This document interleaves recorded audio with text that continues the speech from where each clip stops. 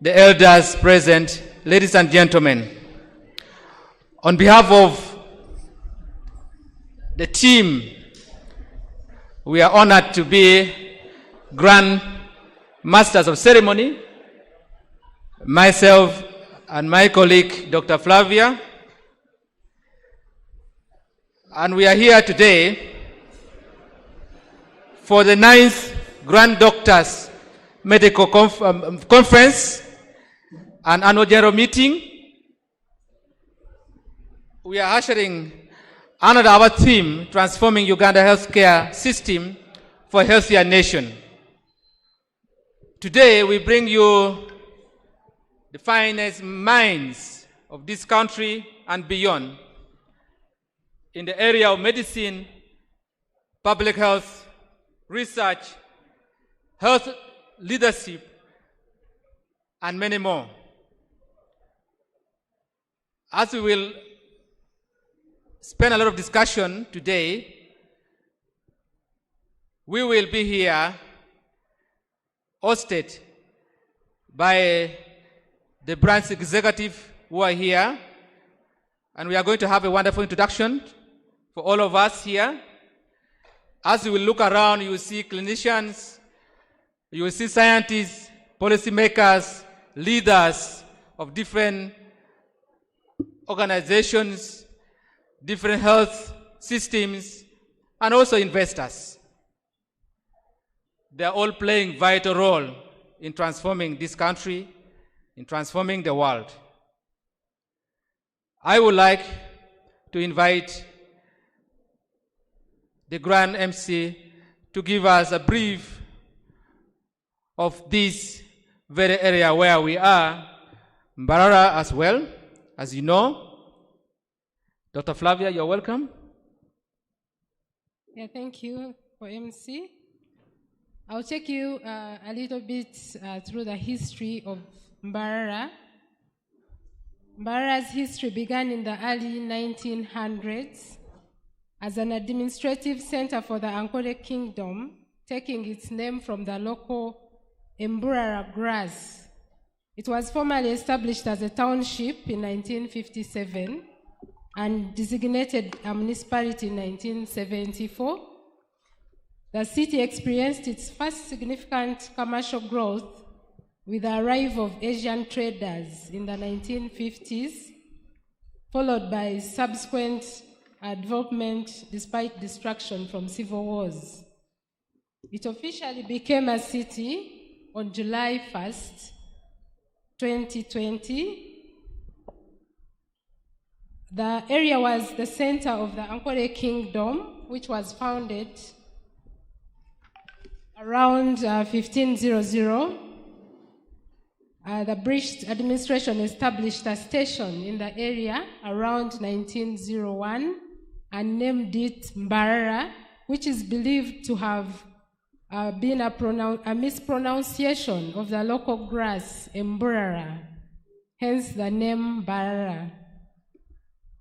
Today, it is the largest urban center and economic hub in Western Uganda, serving as a gateway to national parks like Queen Elizabeth National Park and Bwindi Impenetrable National Park. It is popularly known as the land of milk and honey. You're most welcome to Mbarara City. Thank you. Thank you very much. As we said before, we are going to establish a protocol which has already been designed, but I would like to remind us on the program, we are going to have a wonderful opening invitation by our esteemed colleagues. Then we'll have speeches that will be given to us. Then we go to keynote addresses that will be delivered. Thereafter, we'll have commendable book launch. Esteemed colleagues have written many books, so we'll have a book launch session. After that, we'll be going to abstract presentations. Different abstracts have been submitted, and they are really wonderful as we go to that scientific abstract presentation. Allow me to display to you the proposed protocol, we have His Excellency the President of the Republic of Uganda, General Yoweri Kaguta Museveni, who will be represented here by the Head of Public Service and Secretary to the Cabinet of Uganda. Ms. Lucy will be here with us. We'll also be having the Right Honorable Minister of Health, Dr. Jane Ruth Acheng. We'll also be having the Permanent Secretary to the Ministry of Health, Dr. Diana Atwine. We'll also be having the President, who is now with us, of World Medical Association. She's right here with us, Dr. Jacqueline Chitulu. Thank you for coming. In the protocol, we have the President of Uganda Medical Association, Dr. Herbert Luswata, is right here with us. Thank you. And his executives. We also have the President of Kenya Medical Association, is right here with us, Dr. Simon Sigondo. Sorry for that. Yes. You can call him Chigundu. Oh, thank you. Thank you for that. Dr. Simon Sigundu. He has been given a name. Then we have Registrar and CEO of Uganda Medical and Dental Practitioners Council, Dr. Tusime Charles. In the protocol, we have the members of the National Governing Council, the NGC. We also have the chairpersons of different Uganda Medical Association branches. We have Ankole branch, Chigeji, Rwenzori, Budu. We also have Acholi, Lango, West Nile, Karamoza, Teso, Busoga Central, Mitiana, Stroke Mubende. Then we have the co-hosting institutions, Mbarara Regional Referral Hospital, Mbarara University of Science and Technology, Kampala International University. Then we also have Kabale School of Medicine. We have also Kabale Regional Referral Hospital, among others. We have live members of the Uganda Medical Association. They are here. We also have the Elders Forum. In the protocol, we have the presidents of specialist associations will be present. We have many specialist associations. We also have the sponsors, grant sponsors that will be mentioned. And then all of us, delegates, ladies and gentlemen. Allow me at this juncture to take this opportunity to invite, for opening invitation, invite our own esteemed colleagues who are here. Let us welcome our own. He's an obstetrician gynecologist. He's a non-public health specialist with over 68 peer review publications. He's a member of the Association of Obstetricians and Gynecologists of Uganda. He is also an expert and a clinical trial consultant. He's also a representative for the members to Uganda Medical Association Journal. He's a former chair of Uganda Medical Association Ankole branch. He is a member of East Africa Community Medical Journal, Medical Council rather. He's a former member of Pan-African Medical Council. He's also chair of Professional Development, Uganda Medical Association.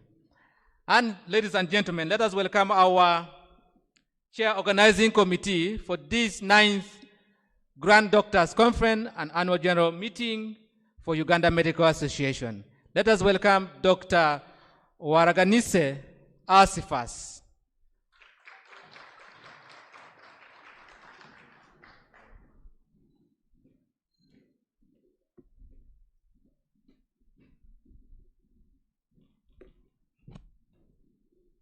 Thank you so much, Dr. Opi Jimmy, for that kind introduction.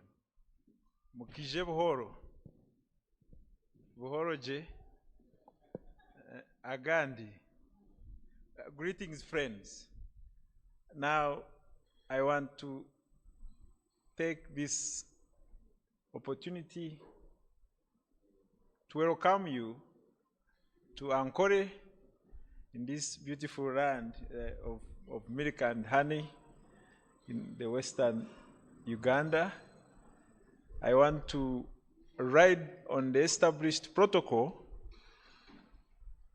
for efficiency gain, but I must mention that we are pleased to have Miss Lucy Nachobi representing His Excellency Yoweri Kaguta Museveni, who is our chief guest. But I also want to welcome in a special way Dr. Jacqueline Kituru, the President of World Medical Association, and your President, Dr. Kigundu, particularly, for being here. It's an interesting event to have the President of the World Medical Association. I must highlight that. Ladies and gentlemen, it's my privilege to welcome you to the 9th Uganda Medical Association Grand Doctors Conference. And as we gather here at Las Vegas Hotel for these 2 days, we have a shared purpose to transform Uganda's healthcare system for a healthier nation. This theme reflects our aspirations, our commitment as healthcare professionals to catalyze change for this country's healthcare landscape. The challenges for our health systems are very complex and multifaceted, and therefore when we confront these realities in our daily practice as clinicians, we have resource constraints, emerging threats in healthcare, the geographical disparities in service delivery, the challenges in leadership when we want to advocate for physician-led or doctor-led health service delivery. Precisely these challenges summon our collective wisdom, expertise, and innovation. Therefore, this conference, bringing over participants from across the region, the nation, and Africa and the world, our healthcare practitioners, researchers, policymakers, innovators, community health advocates. This diverse attendance here reflects our perspective, our different perspectives that summon our strength and the foundation for the transformative solutions. So for these 2 days, starting today and tomorrow, we'll be able to address precisely the new public health service structure for this nation that we want so implemented yesterday so that we can improve service delivery for our people. Our country must implement this structure so that we critically improve the delivery, both prevention and curative services. We also want to know how we take advantage of data and technology in this era of artificial intelligence and how that works together with the One Health approaches, and how do we achieve the universal healthcare coverage. The program is very rich. I invite you to listen in to the keynote addresses. Our plenary session will have breakaways, and I also encourage you to engage actively, ask your questions, make sure that you also share your insights so that we forge new collaborations. I must express my profound gratitude to our partners, and sponsors who have contributed to make this possible. I know we'll recognize this as we move along. Their support demonstrates our shared commitment in advancing healthcare in Uganda and beyond. Our distinguished speakers and our guests, we look forward to you sharing your expertise with us. To the Uganda Medical Association leadership, Your Excellency, Dr. Swata and team, I thank you so much for your guidance and support. And I also want to take this opportunity to acknowledge the members of the local organizing committee. Where are you, my team? Stand up for recognition. Thank you, colleagues. Your tireless efforts over the months have culminated into this great gathering, and your dedication is an inspiration. I want to challenge all of us to look beyond the 2 days so that we use this gathering as a catalyst for sustained action.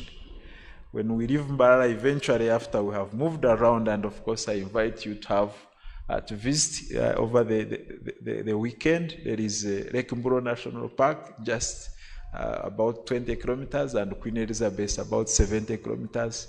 We have the beautiful land and animal here. I invite you to visit. The people are warm. The milk, the honey, and the beer are in the region. Those I invite you to partake. And as I conclude, I want to say that our nation's health depends not just on policies, but we must advocate.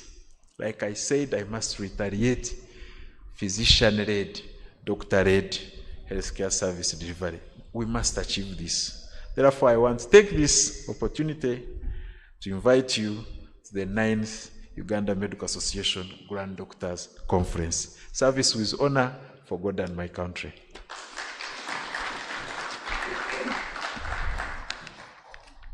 Thank you, Dr. Asifas Owarganise. Well done. Join me to give him a very huge applause. Thank you so much, Doctor.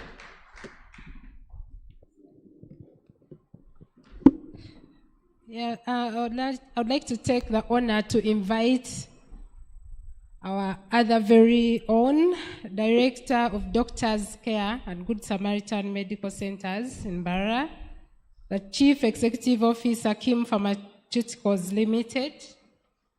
He served as the Publicity Chairperson, U.M.A. Ankore, 2021-2023. He's the Vice Chairperson, U.M.A. SPAC. SPAC is Strategy, Policy Advisory and Research Committee. And he's a member of the 9th GDC Organizing Committee. That is none other than the Chair, U.M.A. Ankore Branch, Dr. Chiza Arias. Put your hands together for Dr. Chiza Arias.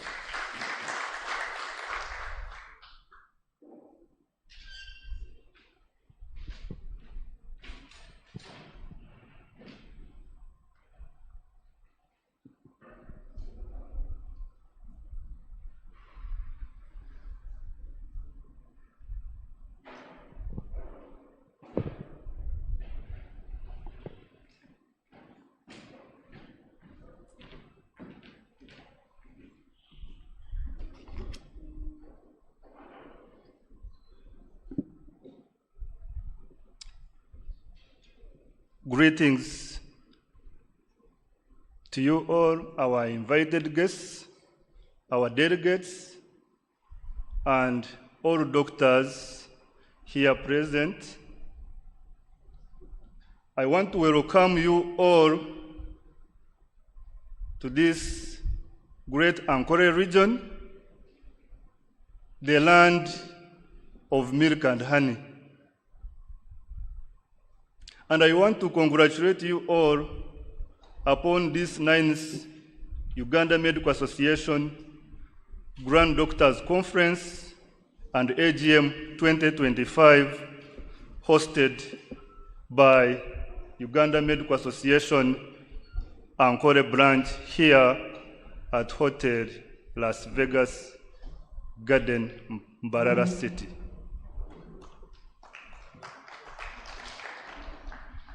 And the theme of this Grand Doctors Conference, which is transforming Uganda's healthcare system for a healthier nation.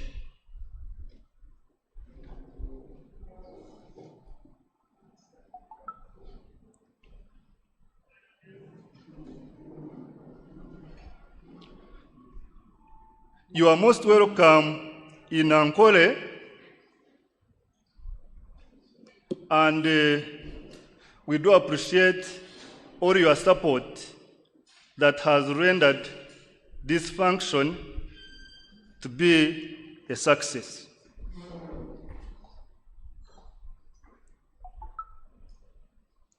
The Uganda Medical Association Ankole branch has 5% of the overall Uganda Medical Association membership, and you can see that the region is well blessed.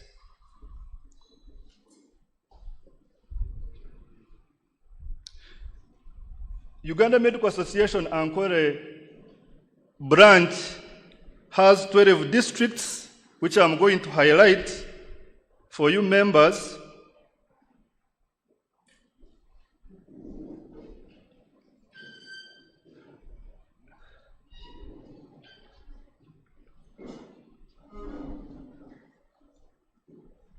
Our chief guest, the President of the Republic of Uganda, well represented by Madame Lucena Chobe. You are most welcome to this function. Amidst us, we have the President, World Medical Association, Dr. Jacqueline Chitulu. Amidst us, we have the President, Kenya Medical Association, Dr. Chigundu Simon. The Uganda Medical Association National Executive Committee, led by our President, Dr. Ruswata Herbert, and your NEC members. You can stand up for recognition together with your NEC members. And all the members present, our elders, our professors, and everybody. Thank you so much. To take you back, Uganda Medical Association Ankole branch has 5% of the UMA membership and represents 12 districts, 1 city, has 2 training universities which train our medical professionals, the doctors. That is Mbarara University of Science and Technology and Kampala International University. You have seen that this function required a decentralization way of how things cannot be always at the center. And that was the motto of how we needed to have this function in the Great Ankole. At this point, I would like to invite members of the branch executive committee who have made this function a success. They can come here for now, members of Ankole branch executive committee.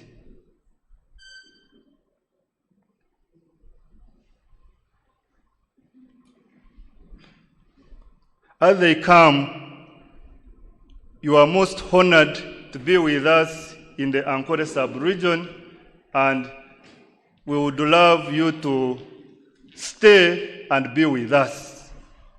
Dr. Kabale, please come.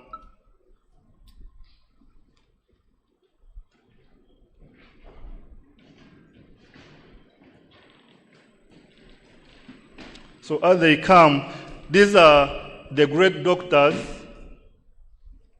who have made this function a success. Thank you so much, my great members of the UMA Ankole branch. I'm called Dr. Chiza Arias, the chair for this branch. I also serve on the Uganda Medical Association as the vice chairperson for the SPAC committee, and I've been a member of the organizing committee for this 9th GDC. Let me introduce them for the benefit of time. On my right hand is Dr. Bexon Tayebwa. He has served the branch as the publicity chair. Next to him, Dr. John Bosco Biaruhanga. He has served as an ethics chair. Dr. Ruth serves as the welfare chair. She's responsible for the welfare here in the branch and your welfare. Dr. Kabale, Dr. Kabale Salaj, he's our member for continuous professional development. You can go back.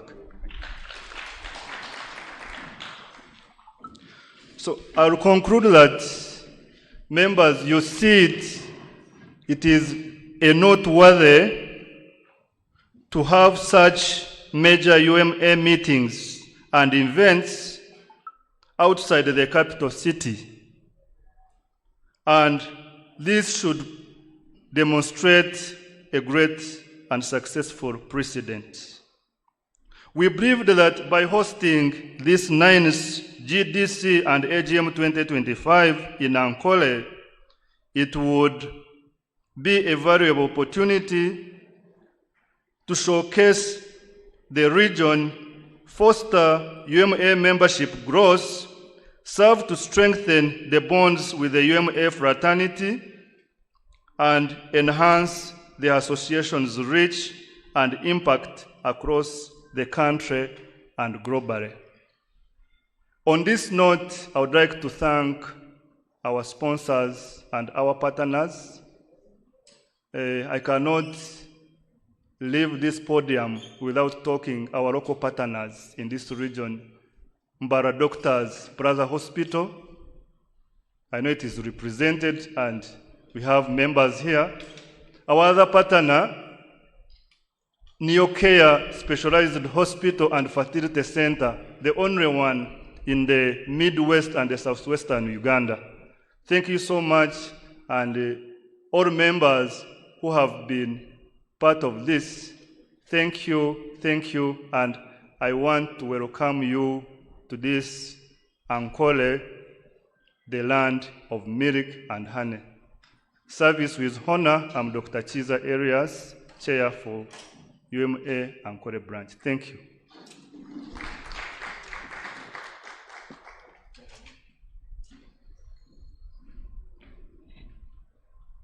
Thank you, our host, Chair UMA Ankole branch, Dr. Chiza Arias.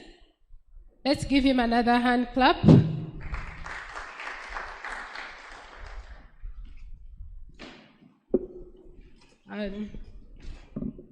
My co-MC is going to invite our next speaker.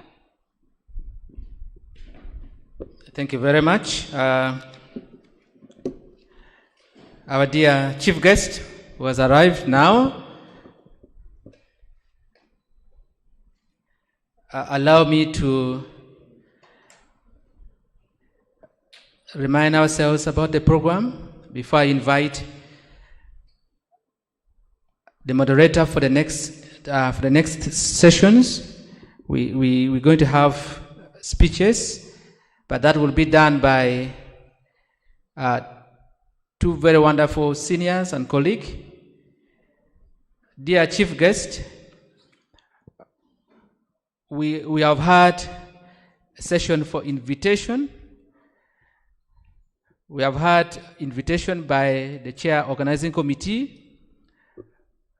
who is also the chair CPD for Uganda Medical Association, Dr. Asifas Warganise.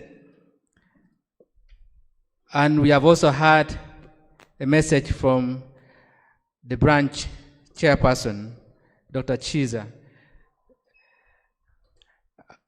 The next set of our activity will be speeches that will be moderated by 2 colleagues. Then we'll be having keynote addresses that will also be handled. And we're going to have a book launch. Thereafter, we are going to have sets of abstract presentations for this very conference.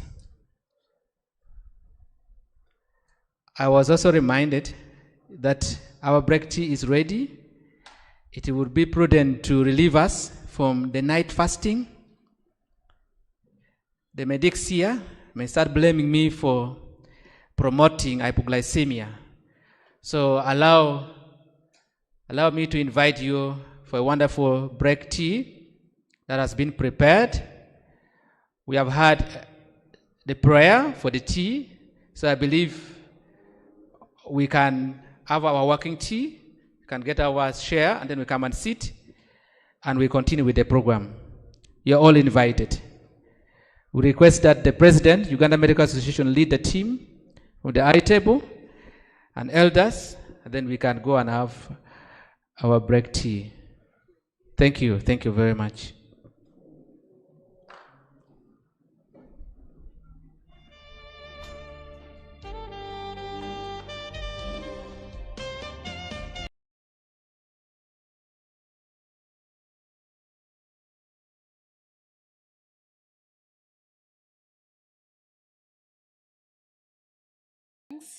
There's a QR code that you can scan to access the program, the conference resources, the abstract book. If you have a name tag, there's a QR code that you can scan to access these things. Thank you.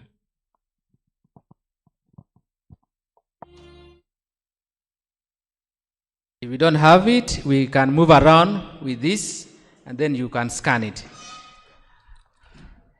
Get to anybody with the tag, and then you can actually scan it.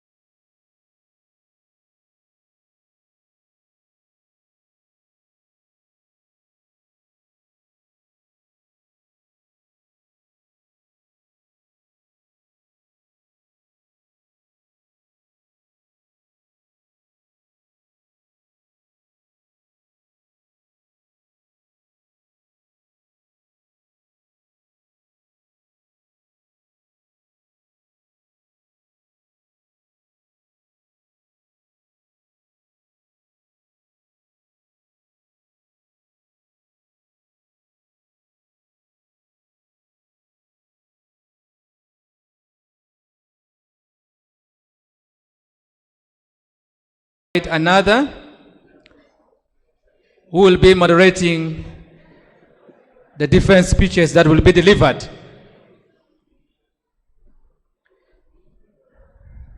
The guest of honor, delegates, members present, let me take this great honor to invite one of the esteemed colleague, one of the esteemed senior, who is a strong and remarkable academician. She has done a lot in the research world, in the area of clinical care, clinical trial, medical education, epidemiology, data analysis, and she has been able to publish more than 40 articles in renowned, remarkable peer-reviewed journals. She is an internist, she's a physician, a professor of internal medicine. She has been the former vice president of Uganda Medical Association. She's a lovely mother and currently the vice chancellor of Mbarara University of Science and Technology. Ladies and gentlemen, as I invite her, please can we give her applause?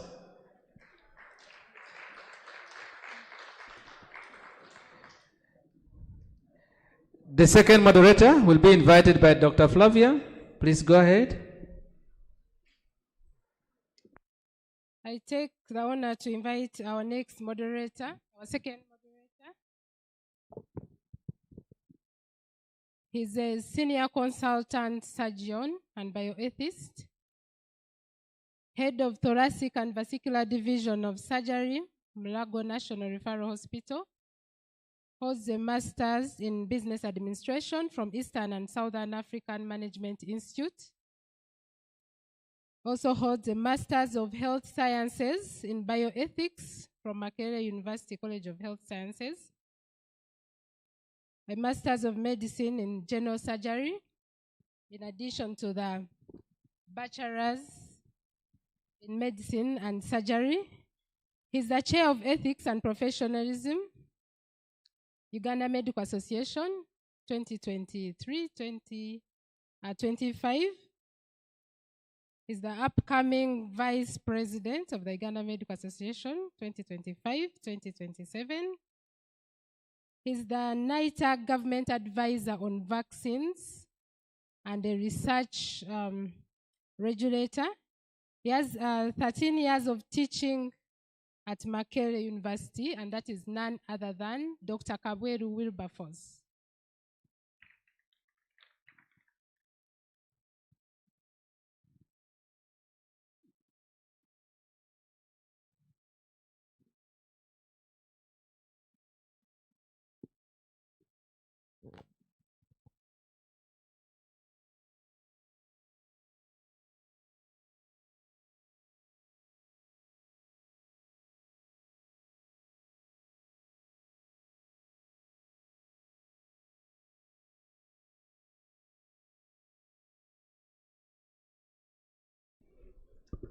Thank you very much for that humble introduction, Dr. Flavia Tumuine. Let me take this opportunity to invite you to the 9th GDC at Mbarara, and I want to take this honor to introduce to you our next keynote speakers, and there are 3. So I'm going to take you through each as we move down. First and foremost, I want to take this opportunity to introduce to you to our dear president, and that's the president of Uganda Medical Association, who is Dr. Luswat Herbert. Luswata Herbert is a distinguished gynecologist and obstetrician, and is the current president of Uganda Medical Association. He also chairs the Youth Employment Subcommittee of the Commonwealth Medical Association, as well as a member of the Internal Audit Committee under Ministry of Health, Ministry of Finance and Development, and is also sitting on the advisory committee of Mbarara College of Medicine. If you know, Mbarara College of Medicine is the pediatric IDI in this country, which was started by one of our mentors seated amidst. So I want to take this opportunity to call the president up here. And the second person I'm going to introduce, she's the head of public service and secretary to the cabinet for the last 5 years. She's a former State House financial controller, and for you, most of you who have been in Uganda for a while, she was the one actually that sent us that 1 billion in the Uganda Medical Association circle when the president sent, and even sent us, and even recently she made sure that actually we get the 195 million, and we are waiting for more. And she has also served as a research assistant in Case Western University, Makerere. She has worked in different ministries and departments as an assistant secretary, and that is our chief guest today, who is representing the president of this country. And we want to take this opportunity to call you Madam Nachobe Rusi. We are happy to have you today. And I want also to invite the third speaker. Other than the rest, she's the current president of World Medical Association, and she has also served as the past president of Kenya Medical Association, 2016-2020. She has 15 years of executive and organizational leadership in the health sector, corporate governance, organizational governance, and board management, and healthcare advocate for the past 25 years. She's a physician, and she has sat on so many boards of directors of hospital holding, and most of you who work under AAR hospitals and clinics. And she also sits on 2 boards of directors in this country, that is Nakasero Hospital and Kampala Hospital.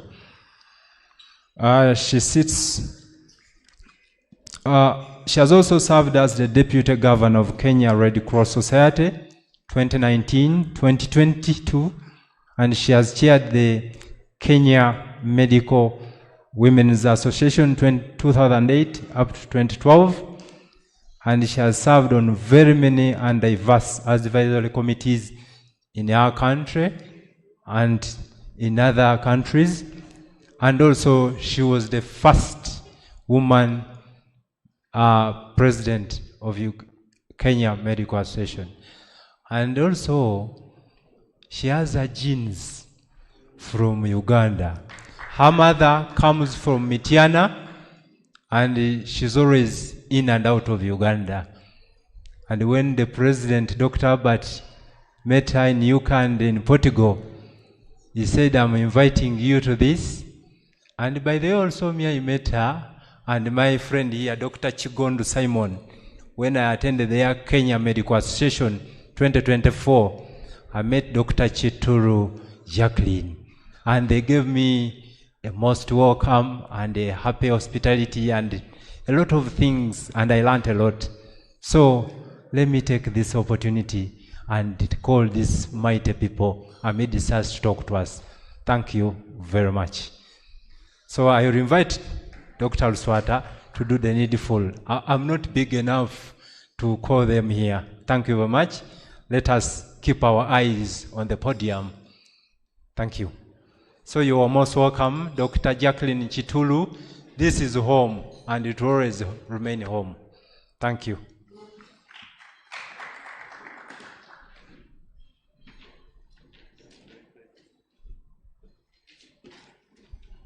Thank you so much, Dr. Kawil, for the introductions. Maybe I will just correct one thing.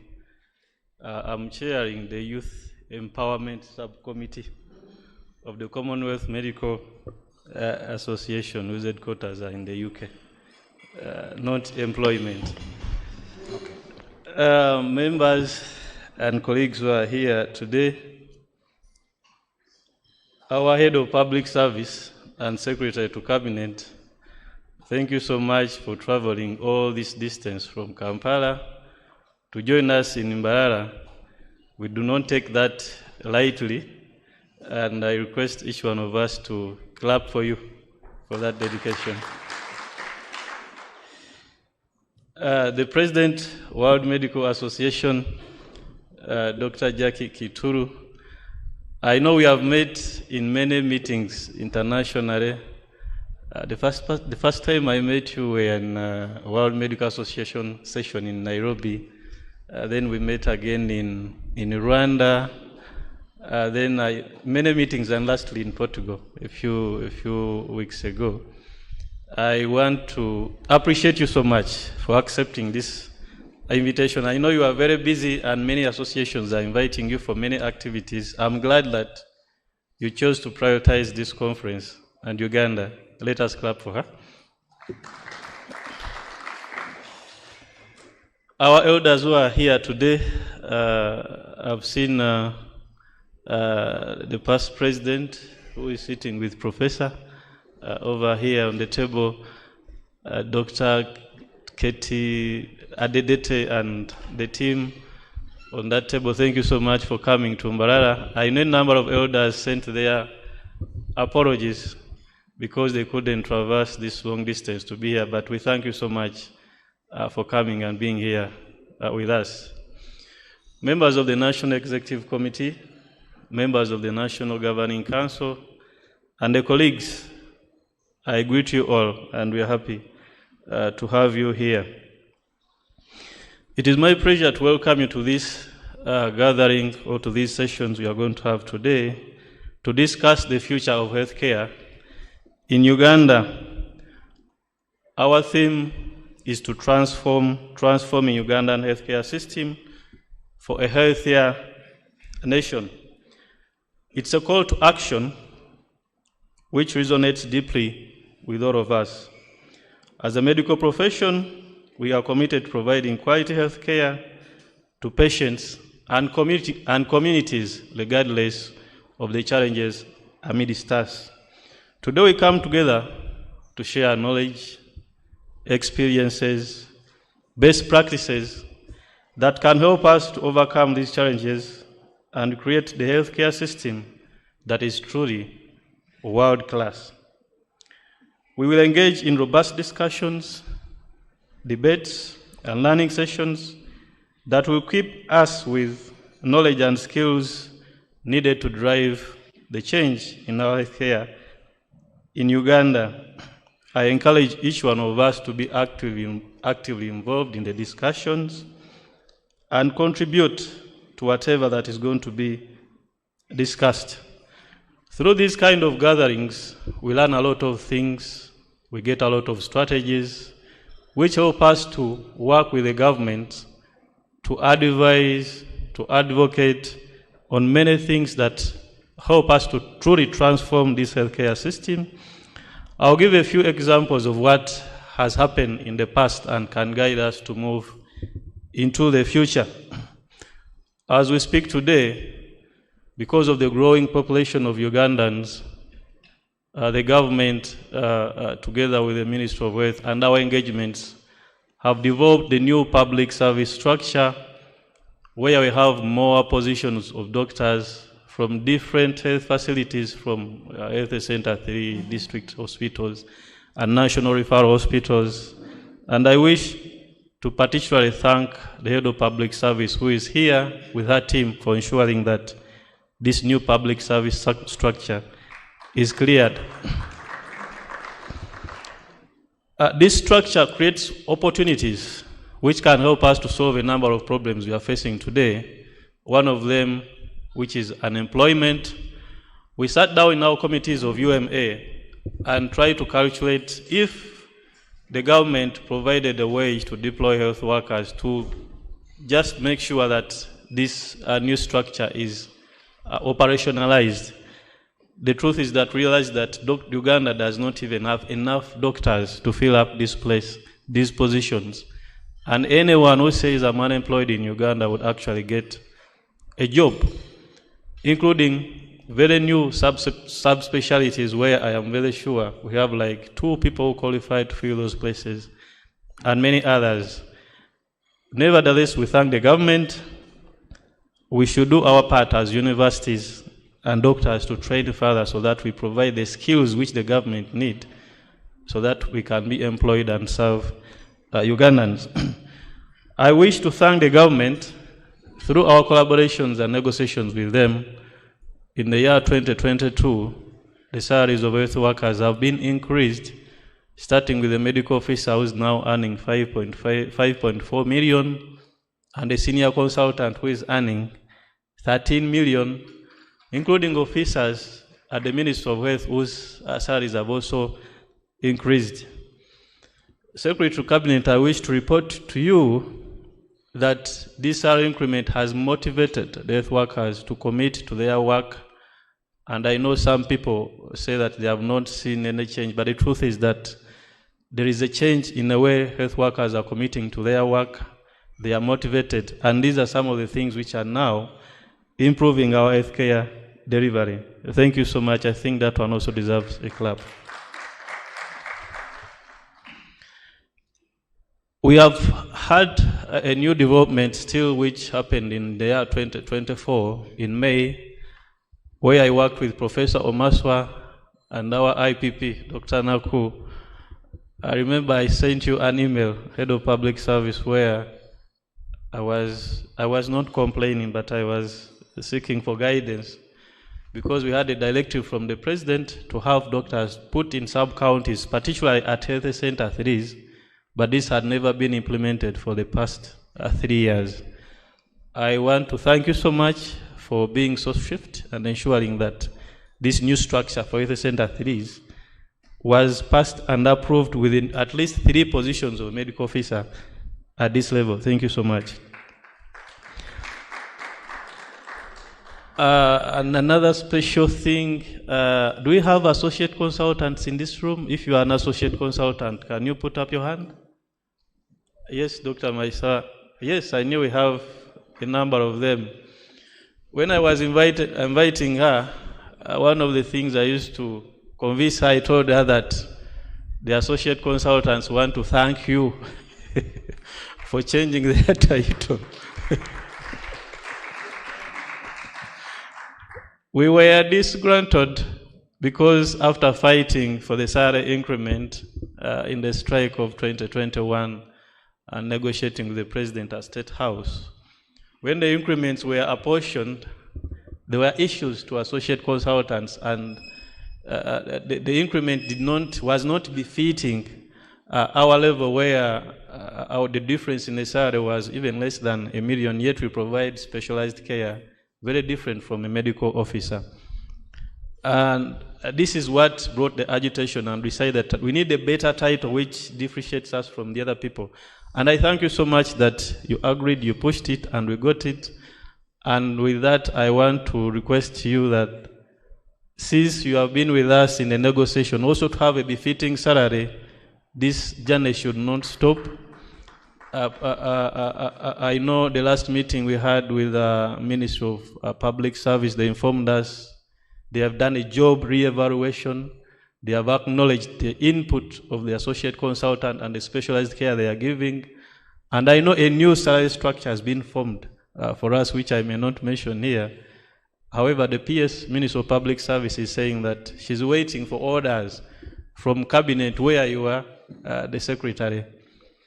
Colleagues, I'm very happy that she's here and she will take our message and push that our issue becomes an agenda at Cabinet. Since she's the Secretary, it should be discussed and finally get a befitting salary. This will still improve on service delivery because it will motivate us the more. For this particular conference, our new expectations, what can we get from here? We have a number of issues. Some of them concern training of health workers, where I may not go so much into the details, but we know the problems which need to be addressed. Ethics and professionalism among us as practitioners.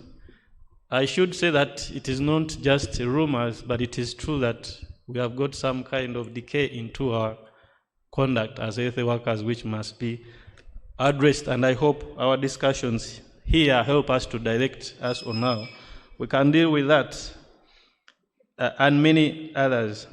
So colleagues, let us work together and use whatever we are going to discuss in this conference to help us to push us into a better health care system, which we desire to have in Uganda. My major duty today was okay, let me first leave that. Allow me to invite the President of the World Medical Association to give us a few remarks before I close. No, Madam President, first wait. Let me first get the President, Kenya Medical Association. You cannot just come here and you take our selfies and you without saying a word. Let us hear something from you before the President of the World Medical Association comes. So, Dr. Simon Chigondo.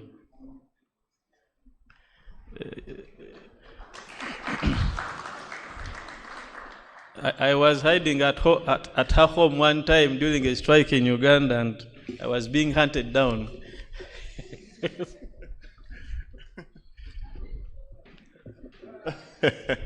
Thank you very much.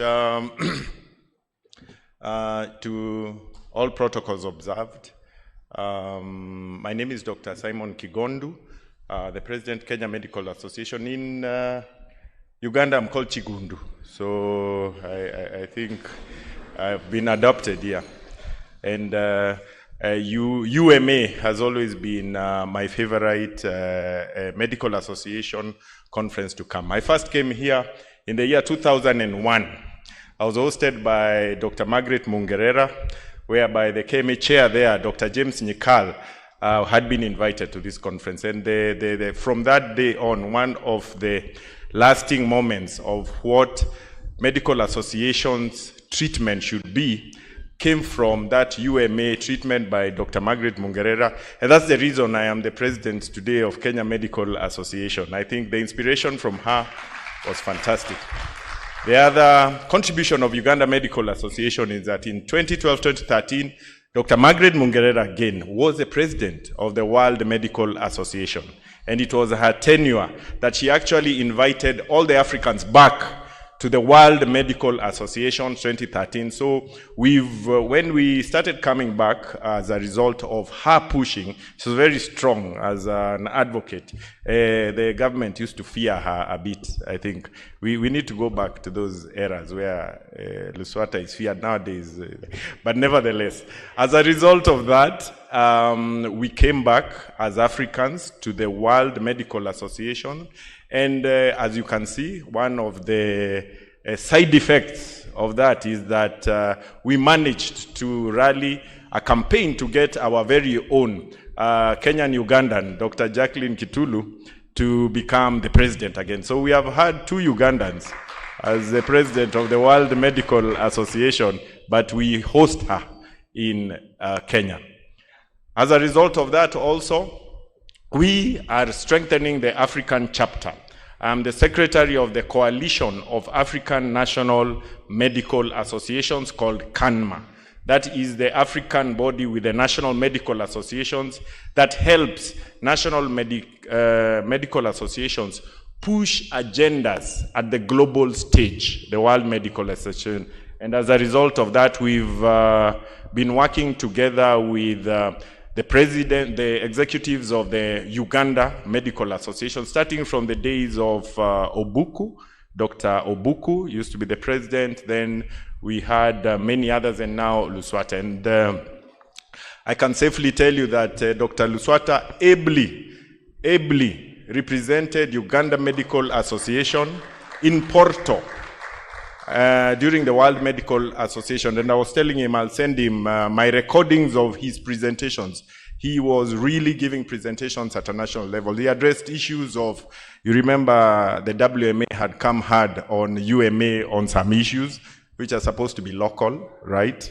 I think he defended that very well. And also on the issues of Palestine, Israel, you know, we were all contributing to it. And I think Uganda Medical Associations has produced very eloquent executives, and Luswata has been a very good representative of you. I'm sad to hear he's not running for president again. In Kenya, we don't do one term, we do two term, but I think he's looking for greater things. As you can see, he's involved with Commonwealth Medical Association, Coalition of African National Medical Associations. I'm hoping he may become one of the vice presidents. But all in all, finally, thank you for welcoming here. I am a seasoned politician, and I have heard all the politics of UMA, and I'm waiting to see what the results will be. Thank you very much. It's a dynamic democracy. Thank you.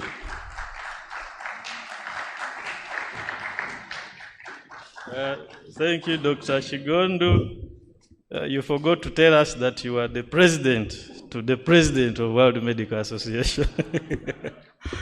Colleagues, allow me now to invite my president, Dr. Jacqueline Kitulu, to give us a few remarks.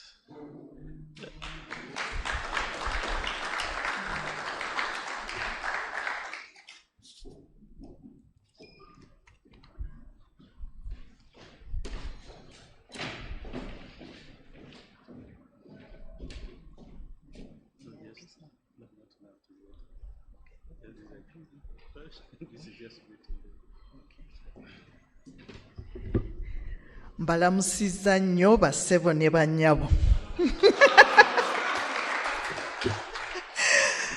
Good morning, everybody. I think you've all have been introduced by many as Kenyan Ugandan. I am Kenyan, but also strongly affiliated to Uganda genetically. Nolwecho Ruganda Ndumbanyi. But moving on.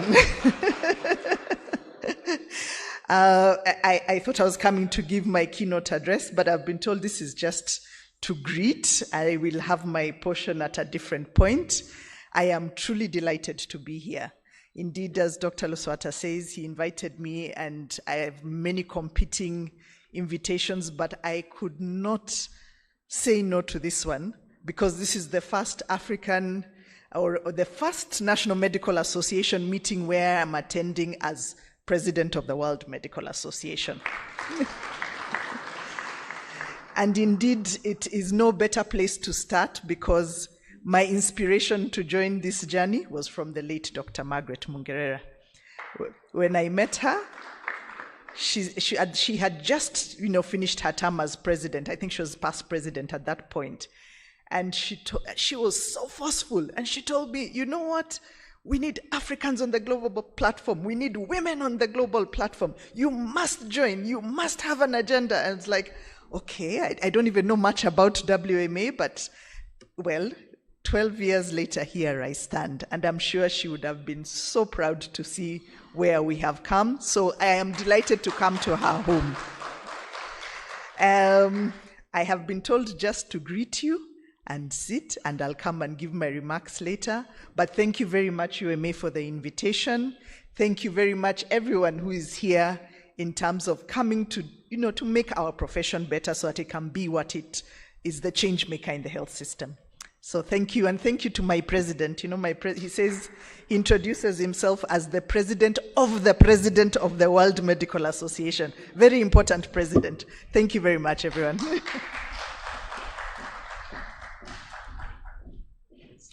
Thank you, Dr. Jackie Kitulu.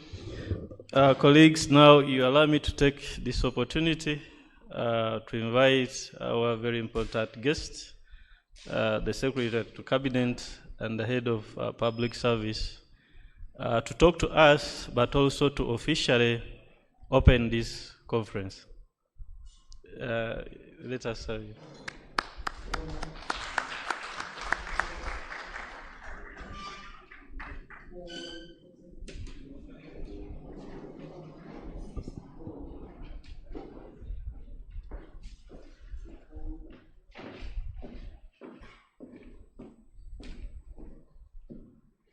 Thank you. You can have a seat.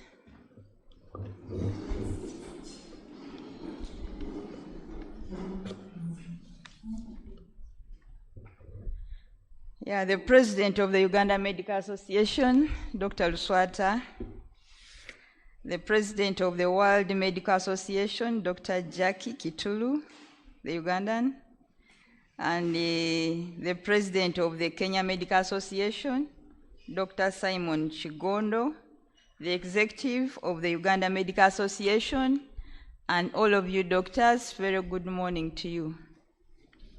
I'm very happy to be here today. First and foremost, I love doctors, and that's why I'm here. And the reason I love you is that my late husband, Dr. Mbonye, was a doctor and was one of you. And I will continue to support you wherever I can. So today it's a privilege for me to be here, and I want to thank Dr. Luswata for inviting me. And I also want to thank him for his persistence. You have a very good leader. And we have been able to do most of the things because of his persistence. Even when you send him away today, will come back tomorrow. Even when you send him away, will send you a message. Even when you don't answer the message, will send you a WhatsApp. So he's really a very good leader. I don't know why you're not giving him another term, but to me, he's somebody who deserves to have another term.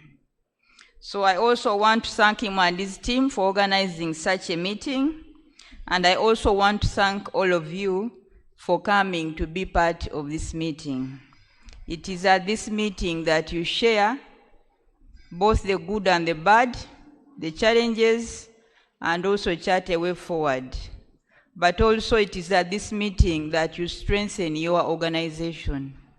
I know many times you have pushed things and you tend to get divided because you lack that togetherness. And it's good when you meet so that you create that bond which cannot easily be broken by other well-wishers. So I encourage you to keep up the spirit. I also want to thank all of you for the good work you are doing for treating our people. In Uganda, we are healthier because of your work, and we don't take that for granted. Thank you very much. I know that this conference brings together doctors from various spheres, both from the public and the private life. And all of you come here with a single mission, and that mission is to preserve life, restore our health, and protect the dignity of our patients. And I want to thank you for that mission. And all of us here today, our presence is a testament of our commitment to improving the health care. And I also want to thank you for that. Although I would expect to see much more people here, I don't know whether it's because it's a cold day or because it's in Mbarara and people are finding it difficult to be here. But I encourage your people, give them calls. The conference is 2 days. If one is not here in the morning, can be here in the afternoon or can be here tomorrow. So try to reach out to them The bigger, the better. The bigger, the stronger.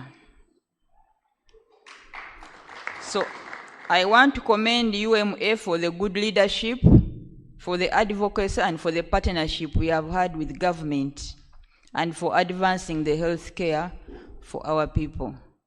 I want you to become stronger. I was teasing Dr. Luswata that you used to own the building opposite, now where they are constructing La Rose apartments on Katonga Road.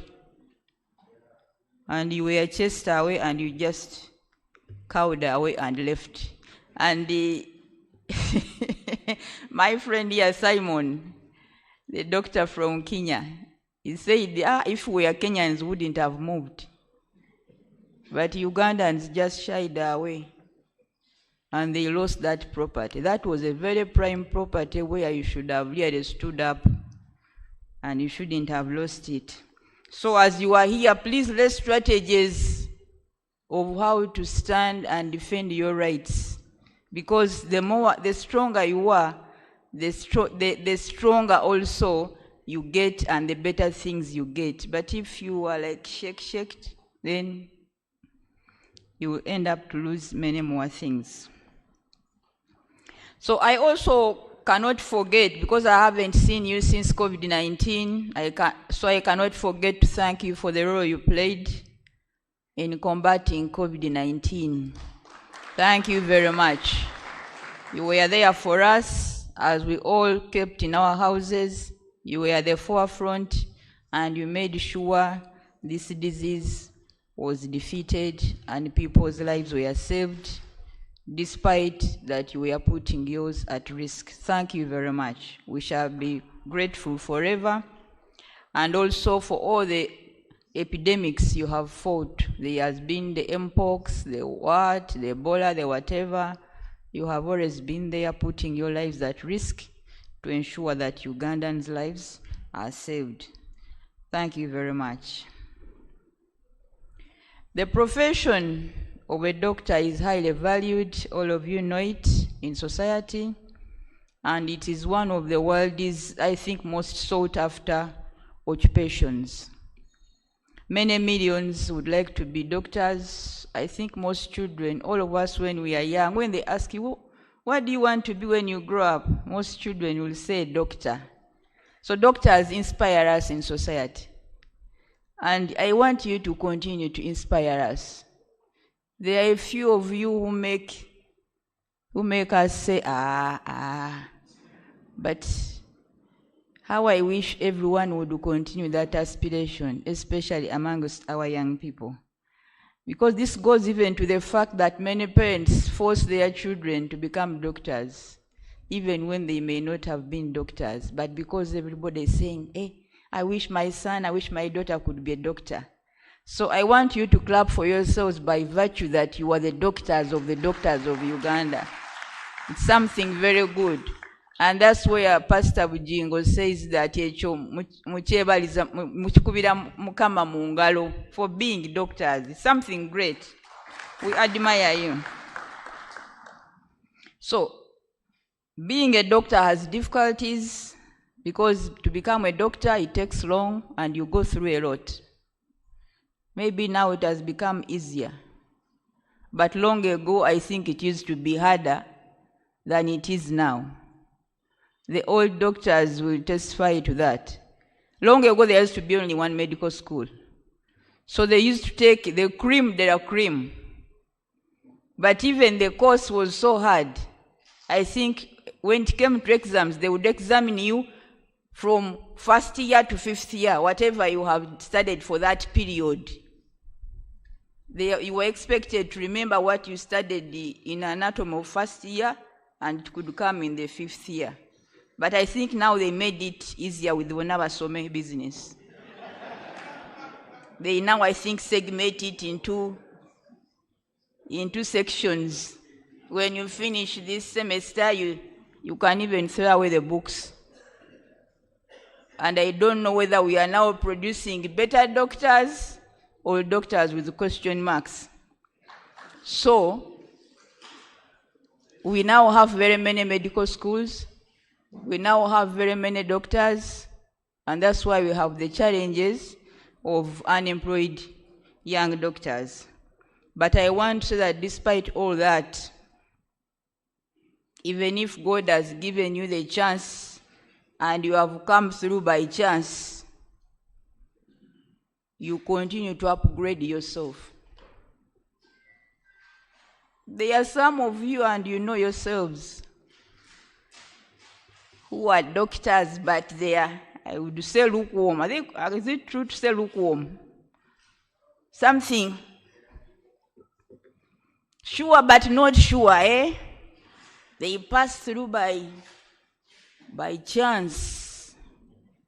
After going through by chance, sharpen yourself such that you can offer the health care that we need. So, the career itself is challenging, and many people who come in, they experience a lot of challenges. Because as a doctor, you're expected to save lives. And I think that can give you happiness, or it can give you stress, depending on how you handle. If you treat a patient and a patient heals, you feel satisfaction. But if you treat a patient and a patient doesn't respond, or a patient dies, I think you feel depressed. So it is a challenge. You risk your lives by treating people with infectious diseases. You work for long hours. You work in poor environment that is not suitable for a human being in some cases. Recently, I visited Mbarara Regional Referral Hospital, I think last month. And what I saw there was so depressing. I think it would depress any human being who has a brain. I saw something that I cannot believe is happening in this country. We went to something called a neonatal unit. How many of you have ever gone to Mbarara Regional Referral Hospital? I went to the neonatal unit. The unit was a small room, maybe a fifth of this room. It had some small beds in, and on each bed, which is supposed to be occupied by one child, it had like 4 of them,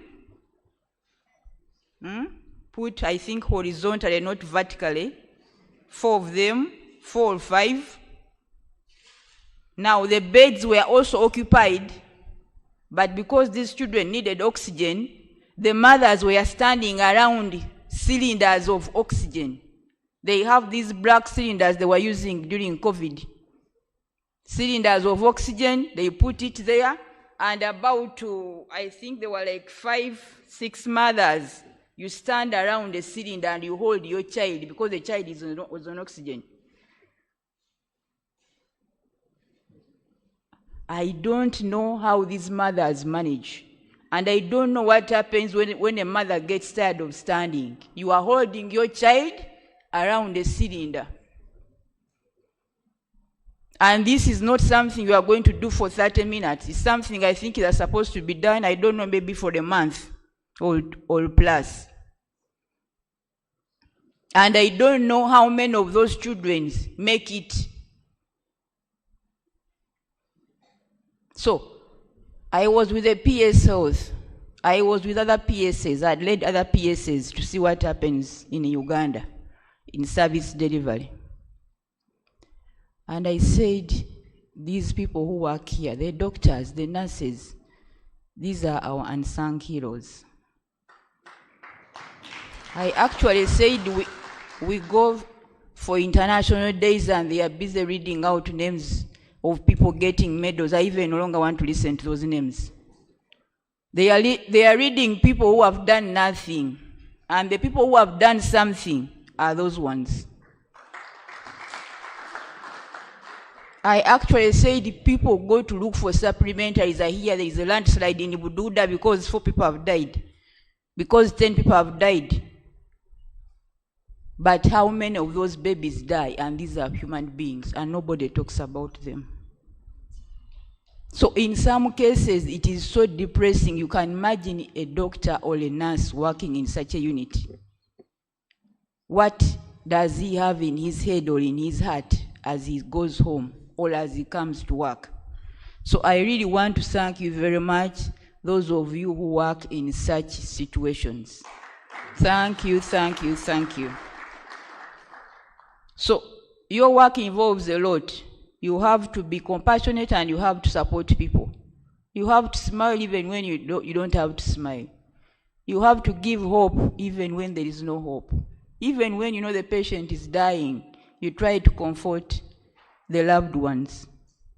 So that's why I say that being a doctor, the career itself is a challenging career. Treating people in pain, you see somebody agonizing, but you are there, you have to treat. A child is fighting and you are there, you have to inject.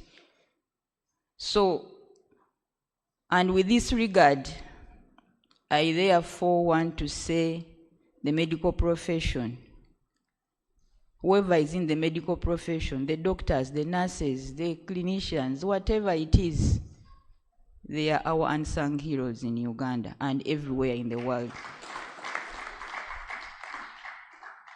And that is why I want to say that being in the medical profession is a calling. To be there and you serve, you are serving humanity, and it is a calling. It's like the people who are in the convent, the nuns, the priests in the parishes. I want to equate you to those people. So, those of you who went to become doctors, or who became doctors because the parent pushed you, or because you saw Dr. so-and-so had a Benz, was rich, and then you said, let me become the doctor. You are in the wrong place, and you never make a good doctor. To be a doctor is to serve humanity. But if you are there thinking, when do I get a car? When do I build a storage house? Let me operate a woman even when she's not supposed to be operated. The things you are doing these days, even when a woman can deliver by natural means, you go in and do a Caesar because there is 2 million for cesarean. So, calling. Go back to that calling. And I want to say that those who don't have that calling, those who were there because they thought there was money and yet there is no money. Because there is no money, by the way, in being a doctor. There is no money. All you are supposed to get is your salary and you go home. So if you went there thinking there is that money because you saw Dr. So-and-so, it is not too late. Go and do another degree in public administration or in procurement, in accounting. Add it on to your medical degree and we deploy you where you will get some quick, easy money. And you leave the profession of doctors. So, and this is why now I want to remind you of your Hippocratic oath. That's why doctors take that oath. This oath is a lifelong moral compass to remind you to serve with empathy even when the work is very heavy. To preserve dignity even when the resources are limited. To act ethically even when challenged by circumstances. To put the patient first always, and to protect life under all circumstances. That is the oath you swore. That is why you are the only people who swear oath, because you deal with life of the humans. So therefore, this brings me to the point of candid reflection on professionalism and integrity. This matter weighs heavily on our nation's conscience. We are witnessing rising public concerns and allegations regarding unethical practices and corruption within some parts of the health sector. We hear of informal payments.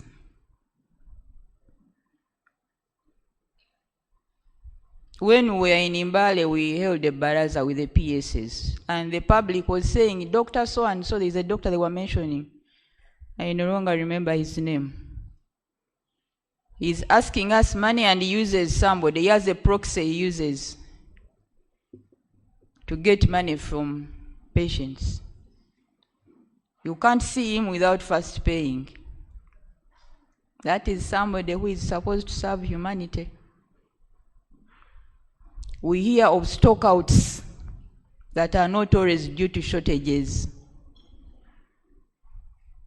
And there are instances where the most vulnerable are denied care, which they are entitled to. We continue to observe cases of absenteeism, late reporting, and the worrying trend of moonlighting. You are working in a hospital, a government hospital, at the same time you have your clinic across the road. When a patient comes, you say, I can't see you here, I'll see you at this clinic.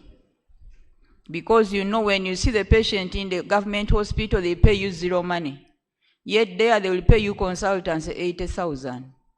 So why not the patient go to where they will pay you 80,000? So that means here you work a few hours, you run to your clinic. In your clinic, you work forever, even past midnight. Yet you are supposed to go back to so by the time you come to government, you are tired. Because you are a human being. So then we have also been here, we have been seeing interns being left to handle patients unsupervised. You enter a health center and you find they are only interns, busy doing the manyanga that they can do. And the people dying because the senior people are at home or they are in their clinics. We have been having cases of mismanagement of equipment, patients being treated harshly, misdiagnosis, negligence, among others. The list is endless, but you know all those complaints that we hear from the public. So, doctors, this undermines your work, what you saw to do, but also undermines public trust, but also causes loss of lives. And we must put an end to this. So I speak to you today not in accusation, but in a shared responsibility. Let us appreciate these problems that they are happening. Because unless we appreciate the problems, we shall not be able to get the solutions. So, and I believe while you are here, you will discuss some of these things and come up with a way forward. What do we do with doctors? Because I know you know those people who are doing these bad things. What do we do with these people? Why don't we chase them out of our profession, such that our profession becomes the clean profession, the way we have always known it? I also want to speak about deployment of some doctors when posted to remote districts. They either decline to report or they report and come back to urban centers. And they continue to draw salary, but they are not rendering service as people continue to suffer. Yet these people deserve the services. So I want to remind you that your profession requires sacrifice. You must reawaken the spirit of service above self.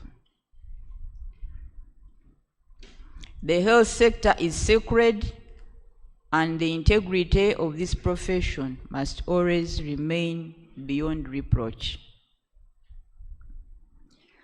Let us recommit ourselves to compassion, accountability, and service above self. When a patient comes to you, let them encounter both the competence but also the humanity side from you, the doctor. So having said that, doesn't mean that all is bad. I know there are just a few bad apples who are doing that. I want to acknowledge the majority of you for your sacrifice and contribution. And I want to express my deep appreciation to all of you in the health professionals, both here and across Uganda, those who have not been able to make it here. You stand on the front lines of the pandemics, on the emergencies, and on the crises. And you have been able to wade through. You have been able to comfort our families in times of vulnerability. You have been able to work for long hours. You have been able to save lives. You have been able to contribute to our health. And all this is immeasurable. And Uganda's healthcare is improving because of your input. I want to thank you very much. So what has government done to support you to progress in the health sector? Dr. Luswata already talked about the salary enhancement, which occurred in 2022, and we already seeing the benefits. People now are committed to their jobs more than before. We are now attracting specialists that we never used to attract before. And I think this is one way of government saying thank you. Government has also expanded and approved positions in health structures. That one also doctors talked about it. And I think this is going to go a long way in having places for those of you who have been not employed. I also want to acknowledge that salary enhancement alone is not enough. We as government, we need also to work on the following. We need to provide adequate medical supplies. We need to give better diagnostic equipment. We need to make health centers functional. We need to improve on the infrastructures. We need to have continuous training and supportive leadership in our health sectors. And all this would go a long way in addition to salary enhancement, to making your lives, but also the lives of our patients, better. So, professional advancement and the titles. Doctor talked about the titles. We finished the issue of medical officer special grade. I don't know in Kenya whether you have medical officer special grade. Medical specialist. So that issue was solved. You now became, I think, associate consultants. So I want to thank God for that, because it wasn't an easy thing. But eventually my colleagues also saw the light and they okayed it. Now our next step is to fight for a salary that resembles that one of a person called an associate consultant. And I know we shall also win that war. We are going to have a meeting with PSST this week to look at the budget priorities, and one of the priorities is increasing wage for the health sector. We have actually singled out the health sector and the education sector. So I believe this is going to be tackled on. The job re-evaluations and review of cadre progressions, all these are being taken on by the Ministry of Public Service and the Health Service Commission, and soon we shall also hear the good news coming out on that side. Unemployment of the junior doctors, this one Dr. Luswata has talked about it. They have expanded the health structure to accommodate many doctors now. So we shall be having more doctors at Health Center 3s, Health Center 4s, and I believe this will help us sort out this problem. And then government also has done other good things progressively. They are improving the infrastructures. Some hospitals are being rehabilitated. Some new structures are being put up to cater for ICUs, to cater for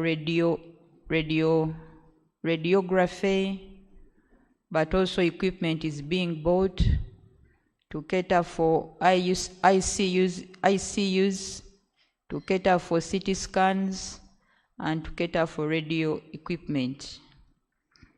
And I believe slowly by slowly, we shall reach the ultimate goal of having fully functioning health equipment across government. Efficiency and accountability. I want to say that Uganda's broader economic transformation goal requires the health system that is efficient, predictable, and transparent. And therefore, as a health sector, we must uphold these principles. We must be efficient in whatever we do. Efficiency is non-negotiable. Healthcare services must be timely, must be reliable, and must be patient-centered. We need professional accountability to drive performance standards. And we need collaboration between the private and the public sector if we are to improve and expand accessibility of healthcare. And I want to say, dear doctors, our country needs you, not only as clinicians, but also as scholars, also as innovators, also as researchers, also as reformers, and also as policy influencers. So don't only think that we want you as clinicians, we want you beyond clinicians. I therefore encourage you to continue upgrading your knowledge. Don't be there and say, Chagwa, I have a degree. Medicine evolves. And if you don't evolve with it, then you will be evolved out. Yes, that's what it means. Some of you, because you got a degree, now you are seated. You are in the clinic, you are treating people. The degree you got in 1990. Surely do you think the medicine, the drugs you are prescribing, diseases even have evolved? Have we not seen this COVID? How many times has COVID evolved in just a few years? So somebody is still prescribing the antibiotic of 1990, but there are new antibiotics, you treat people, they are resistant, and then you are saying people are abusing drugs, but is the doctors prescribing those doctors who are cake? You want to call them a cake. So we want you to engage in continuous professional development. We want you to conduct research that solves Uganda's unique health challenges. We want you to adopt new medical technologies and digital systems. We want you to be innovative. We want you to mentor the next generation of medical professionals. Yes, on Tuesday I had a meeting of PSs and they were presenting. They want to review the standing orders, I hear, for doctors. And the Health Service Commission had acquired a consultant, a former DG, and a team they came to present, and I chased them. They want to put contracts for the doctors who are retired. If you know you are clocking the retirement age, why don't you teach the young ones, mentor them so that they take over your position? Why do you want to be there forever? And they are bringing that as a review. Really? With the many doctors floating? No. When you are old, go home. Let the young ones also come up. Then when they also grow old, we are now churning in many more people, and we don't want archaic people to stay around. Let them go and the new ones come, because the new ones even come with new ideas. And so, as government, we are committed to improving the working environment for the health workers, from enhancing training opportunities, improving supply chains, strengthening staffing structures, and progressively addressing remuneration concerns. We must continue this partnership openly, respectfully, and constructively. Don't be unconstructive in your demands. I've seen you, these young doctors, are they here? Those young doctors. You stand up, the young doctors, the ones who have been striking left and right. Yes, they are there, they know themselves. When a doctor strikes and leaves the patient on the ward, that is purely against your calling, purely against the oath you took. Even if you are not being paid, you go and attend to the patient, because the patient has no problem. The problem is with me, the head of public service, or the minister of finance, or the president of this republic, not the patient you are leaving to die on the ward. Then you are moving with the placards and you have left there. I think that is very unprofessional and very unfortunate. And I see some of you have been seen carrying placards. Let us not reach the extent of carrying placards. We know your frustrations, and your frustrations are being worked on slowly by slowly in a sustainable manner. I've told you, if you came to be rich in this profession, you are at the wrong address. There is no money in being a doctor, and I know what I'm talking about. I was married to a doctor for 35 years before God called him. I never saw him make money.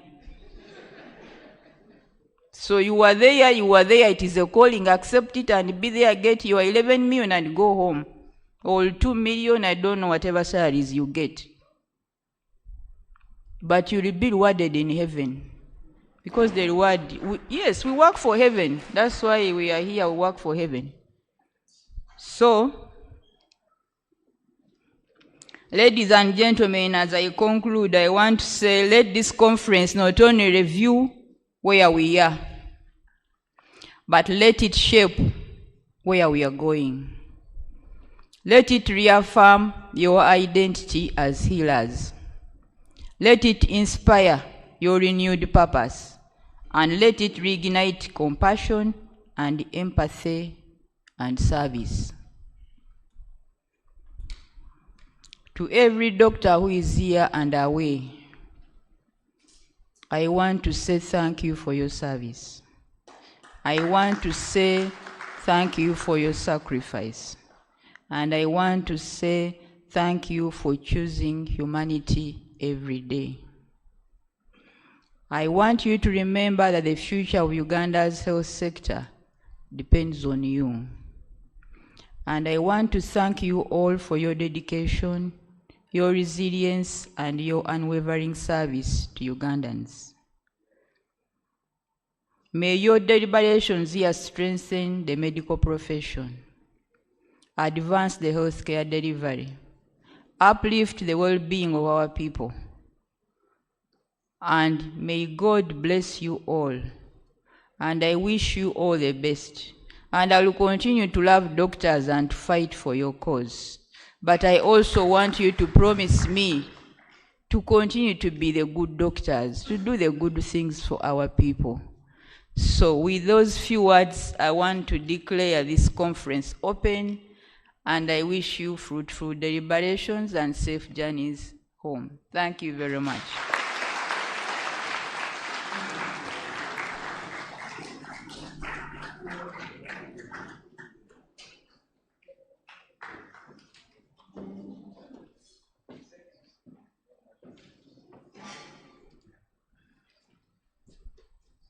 Thank you so much, the Head of Public Service, for that speech and for officially opening up this conference. I want to recognize a few people amidst us, and I'll be requesting each one of them to come up for a photo with the Secretary to Cabinet. Our past President, Dr. Kenya Mugisha, kindly join us up. As he comes, let me tell you a small story about him. He sponsored the trip for the President of Uganda Medical Association to Portugal to attend to the WMA activities. Thank you so much, Dr. Kenya. Prof. Richard Idro. I think Prof. Richard Idro is not here. Then past President, Dr. Biso.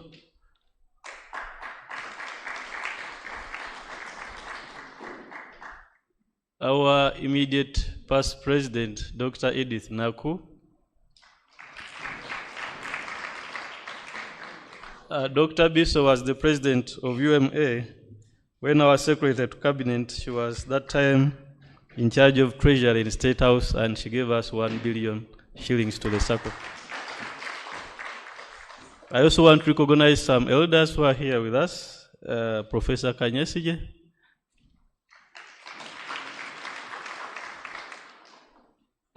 Kindly join us up for the photo moment. We can also stand behind. Professor Ngonzi. Then I've seen Dr. Bossa somewhere behind. Dr. Jane Bossa, one of our elders. Yes, thank you so much.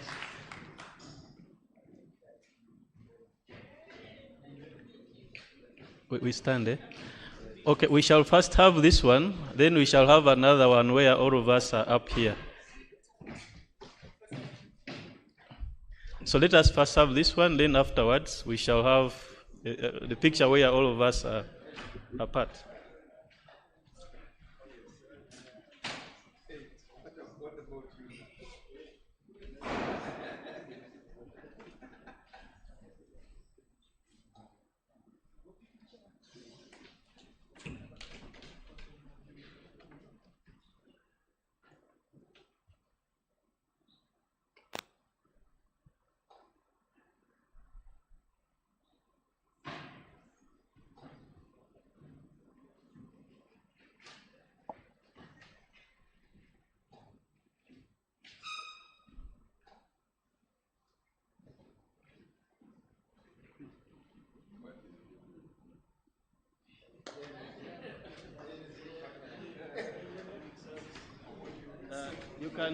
You can now organize us so that we have a group photo with everyone.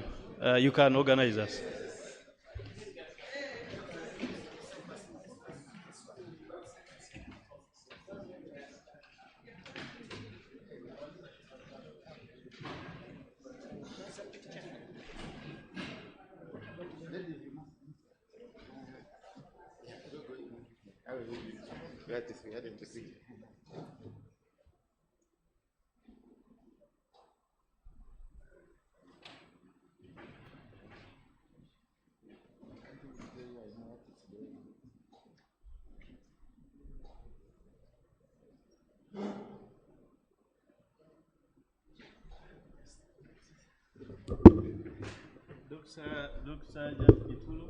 The President WMA, President KMA, and the National Executive Committee members of UMA, we can all come up, and the branch chairperson.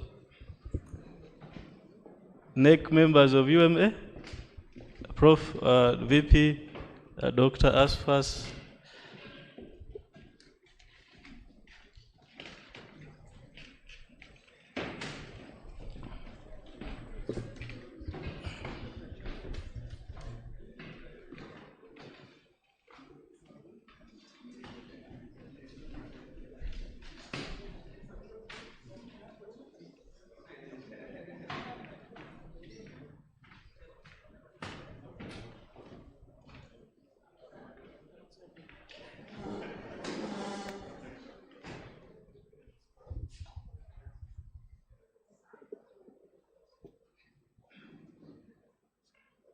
As they're taking the photos, all of us be prepared to join in, including myself, okay?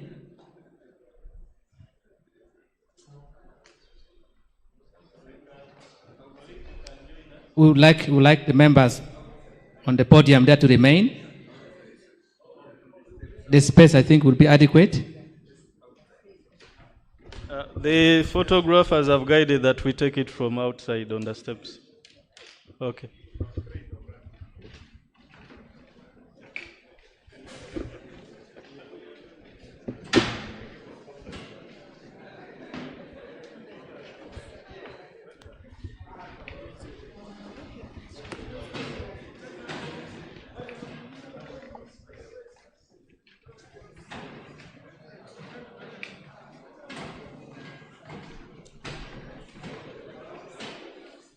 We request that we join.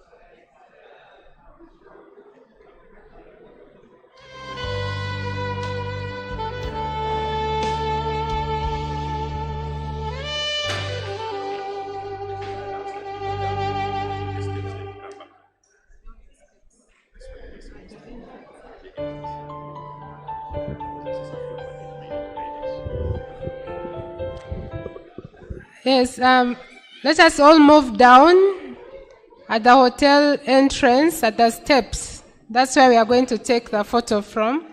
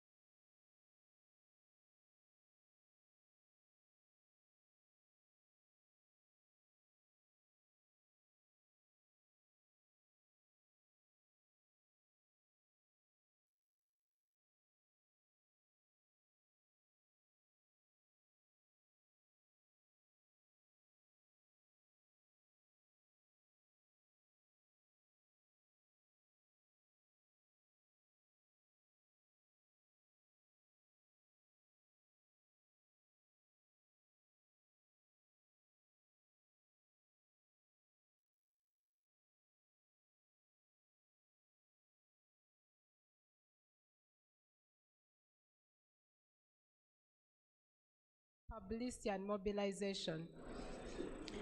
Thank you. Dr.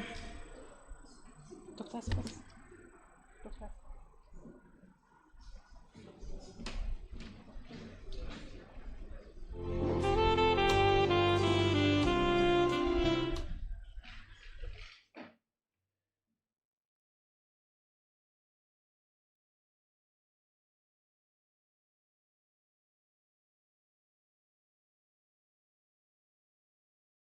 Would like to call your attention. We have a brief switch in the program to make sure that our chief guest participates in this short activity.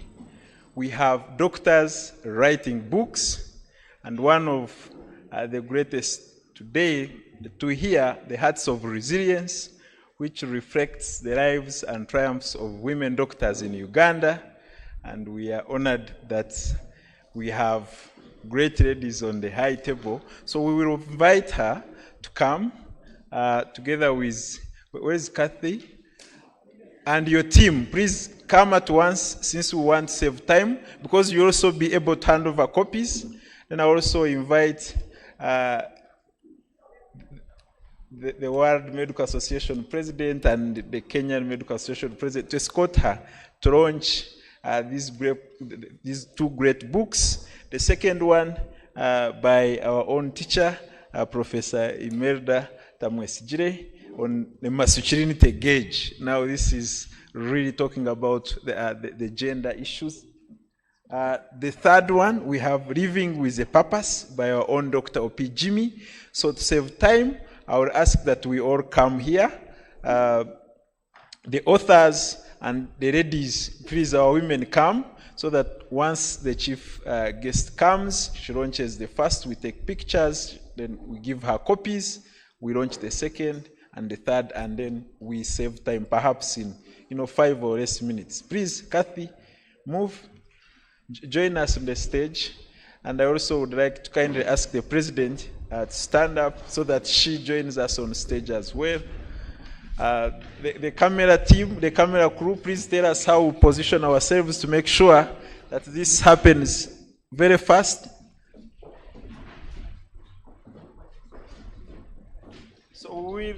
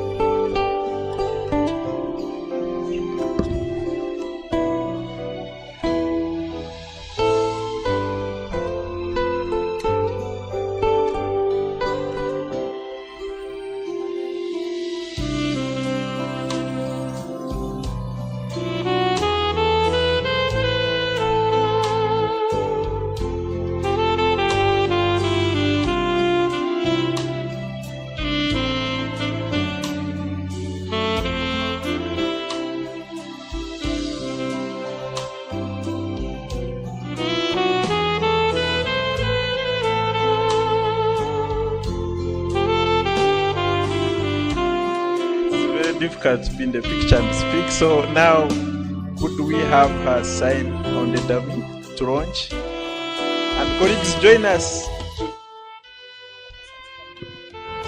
Oh. Please, Dr. Bosa, say 1 or 2 words.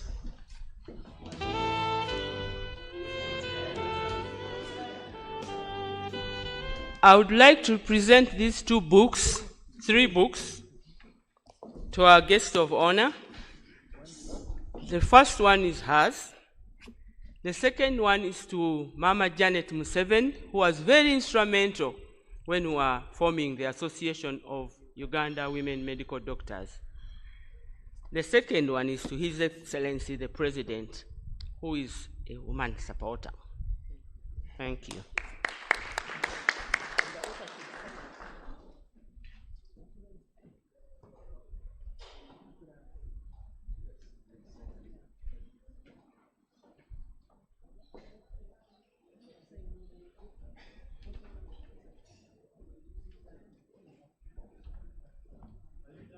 Okay, so this the first one is done. The next is the masculinity gauge.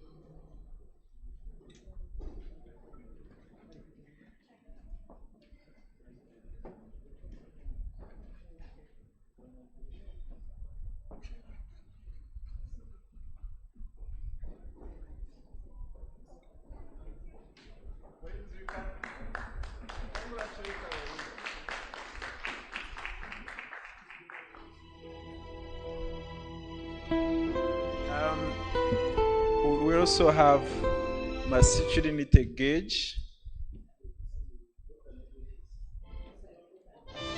Author and the guests. Okay, I'm being guided about the pictures that we need to have the author and the guests.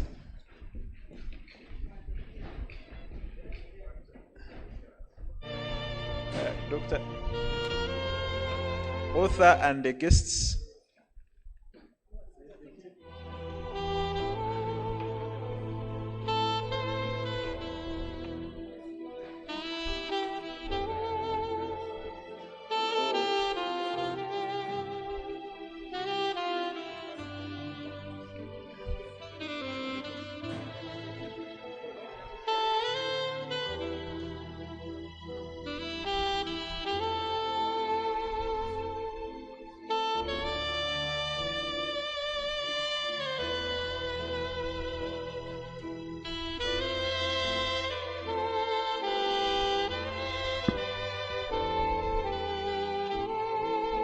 Okay. Now, there is another book, the masculinity gauge. We will do a similar exercise. We will have the chief guest and the author.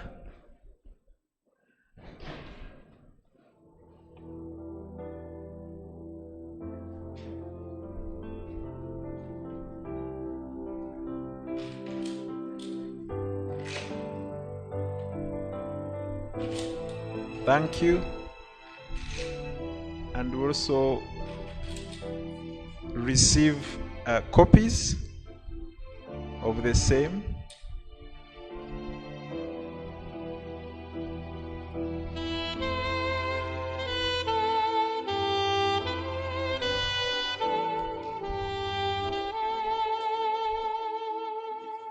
So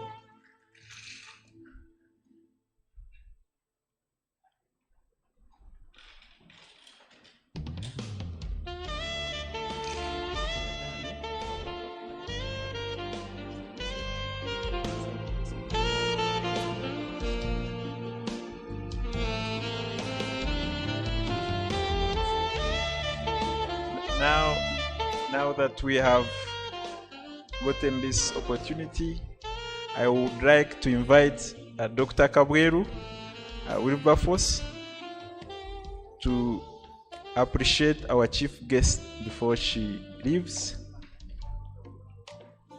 Oh, there is one more book. Apologies, my apologies.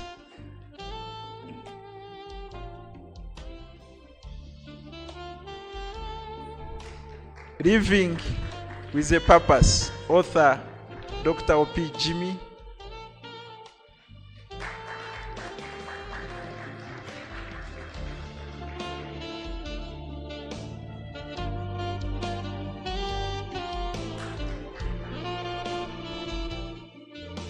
Now, we'll talk about these books in the afternoon. The authors will interact with us, but we opted to have this ceremony before the chief guest leaves.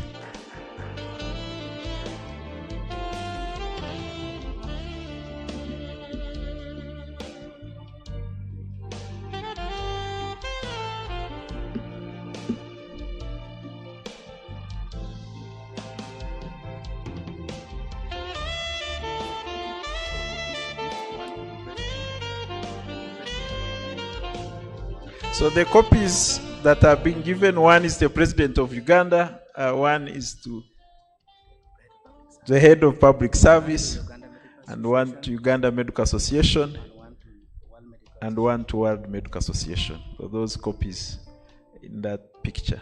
Now, for me, I have not been able to get a picture. I hope in the afternoon I will have mine. Thank you. Thank you.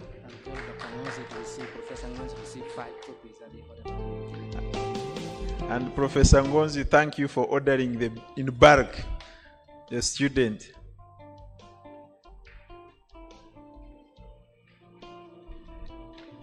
Chief guest, before you leave, I want to invite Dr. Kabweru to thank you for coming.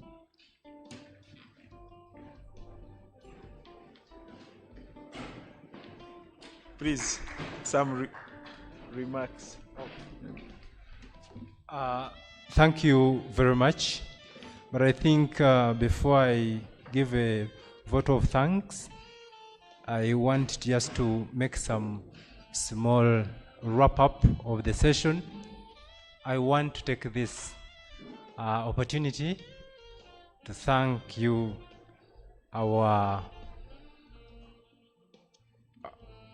head of public service and secretary to cabinet, and the President World Medical Association and the President of Uganda Medical Association. Let me just give a small narrative, probably to paint a good picture why some younger doctors may be a little be seen in the other picture that he sometimes may not be taken in the good scenario. First and foremost, I want to thank this country on my own behalf that I have 4 degrees as a doctor, and all of them have been paid by the government. I have a bachelor's of medicine, which I did from Makerere on government sponsorship. From King's College Budo, I did it 4 years, and by that time we used to pay 50,000 Ugandan shilling as registration. After that, I did my first master's in surgery, and I did a second master's in bioethics.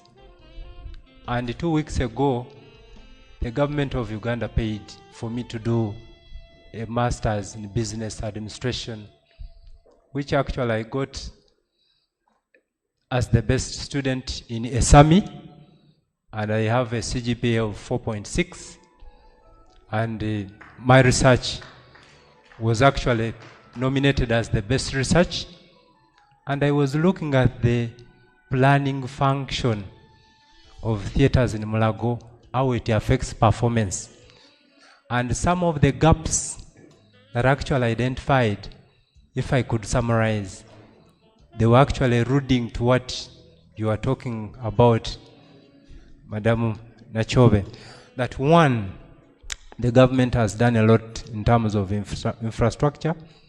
Mulago has out of the art theaters, and we are doing transplant and the rest of the things. 2, we have the best equipment. 3, we have the best human resource. But in my research, that I did and conducted and just finished 2 weeks ago, we are still in need of the human resource, especially the human resource for health, and our staffing is not the best. When I was looking at only main operating theater, where we are meant to have 3 or 4 nurses, we have 0 point something. What does it mean? That Mulago has 16 theaters, and during the operation, we may have 3 nurses. 1 nurse, the other side running 6 or 8, 1 nurse, the other side. That causes the 0 point something. And I went ahead and did a small fishbone analysis, and I realized that something I talked about in 2024, that banning of recruitment of health workers can lead to disaster in a country. So since you are the head there, I want to package for you that, and we go and look at it and see, should we not love to live, to have our future to come? Then we can always say banning of health work recruitment. It is a disaster. The good news, there have been openings of infrastructure, and then the staffing norms at the Health Center 3. I remember in 2006 to 2008, I was in Butebu Health Center 4. By then, Honorable Malinga was the minister. And I went to his office and told him, I want to operate. By that time, the theater was not available. I went there in June 2006. And in September, when they had a surgical camp, I fought head and nail, and I started that theater, and it's still working. It is all the efforts of government. But then, when you look at the staffing, maybe less than 19. So the road that we are, the Lubengo, we have on our heads, and it is that huge. So if they have open space at Health Center 3, we call upon the doctors to be recruited zealously, and we support them. I remember when I was told to go to Butebu, there was no house. The house which was there, I would touch and the sand was falling up and down. I used to stay in Mbale, 45 kilometers. I used to work 8 days in a week, not 7 days. I mean 8 days. That means I was working every now and then.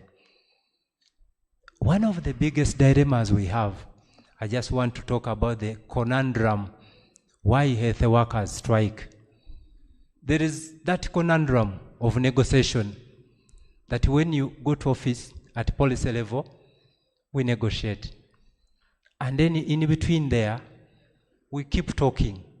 When the worst comes the worst, that's when you see the younger men strike. But it's not because they are bad doctors, but the environment we are working in may not facilitate everything. So what have been some of the solutions? I did my internship in Mulago after training there. 6 months, I had 2 rooms where I used to stay, where now the director sits. That's where I used to stay in that particular human resource section. There was a room there. And we used to have a mess where we would get meals in the morning, day, and night. And I also had a room, another room, when you go to the other side of the nurses' hostel, there's the old mess. And I only realized I had a second room when I was 6 months in there.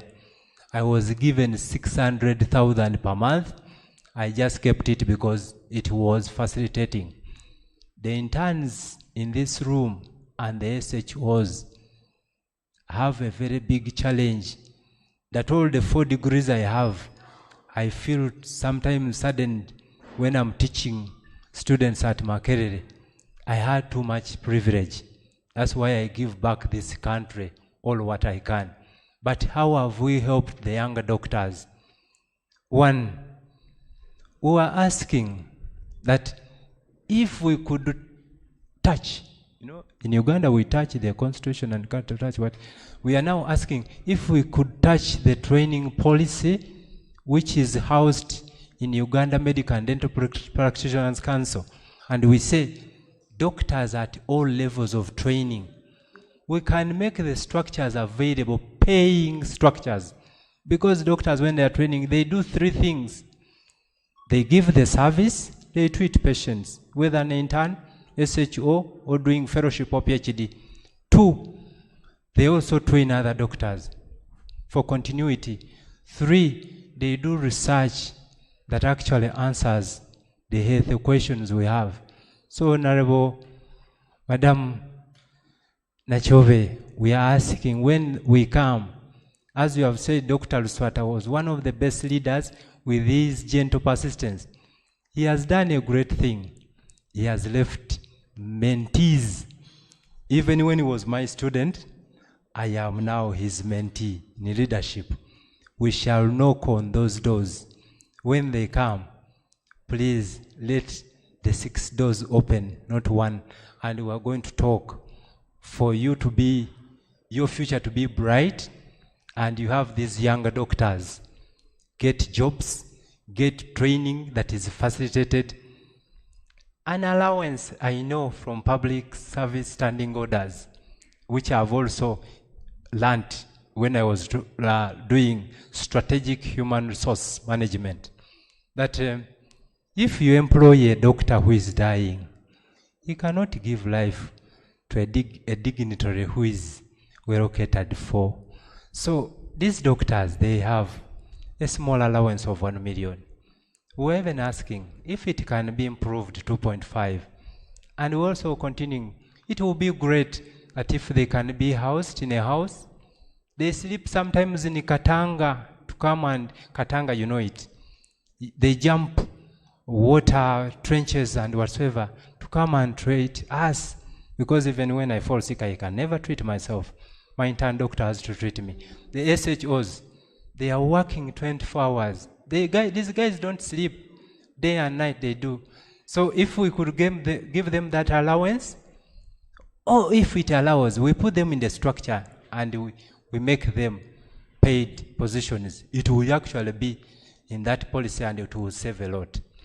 So I want to take this opportunity and thank you for sparing your time. Me, I will say that I've gotten a lot from this government, and that squeezes my heart to always even leave my sick mother. I have a very sick mother, it's not doing well, but I said I'm going to go to Mbarara against all odds. If she's stressed, I will pass on the message to the doctors that it's good to sacrifice. I have sacrificed. During Ebola, I was there. During COVID, I went and operated patients in Kabale when people ran away. And I told the DG, don't fire any doctor. We are sacrificing.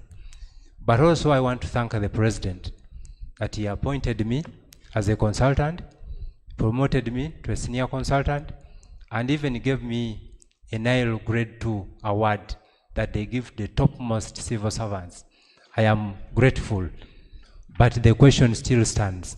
What can we do to the younger generation and deliver for us the so-called now universal health care coverage? Because if we look at the national health insurance, the cover is 1%. Our bed occupancy is 5%. WHO recommends 30%, meaning we are still in our infancy. So, Madam Honorable, Madam Nachove, those are food for thought, but the doctors love their country. I remember the day I was called to go to Kabale to go and operate. My wife was heavily pregnant. And then I got that call.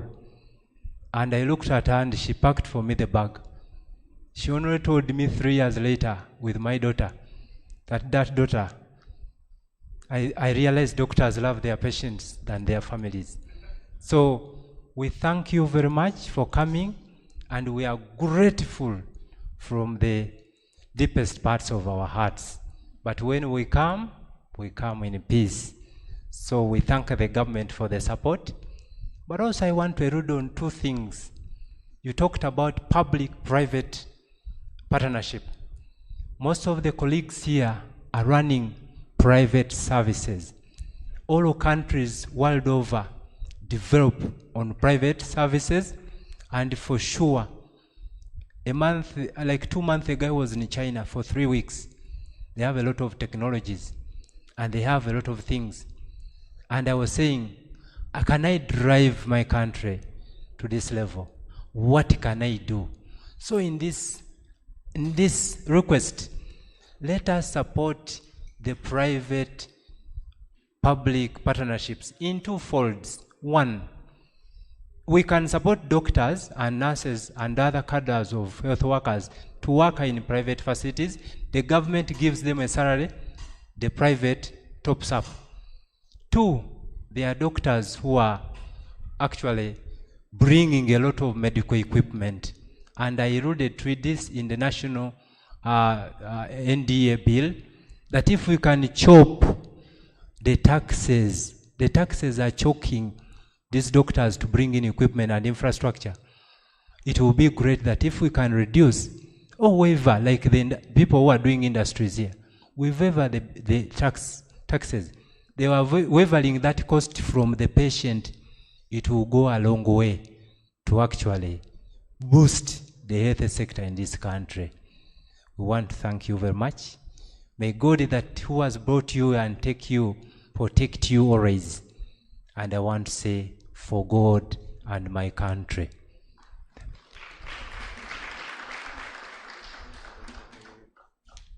Thank you, Chair. Ethics and Professionalism. Just want to bring in a small point just to balance that conversation concerning the issues of interns. I think in the past 1 year, I remember when we had many interns on the street, there were proposals from government where the president asked us why shouldn't interns do internship free of charge, or even their parents should pay government to have the interns do internship. We had discussions as Uganda Medical Association. I reached out to the head of public service, and she advised us to write or to advise government on how best they can handle this issue. And one key important issue came up: where can government get money to pay the interns? Another one, where do we get supervisors, and where do we get extra internship sites? Because these were the key problems. She guided me like that, and I came back to Uganda Medical Association, and through a series of meetings in UMA and at Ministry of Health, we came up with very important advisory notes, and one of them was to allow private facilities to take up interns and they supervise them, to expand internship sites. Number two, I remember I told her that these private facilities, they charge money from the patients, and one of the resources they use are these interns. So actually interns contribute to their income, and so they should contribute to the internship allowances. And she said it was a very good idea. Now, through all these discussions, colleagues, we got very good results and outcomes. And I know her and the cabinet and the president had a hand in this issue. As we speak today, because of our interactions with her and the Minister of Health and the president, we do not have any medical intern on the street. All medical interns have been deployed with pay. I think we need to thank for government. And again, I need to thank her. I know he has talked about many things, but I wanted to bring out that positive so that it doesn't look like government has not worked on any issues of interns. Thank you so much.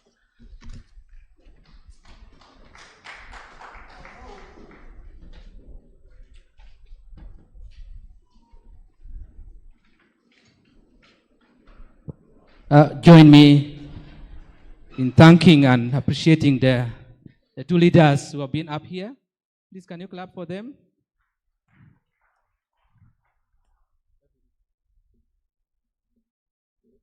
In the same vein, join me to thank our chief guest, and the team who have been launching the book here, the different books. Please give them a huge applause.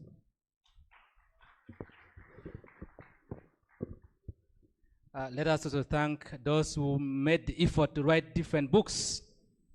And these are wonderful. They spared their time. They used their intellect to ensure that they put something down in writing. Thank you so very much for the wonderful people who have written the books, including myself. Can you clap for us, please? Thank you. Yeah, as we continue to live with a purpose, allow me to go to the next part of the program. We are going to have keynote addresses, but this will be handled by a moderator. Allow me to invite a renowned obstetrician gynecologist.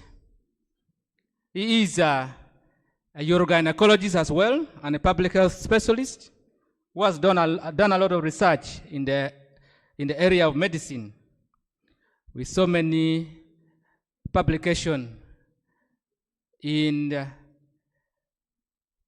high impact factor journals. He's a member of Uganda Medical Association. He's also the president-elect for the Association of Obstetricians and Gynecologists of Uganda. He's a professor of obstetrics and gynecology. Ladies and gentlemen, join hands together to welcome Dr. Associate Professor Rogers Kajavango.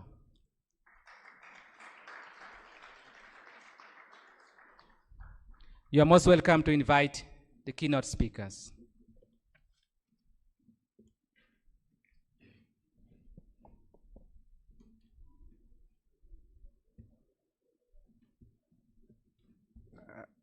Thank you, Dr. Pe. Good afternoon, members of this conference meeting. I would like to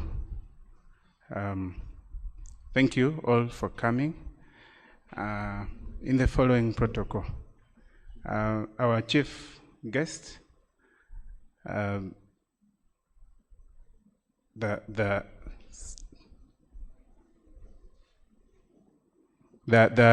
head of public service, the president, World Medical Association, the president of the Uganda Medical Association, the senior colleagues present at the different levels, and all delegates.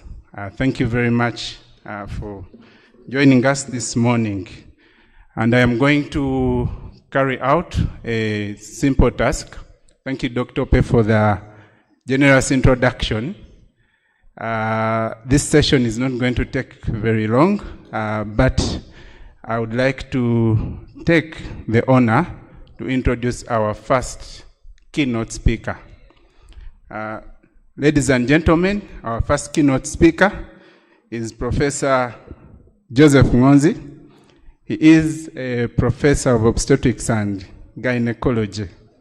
He's an accomplished academic and researcher with over 130 publications. He is not just writing papers, he has mentored hundreds of students at the different levels, including PhD level. I am happy to stand here as one of his mentees in that regard. I graduated last year with a PhD in medicine, and he was my supervisor. Professor Ngonzi is also the Dean Faculty of Medicine at Mbarara University of Science and Technology, where he is also a member of the University Council. Ladies and gentlemen, that's the caliber of the person who is coming to speak to us. Please join your hands with me as we welcome him to speak to us on the role of elevating medical careers through effective mentorship.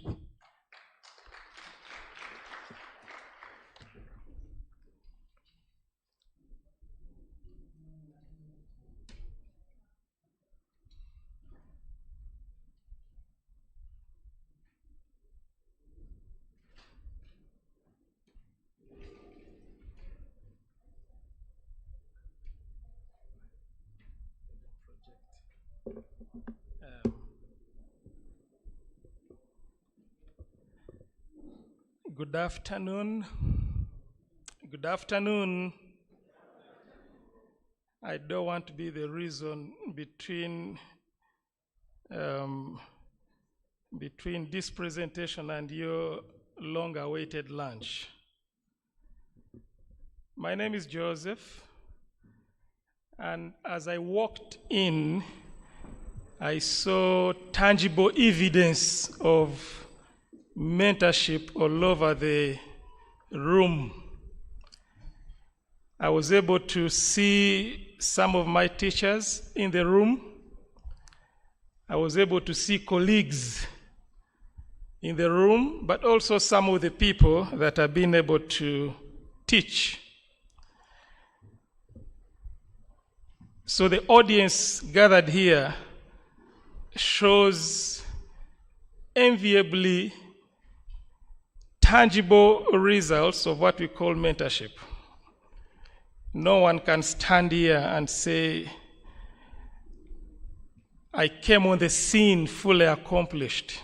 We all have been able to ride on the shoulders of many people, and we continue to appropriate the same to the people who come into our hands. I'll take a few minutes and I'll be done. I have a brief presentation. I thought this meeting, being a meeting of the most sought after profession in the whole world, I needed to be a little bit organized. And so as a teacher, I'll take you through a few slides. And please project what I'm going to run through so that my presentation does not steal a lot of your time, like I said before. So when we speak about mentorship, please go to the next slide. There are a number of things that we consider. This is my presentation outline. Next slide. And of course, many of the things I'll be speaking about are known to many of you. And so this is a little bit of revision and also making some reminders that mentorship is very important. And the day we stop mentoring is the day we qualify to go to the grave. The scope of mentorship is huge. When we mentor people, there are different avenues that we are looking at. Career functions, but also personal functions. In the field of mentorship, there are terms that are very familiar. Terms like sponsorship, coaching, protection, challenge, role modeling, problem solving, counseling, affirmation, visibility. And so mentorship is a huge aspect of the survival of a profession. If I do not transfer the skills of doing a hysterectomy to my mentees, I'm doing myself and the world a disservice. And if I do not transfer them fully with the highest scope of proficiency, I'm being selfish to the population that my mentees are going to serve. Next slide. So when we look at the mentor-mentee engagements, there are words that come into place. There are mentorships that are formal and then others informal. Informal mentoring takes place even when we do not know it's happening. There are people who have walked over to some of you and they have revealed how you have impacted their lives without ever engaging them in a discussion.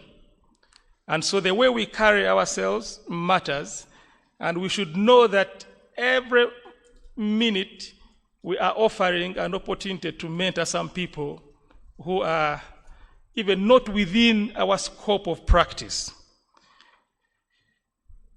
Someone who might help you work through challenges or walk through challenges or help you make decisions through difficult conversations, sharing experiences, and being able to help a mentee advance their career goals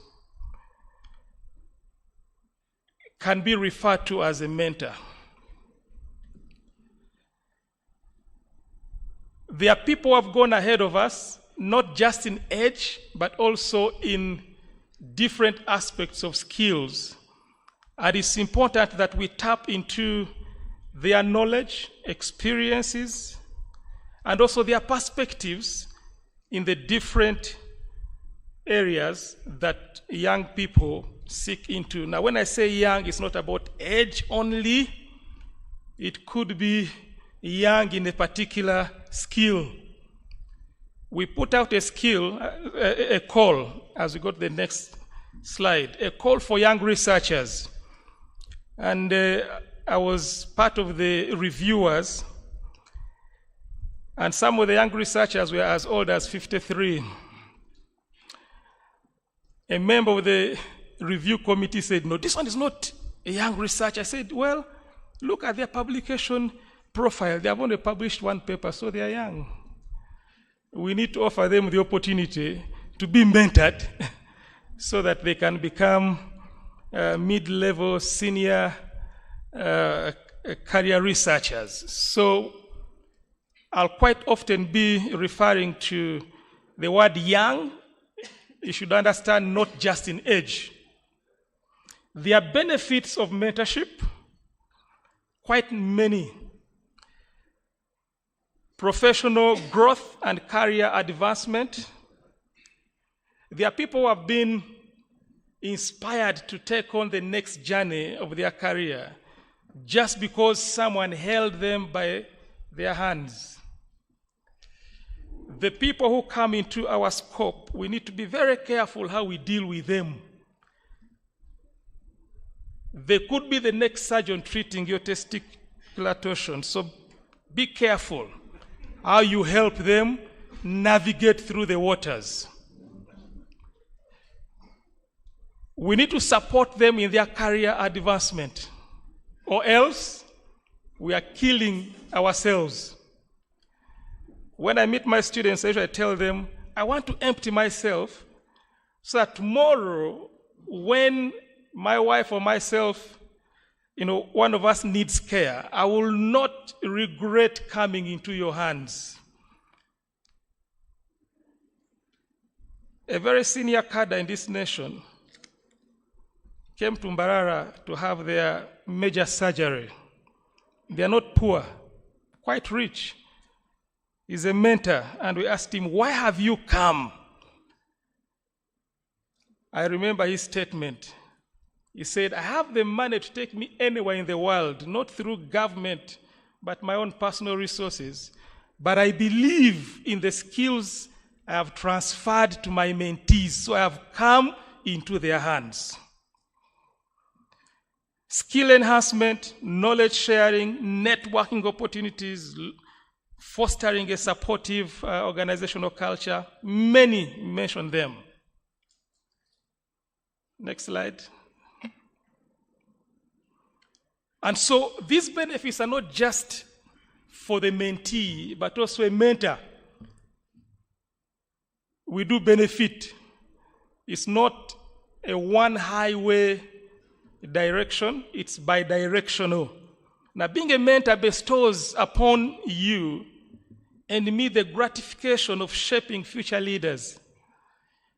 I can proudly stand and say, oh, I have a president-elect for Augu, hopefully a president-elect for Figo in the next few years.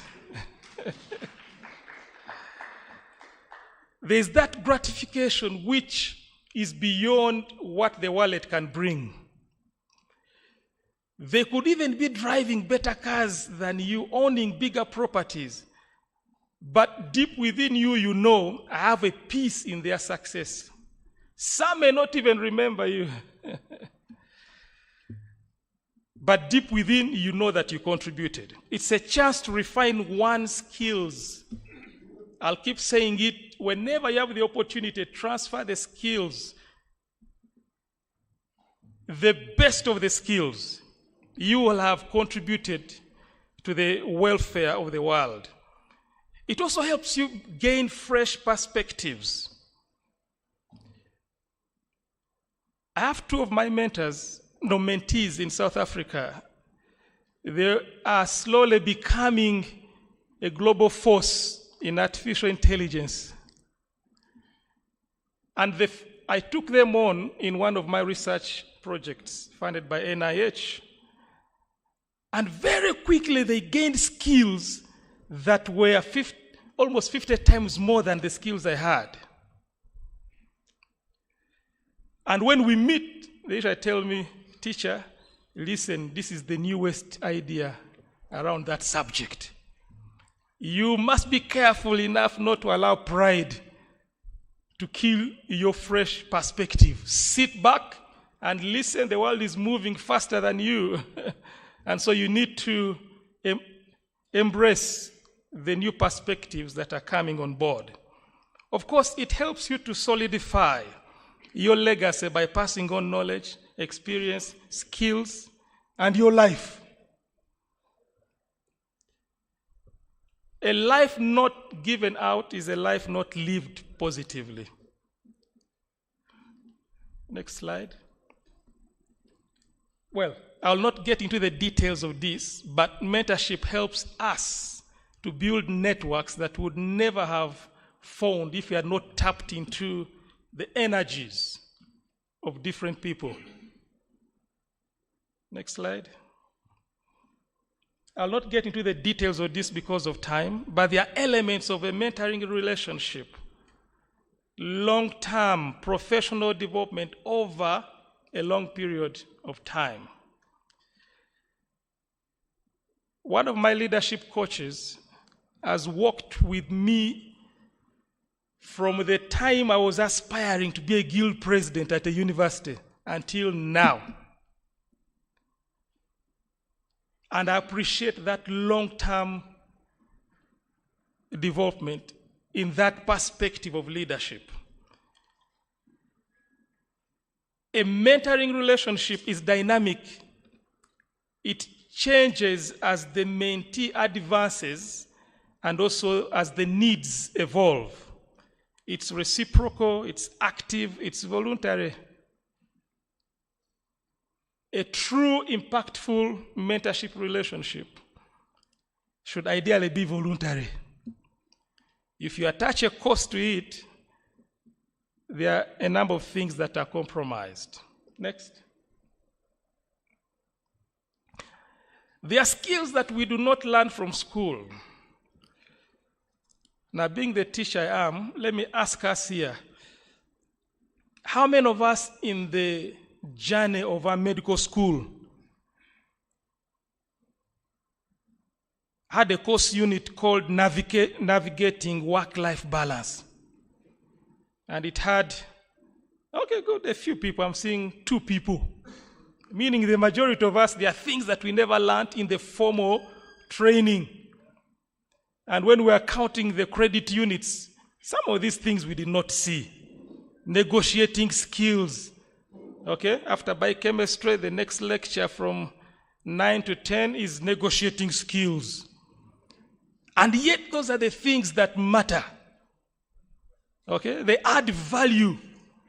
Let me just make this statement as I plan to wind up. The world will not buy the degrees that you have. The world will buy the value you bring to them. Next slide. Same thing in medical school. Crucial conversations, confrontations, as a lecture, as a tutorial. How do I deal with this lecturer who is always on my case? I try to do things, but then they have never believed that I'm able. In one of my journeys, one of my teachers, we are now friends, assured me that I would never make a good doctor and they will never teach me. And true to their word, they did not. But I found time to go and make amends. And I told them, you are a great person. Much as you did not mentor me, but you've mentored many who are affecting lives. Next slide. I think we'll just run. Continue. So there are attributes. I'll just summarize this and we should be done. So when we talk about attributes of a mentor, there are also attributes of a mentee.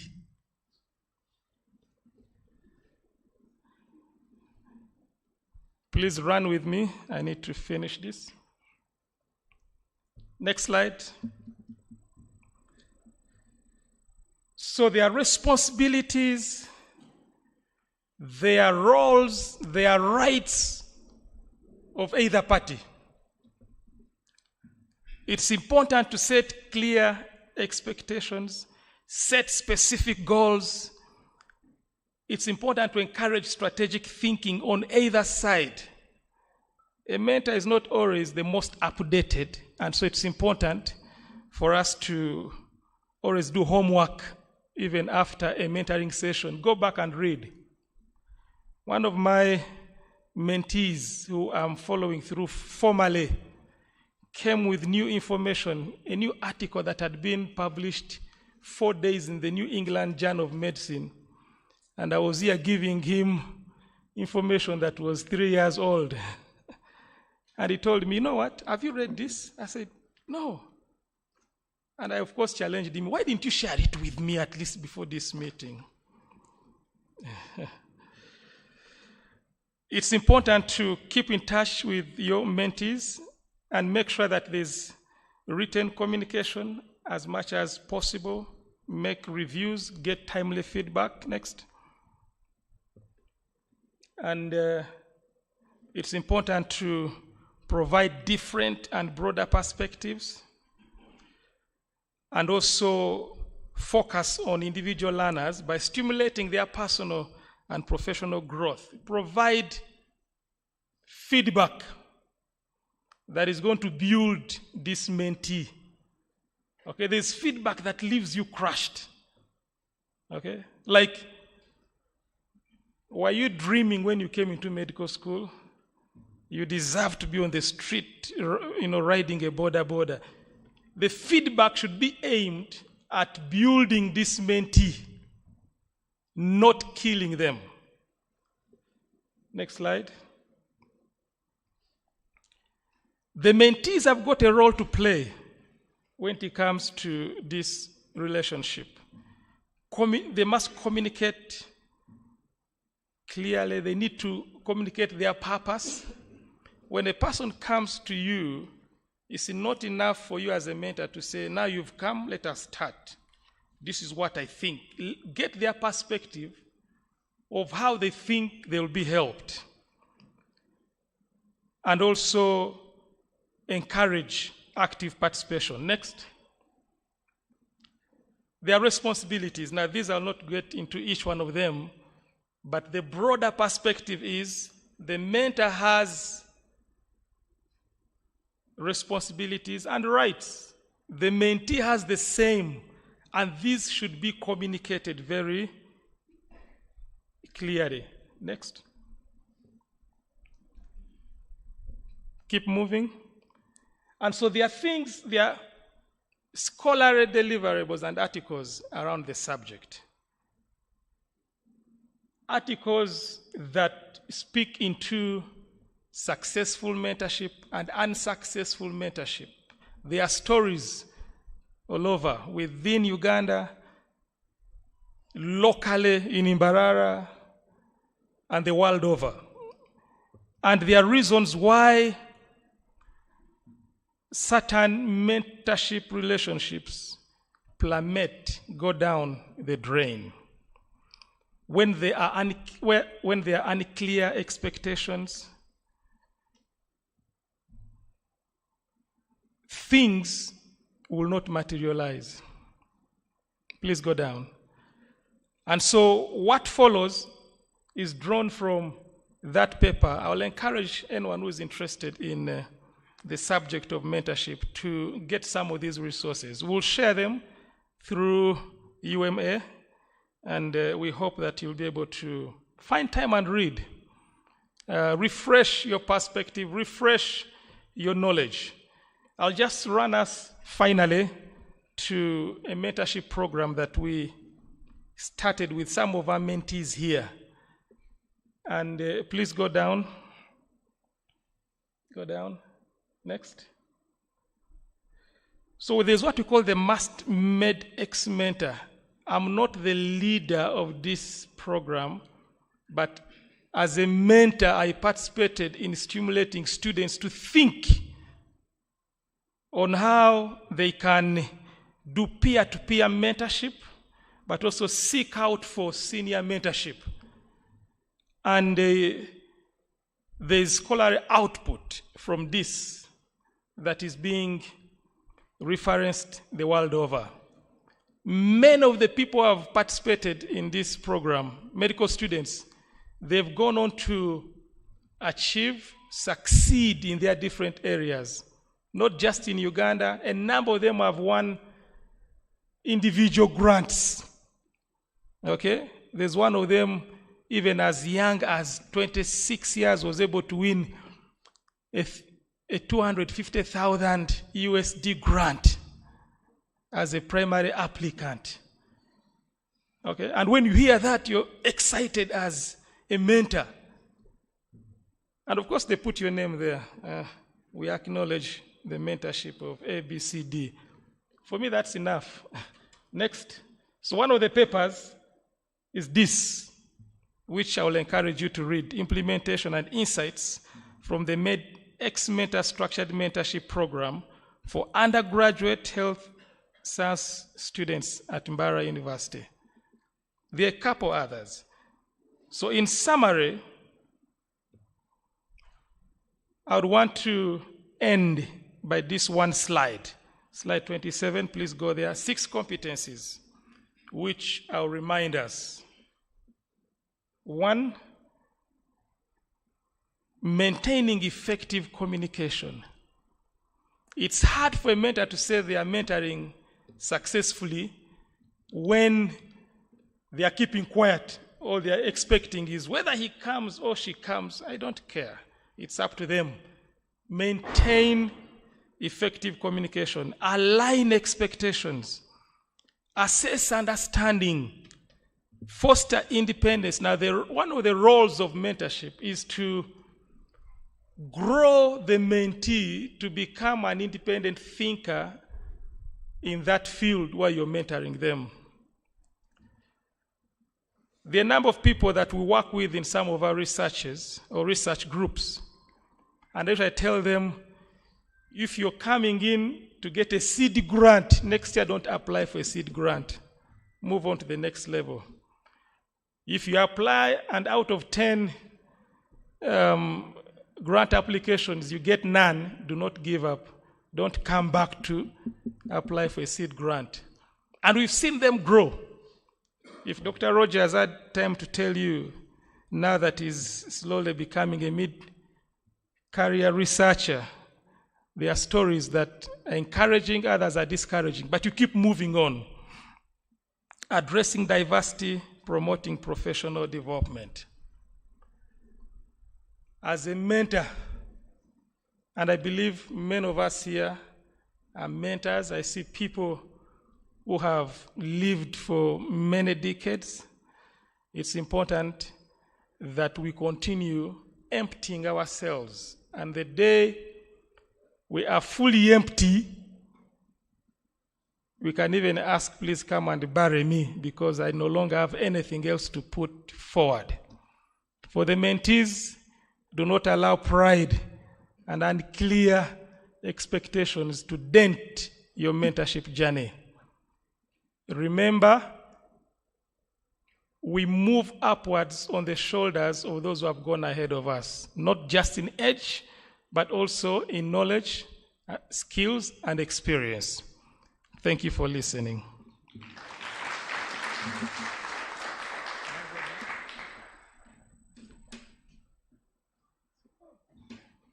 Another hand clap for Professor Ngonzi.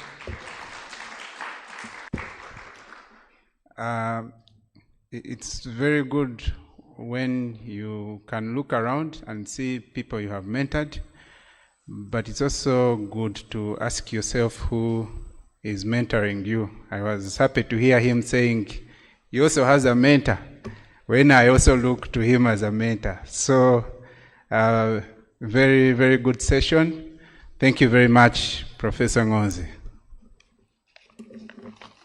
Ladies and gentlemen, I am going to ask you to be a little bit patient as we stride through the program.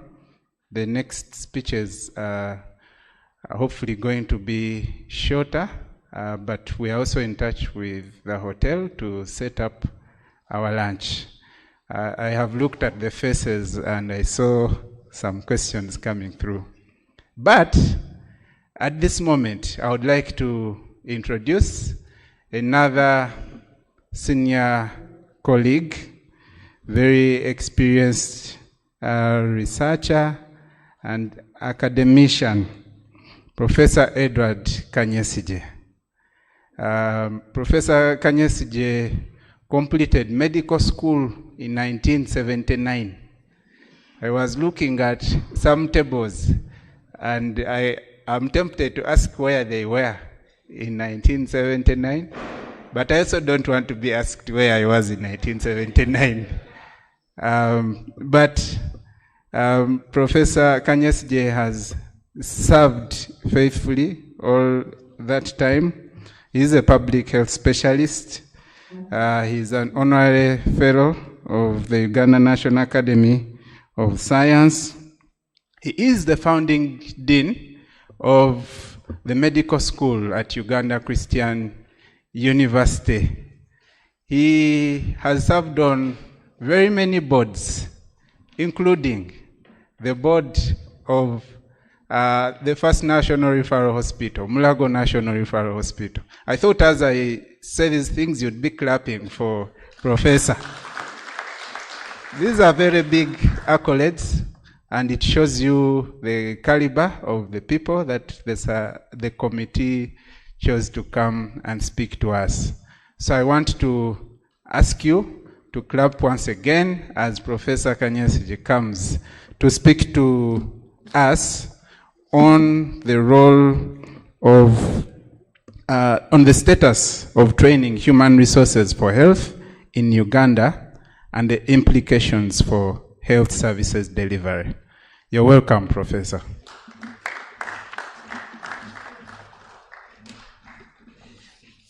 Thank you, moderator. One of the advantages of being the last to speak before lunch is that you are judged according to how short you take. So I've already got those marks. Probably what I was asked to add on my introduction, and that is probably the reason why I was given this topic. I held the position of Commissioner Human Resource Development at the Ministry of Health. For most of the 15 years I was at the ministry. And whenever they talk about HRH or HRD, the name Kanyesije creeps in. So that is probably why they asked me, but thank you for those generous contributions.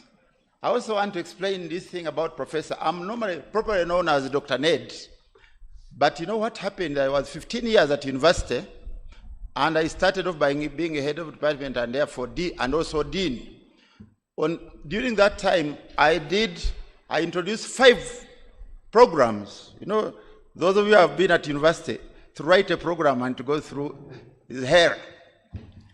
5 is actually death. As if that was not enough, I even started and introduced a medical school. This is the Uganda Christian University School of Medicine, which also has dentistry. And I remember being grilled by the Uganda Medical and Dental Practitioners Council, East African Medical Council. So because of all that, my position as senior lecturer could not move, because you are supposed to have publications. Most of my publications were like the reports of dissertations I wrote, my curricula which I developed, refuting unfair regulators. So recently, when I was already in retirement, an international university called the Equator University of Science and Technology, which is based actually here in Masaka, but it's a medical school and it has got funding from the Aga Khan, recognized my input and actually appointed me a full-time professor of public health. So that's how I became professor. So when you are introducing me, don't worry about the number of publications. Of course, I have my basic publication to make me teach at university, but that is it. I'm not an economic law professor. Now, I promise a keynote address should be didactic. I should be reading you a story, but because we don't have time, I've done slides. Next slide. Yeah, please. I'll be very good. Where is the? This is next. Okay. So, in this program, do you mind if you allow them to read my thing? In this, my presentation are those 5. I've already mentioned my invitation and protocol list. I don't normally read them. I'll navigate you through a brief history of public health, and I encourage you, please look out on the online materials and read my presentation, because the history of training in Uganda is very interesting and very easy to understand. It's summarized, but I'll just give a summary. Then I'll go to these other things which I don't have to read through, so that we are quick. History of public health in Uganda. It starts with the colonial time, when the British Imperial East Africa Company was here. They actually decided to train health workers in order to reduce the disease burden so that it does not kill the colonialists. According to literature, they did not have an intention to treat anyone, but they discovered that there were lots of laborers who had especially epidemics of cerebral meningitis. If they did not treat them, then they were going to be infected themselves. So they started off by training the people they called native medical assistants. These were trained at Mengo by Sir Albert Cook. But because the disease burden was so big, they discovered that actually they couldn't train enough, they couldn't treat those diseases alone. So the graduates of that who were getting a certificate were the ones now treating these diseases. At the same time, if you go to my number 4, the wife of Albert Cook, who was Lady Timpson Cook, Catherine, and herself a midwife, started the training of midwives in Uganda at Mengo. And because there was a religious element, the 2 ladies, Sister Connery and Reverend Kevin, Sister Kevin, introduced a similar training of midwives at Zambia. That's why when you come and look at the setup of nursing schools in Uganda, Mengo and Zambia have a place.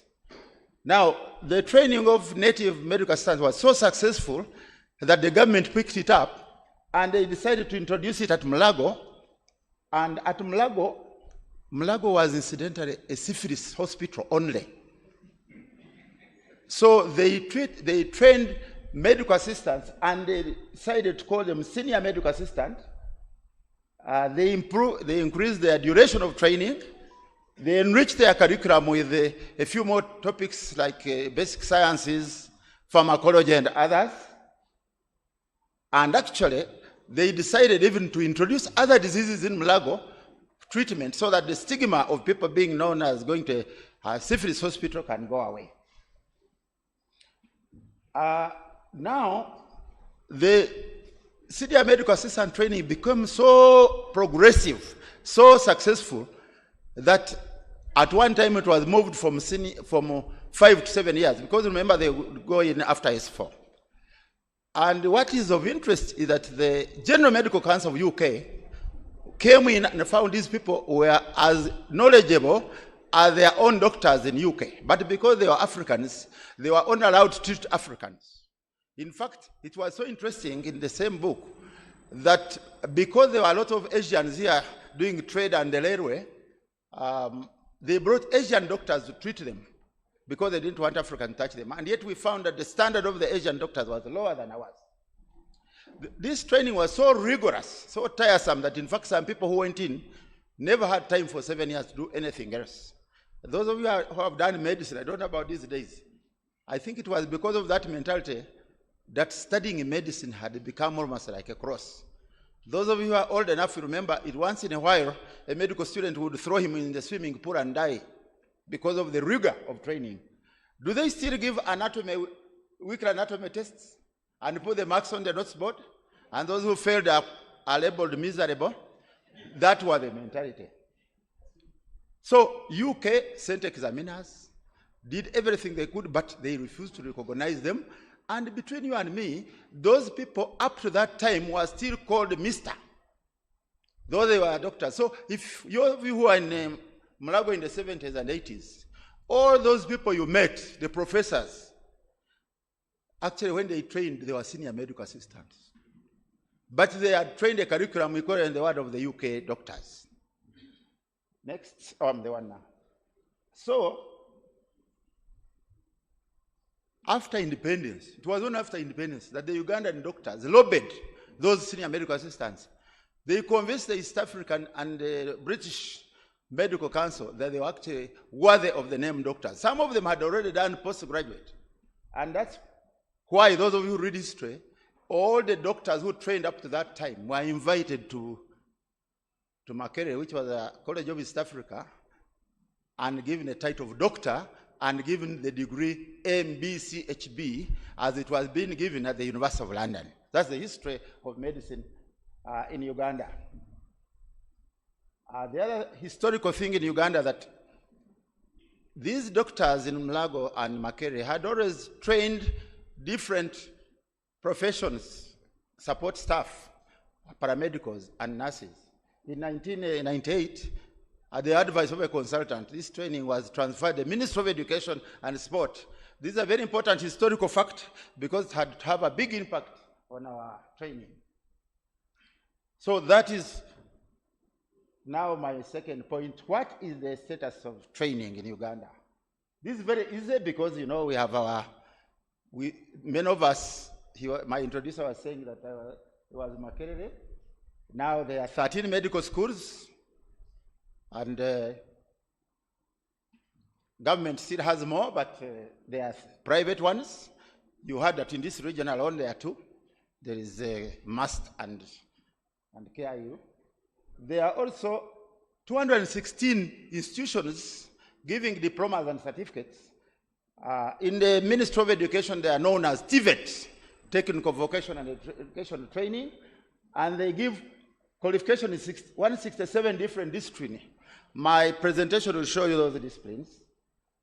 It's also interesting to learn that they are fairly well distributed in the regions of Uganda, a majority, of course, being in the center.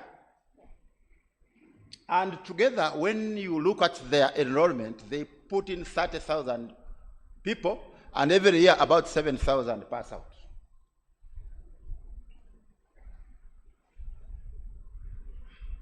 So that was training. Now we go to the status of human resources for health. How is our human resources?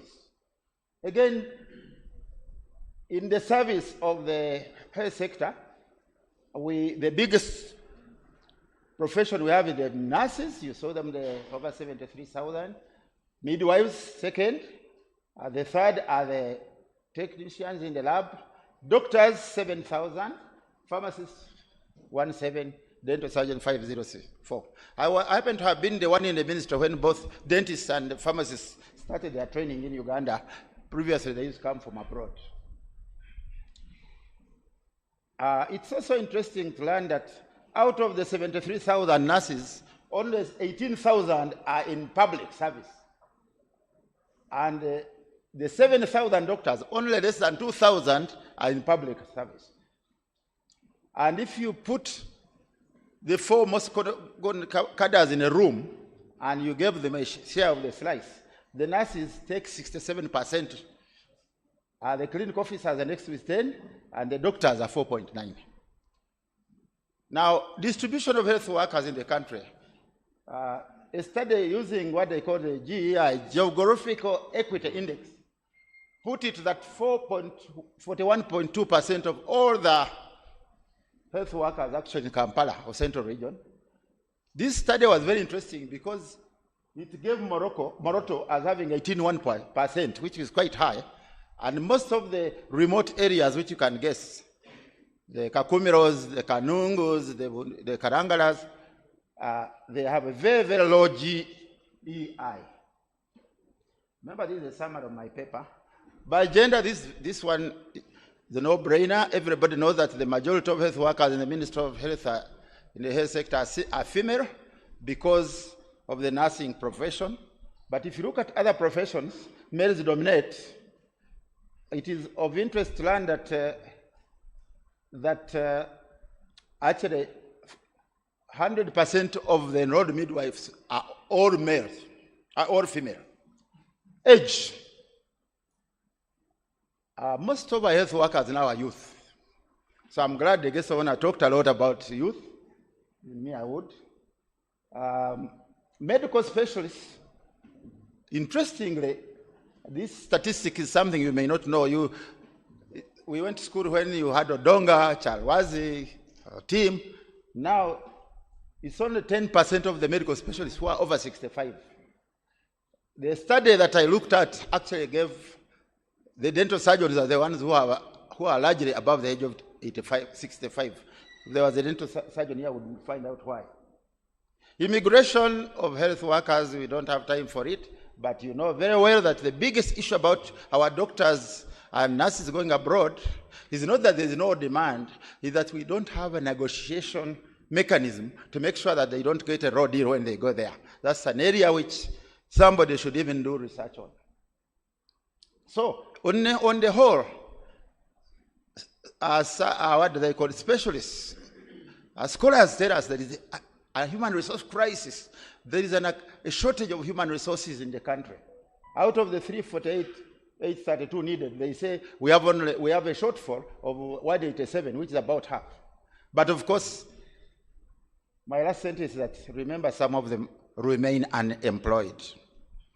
So that is, if you read literature, there is the rhyme of the ancient mariner which says that water everywhere, but no drop to drink.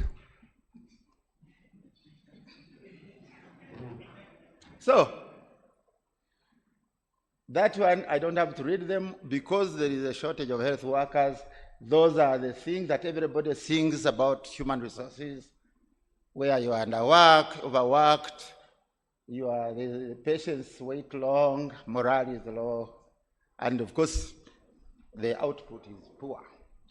So as I go toward the end of my presentation, I want to highlight issues that you want to not to go away without knowing that are in our health, in our training. Those in training, most health training institutions tend to be closer to the center or in the big cities. That's an issue which will affect service, as we'll see. Then there is poor cooperation between training centers, which are normally like universities, and teaching centers, facilities. You heard that I was on the board of the Mulago Hospital. When I chaired the board of Mulago, I was shocked. I found that Mulago Hospital and Makerere Medical School were separated by wall and a gate. So I asked them, So what's the problem? They said, no, you see, these are different. We are Mulago, they are ministry, they cannot enter here because. So I nicknamed it the Great War. And as a chairman, I thought I may try to ask, and I failed. So what I did, every time I chaired a meeting, I would remind them that I want to see that door opened. And you can't believe it, the opening of that could easily be the only achievement I made in my 3 years as chairman there. Yes. But ask yourself a question. Those of you who went to Makerere even before 1990, would you have dreamed? Or I can say that a lot of health professionals are very uncomfortable with it. And in fact, it is the discomfort of those professionals that has made the transfer disadvantageous rather than the transfer itself. If we had time, I would show you some benefits of the transfer. The teaching method. We teach our people to memorize, to learn, to publish, to name. It's good, you have to know facts. But remember, the patient you are treating cannot even read and write. So have you been trained about how to even communicate to the patient?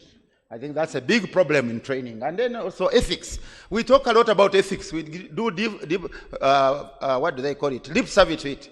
I think Dr. Kabweru was saying it earlier. Can we entrench ethics in our trainees? This is a topic that you know very well. Our economy is booming, and there's a lot of money in running training schools. Every rich person wants their child to do medicine. And since Makera and Mbarara cannot take everybody, then there are those medical schools where you can have anybody who has a minimum will be admitted. Incidentally, you can't believe it. Out of the about 1,500 people who are qualifying a year, there is a medical school which actually admits 600 a year. And of course, there is a central selection of students to medical schools. The disadvantage of that you can end up getting 90% of your students being from well-to-do districts. And then these unprivileged people from your Morotos and from your Kanungus and your Kalangalas are left out because they may not have got the aggregate, but they are going to be the ones that you need to work there, and the attitude may even be better than the bright ones. So those are the issues on training. There are few issues on service. I've said fewer because I was talking about training. So because of the 6 above, that is the issue of having too many health training institutions, especially those of private for profit. We have been having an influx of interns. President, I'm glad that you told us that the problem of interns has now been solved, and congratulations. Only that I see 2 things. One, the interns need to have some form of allowance. Those who can't, in fact, any of you who has any method of helping one intern, please help that intern. When I opened the center here, I used to have a young lady who was after waiting for internship, she was staying with me at my center, which I have here. And she told me she had not got 3 months salary. I was so sympathetic that I looked into my pocket, and what I had, I just said, you take it at least.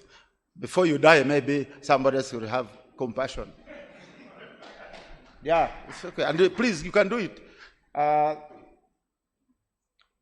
Of course, not all health workers who qualify, even after internship, are absorbed, but I'm glad again we talk about these openings. The ministry budget is always the bottom line. It's a problem, that's why it's a big constraint. So briefly, and this will be my last formal presentation, how do we mitigate against these things?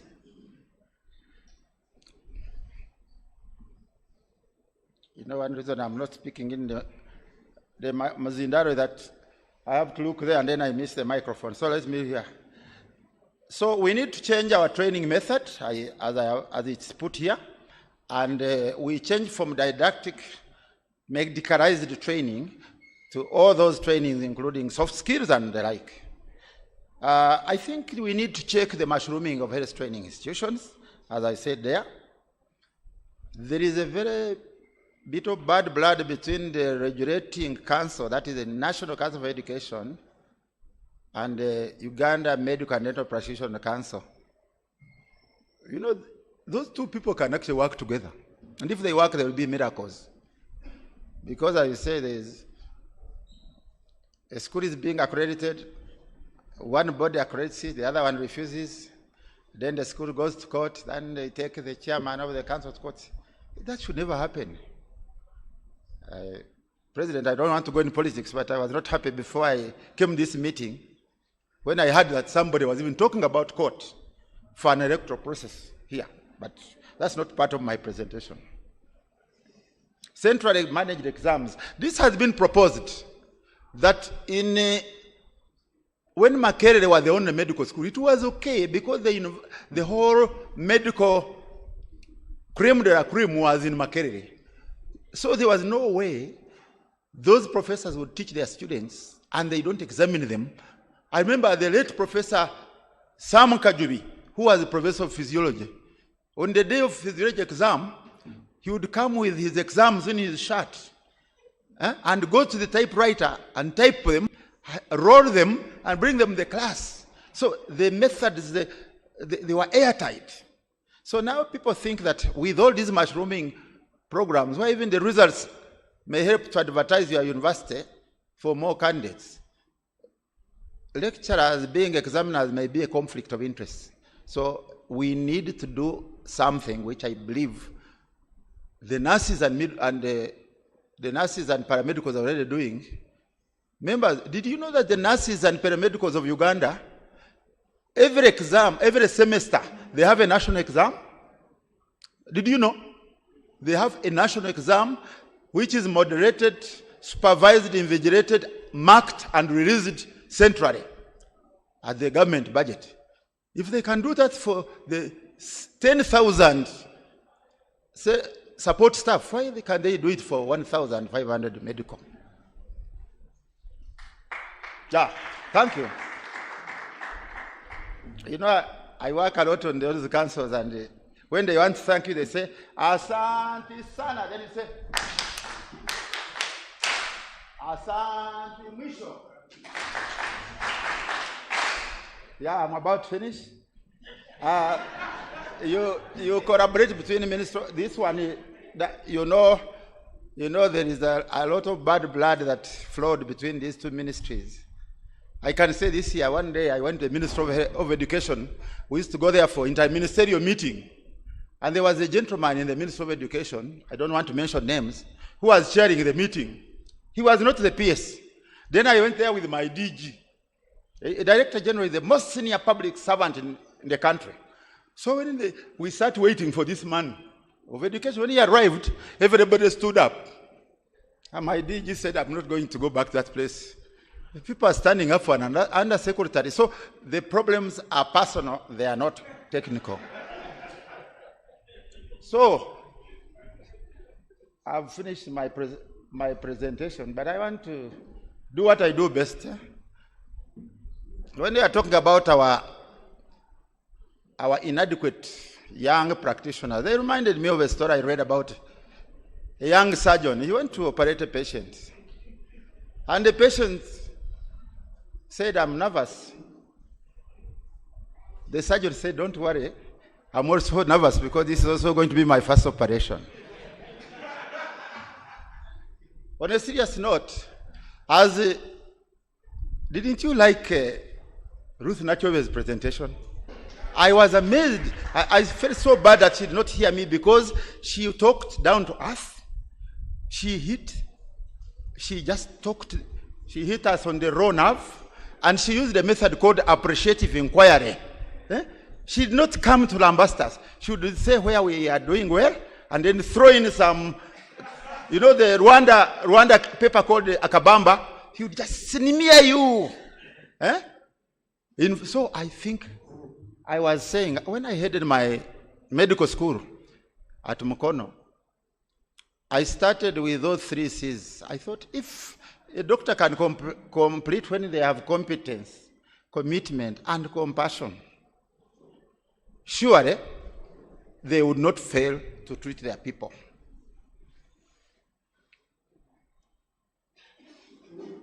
I think as I finish, that quote of Mandela, it's a long one, but Mandela said that what we make out of what we are given is more important than what we are.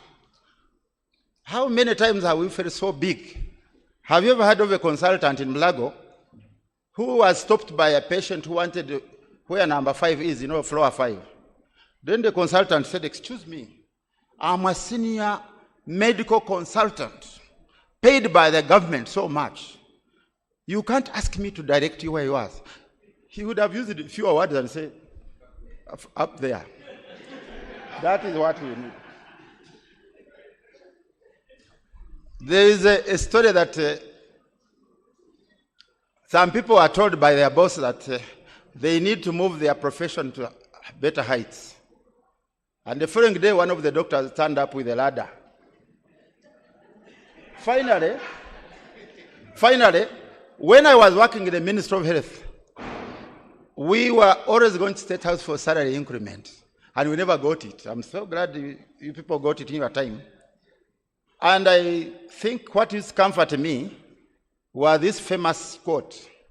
It is by somebody called Joseph Jirachek. I have never read about him anymore, but it's very, very cool. It says, "We the unwilling, led by the unknowing, are doing the impossible for the ungrateful.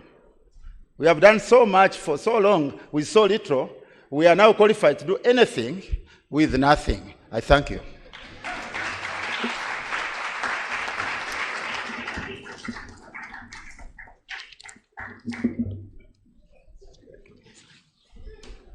I wish you had given him a bigger hand clap than that.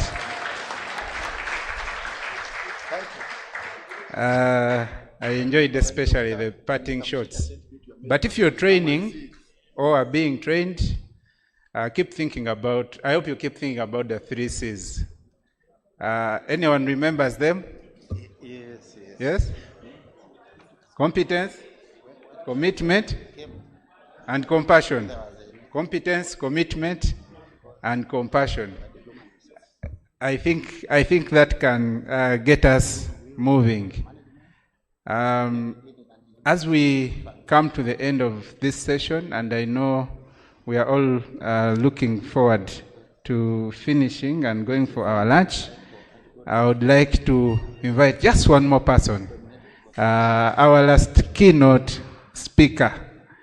Ladies and gentlemen, her accolades go before her. She's the past president of the Kenya Medical Association, where she was awarded with a Lifetime Achievement Award. She is a medical doctor with an MBA in healthcare management from Strathmore University. She sits on several boards, including for some of the institutions we know, like AAR, Medical Services. I wish, as I read these accolades, would stand up and clap for our speaker. She sits on several boards, including AAR Medical Services, Safaricom, Health Care Advisory, and quite a number of others.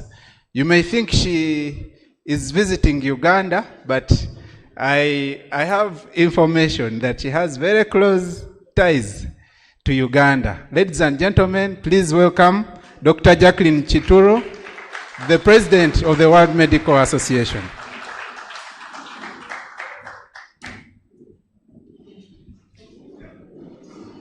Thank you so much for that warm welcome and introduction.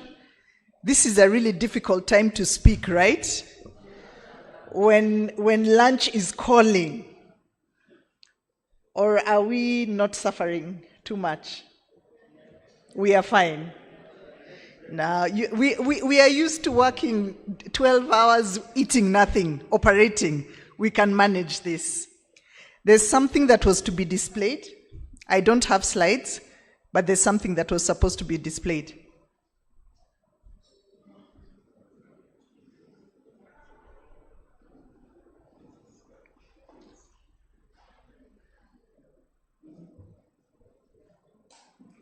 Can we have it in the visible mode so that it can be clear?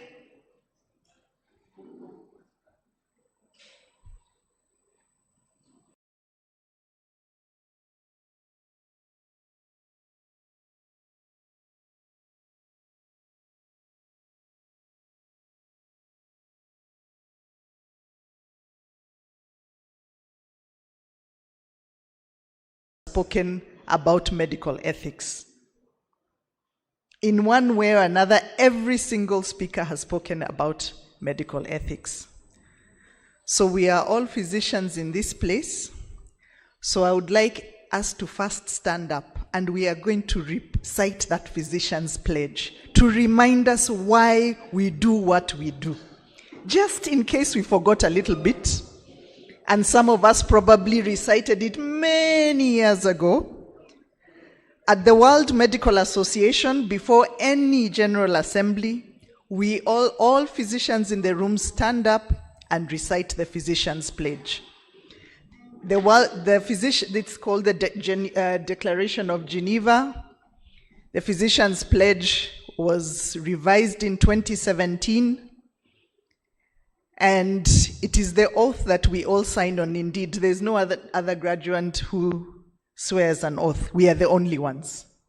And I find that tradition of reciting it before every general meeting a very important tradition, because, sometimes we just need to be reminded again why we do what we are doing.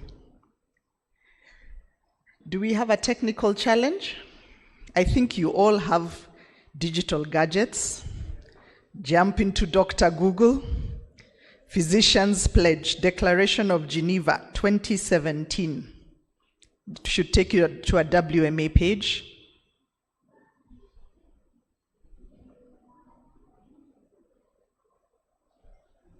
Technical team, are we able to, or we are still stuck?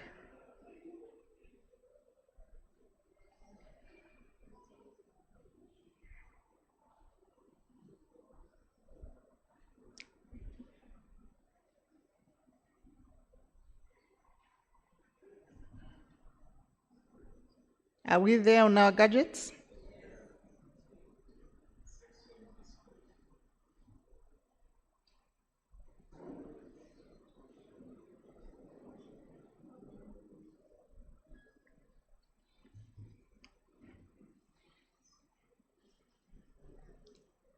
Nay, technical team, you have really let me down.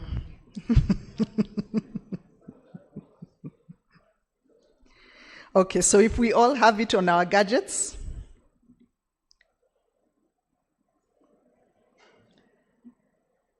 are we ready? Great. With your right hand up. I believe we are all at the WMA Declaration of Geneva, the Physician's Pledge, which starts as a member of the medical profession. Are we there? So let us go. As a member of the medical profession, I solemnly pledge to dedicate my life to the service of humanity. The health and the well-being of my patient will be my first consideration. I will respect the autonomy and dignity of my patient. I will maintain the utmost respect for human life. I will not permit considerations of age, disease, or disability, creed, ethnic origin, gender, nationality, political affiliation, race, sexual orientation, social standing, or any other factor to intervene between my duty and my patient. I will respect the secrets that are confided in me, even after the patient has died. I will practice my profession with conscience and dignity and in accordance with good medical practice. I will foster the honor and noble traditions of the medical profession. I will give to my teachers, colleagues, and students the respect and gratitude that is their due. I will share my medical knowledge for the benefit of the patient and the advancement of healthcare. I will attend to my own health, well-being, and abilities in order to provide care of the highest standard. I will not use my medical knowledge to violate human rights and civil liberties, even under threat. I make these promises solemnly, freely, and upon my honor. Thank you very much.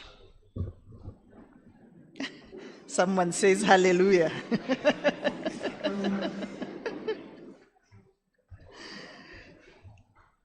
So I think that has just got us back to where that it just refreshes us and centers us if we had lost the center.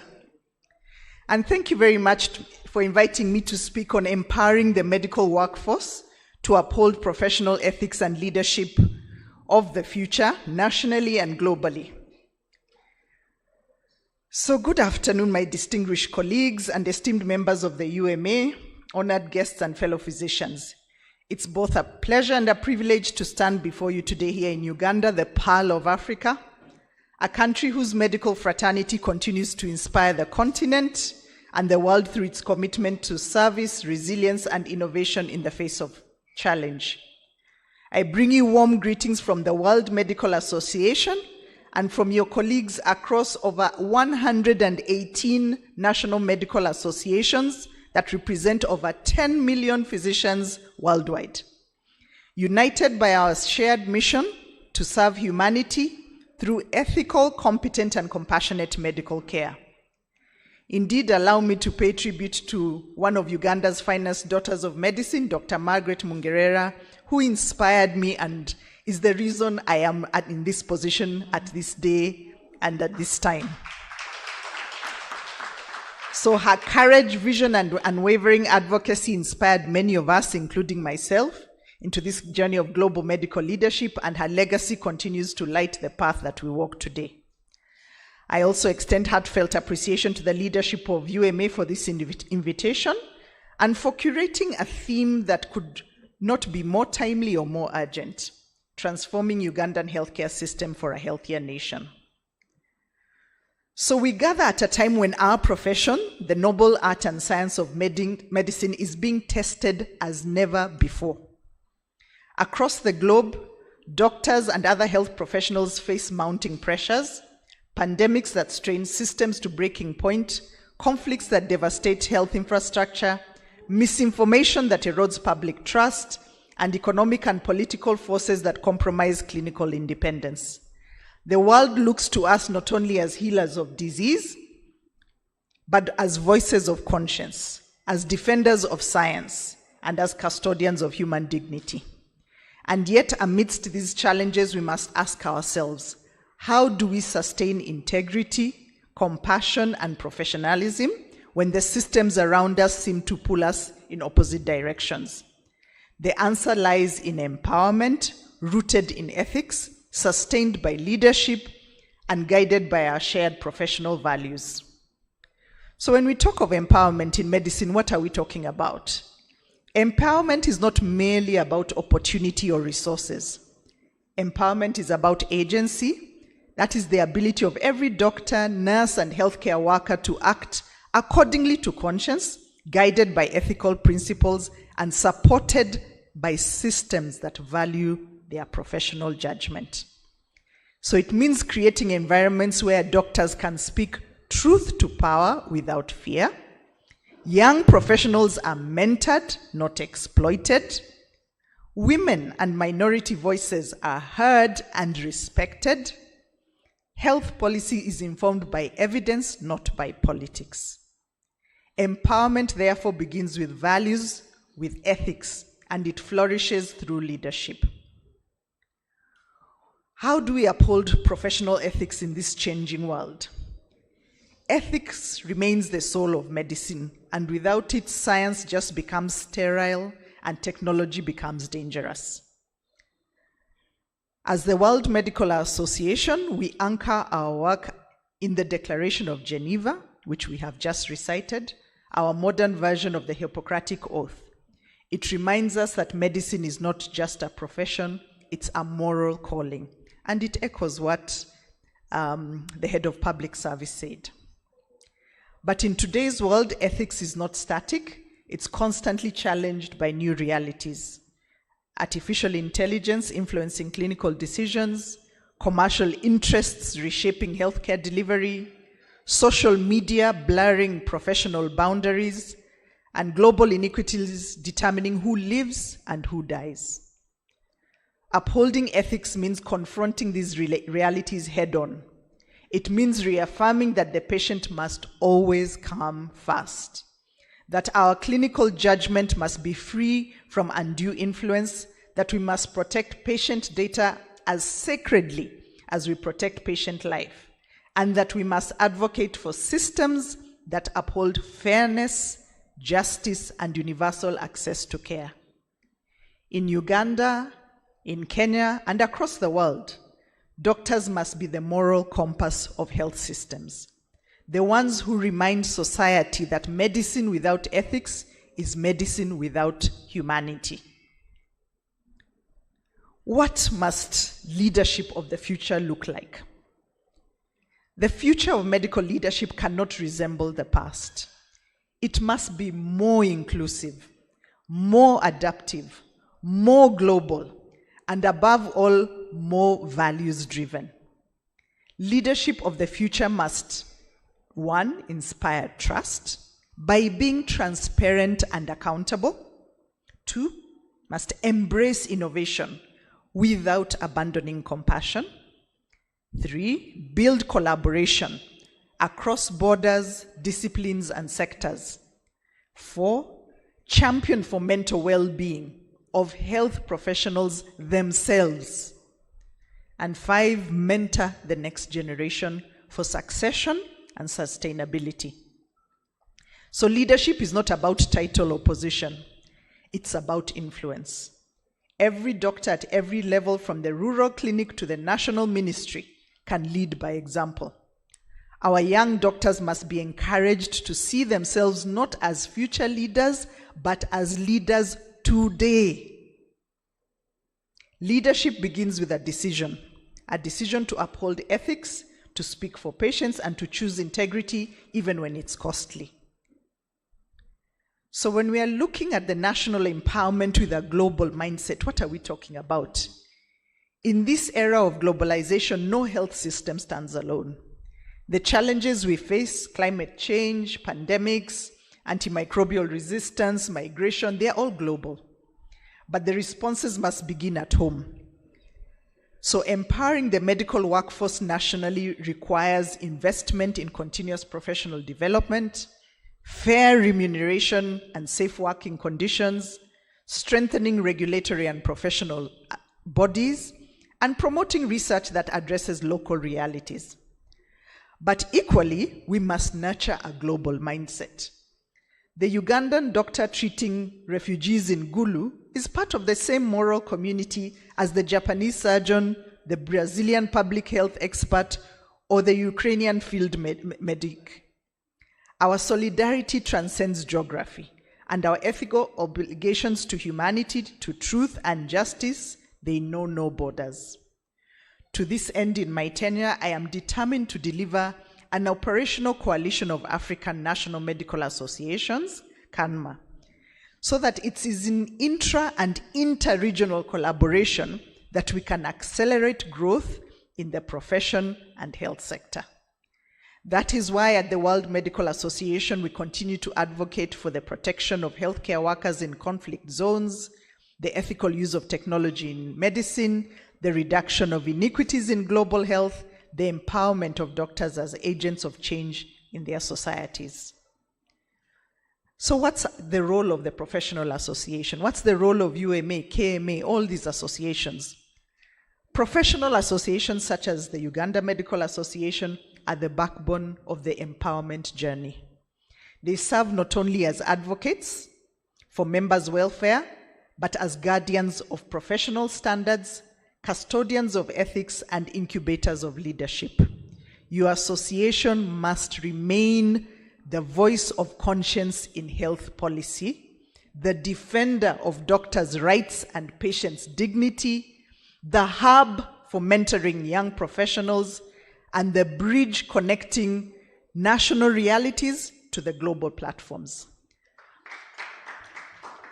But above all, UMA must continue to stand united. Unity, collegiality, and the simple discipline of listening to one another are what keep our profession intact.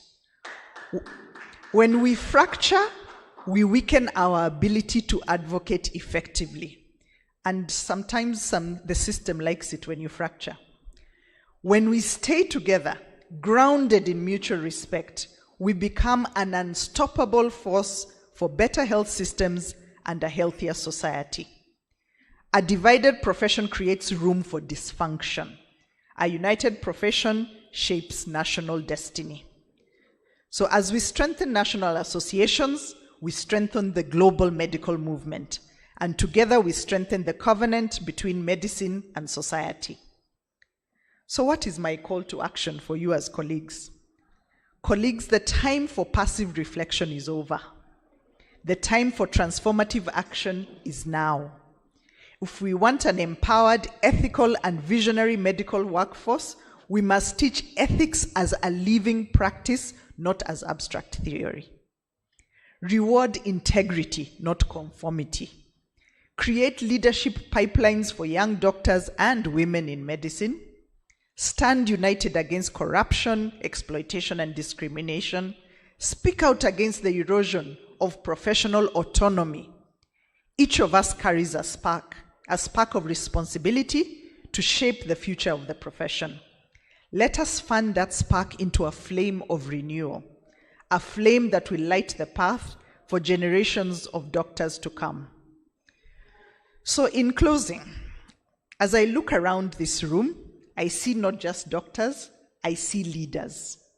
Leaders who treat, who teach, who advocate, and who inspire.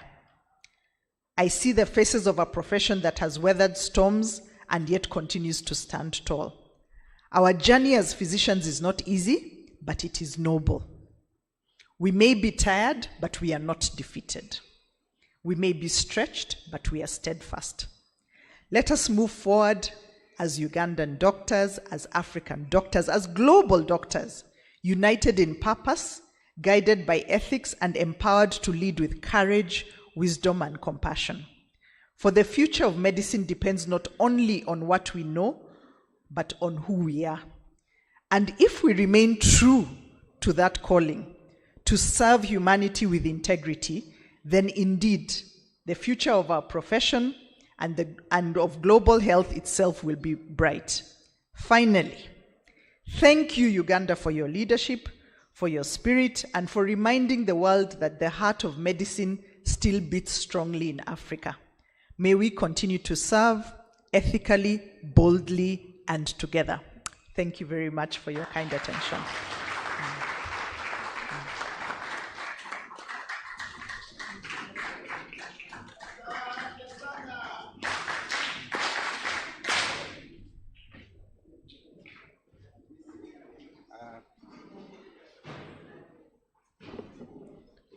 Madam President, thank you very much.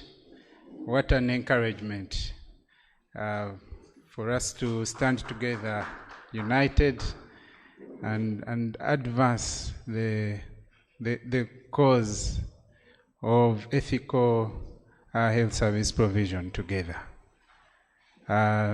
Ladies and gentlemen, I want once again to thank you for being a very good audience. To our speakers, can we clap for all of them just once more? And I want to thank you for persisting until now. I think it is time for our lunch.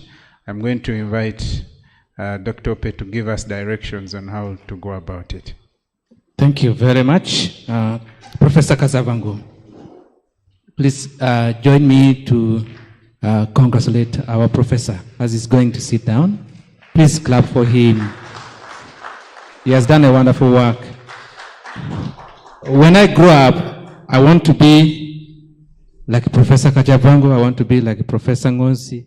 I want to be like Professor Kanyesije. I want to be like Professor... I want to be the president of World Medical Association.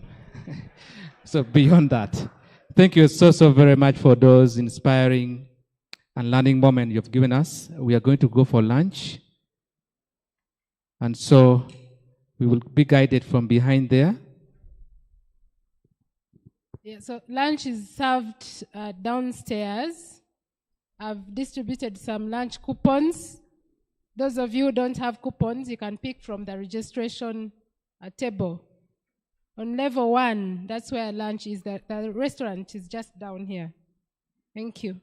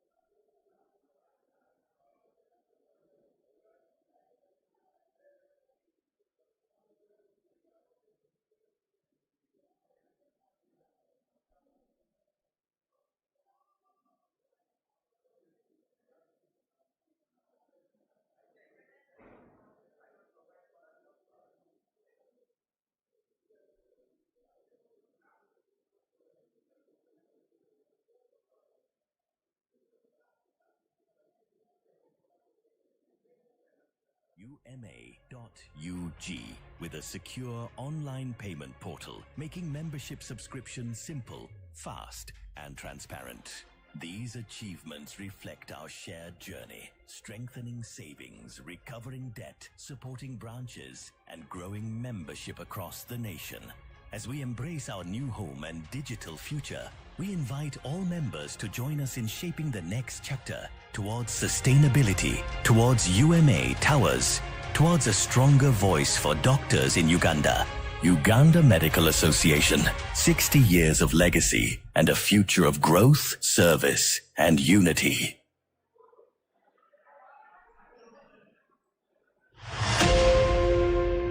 For over 60 years, the Uganda Medical Association has been the voice of doctors, the guardian of professionalism, and a pillar of unity for our medical fraternity. Today, history is written. For the first time in 6 decades, UMA proudly unveils its first proper UMA offices, a true home for advocacy, service, and support.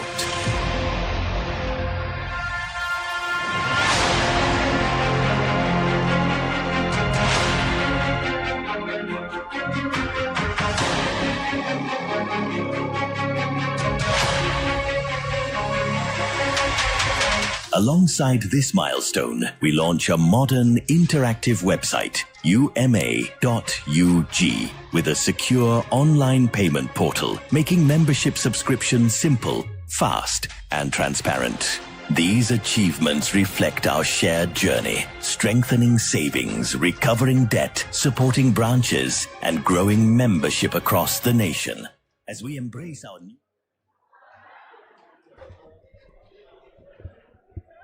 Kindly, let's all move down to level 1 for lunch.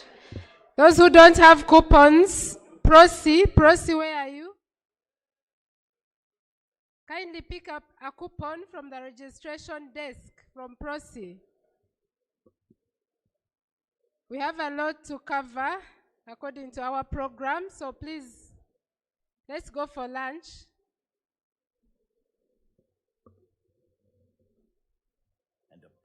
Unity for our medical fraternity. Today, history is written. For the first time in 6 decades, UMA proudly unveils its first proper UMA offices, a true home for advocacy, service, and support.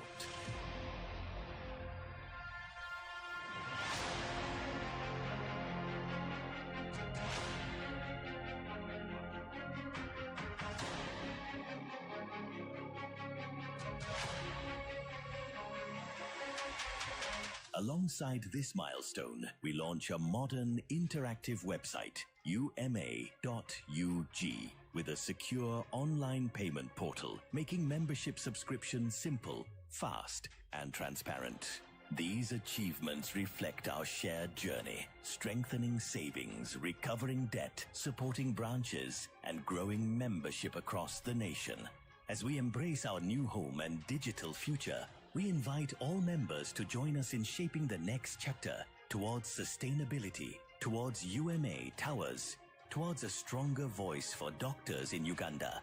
Uganda Medical Association, 60 years of legacy and a future of growth, service, and unity.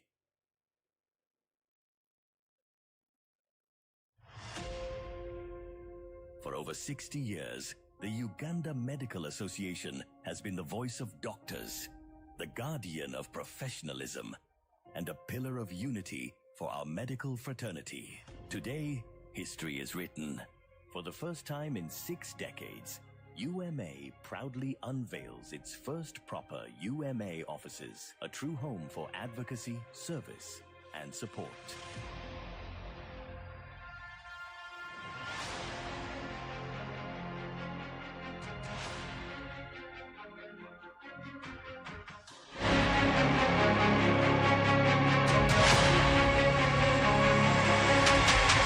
Alongside this milestone, we launch a modern interactive website, UMA.UG, with a secure online payment portal, making membership subscription simple, fast, and transparent. These achievements reflect our shared journey, strengthening savings, recovering debt, supporting branches, and growing membership across the nation. As we embrace our new home and digital future, we invite all members to join us in shaping the next chapter towards sustainability, towards UMA Towers, towards a stronger voice for doctors in Uganda. Uganda Medical Association, 60 years of legacy and a future of growth, service, and unity.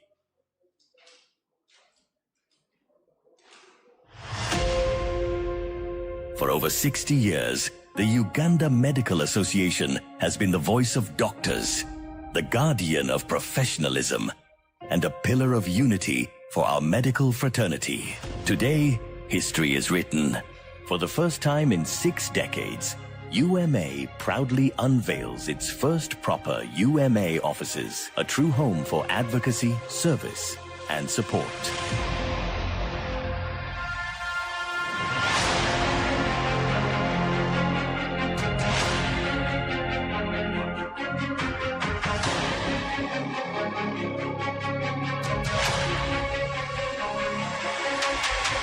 Alongside this milestone, we launch a modern interactive website, uma.ug, with a secure online payment portal, making membership subscriptions simple, fast, and transparent. These achievements reflect our shared journey, strengthening savings, recovering debt, supporting branches, and growing membership across the nation.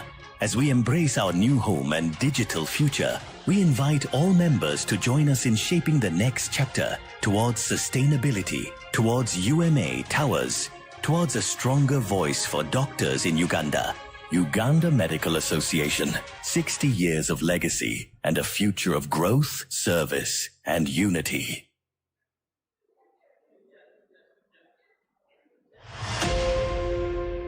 For over 60 years, the Uganda Medical Association has been the voice of doctors, the guardian of professionalism, and a pillar of unity for our medical fraternity. Today, history is written.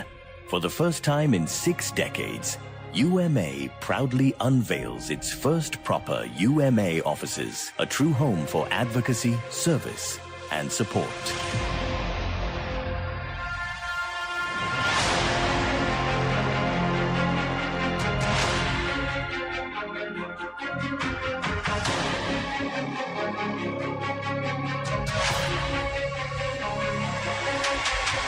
Alongside this milestone, we launch a modern interactive website, uma.ug, with a secure online payment portal, making membership subscriptions simple, fast, and transparent.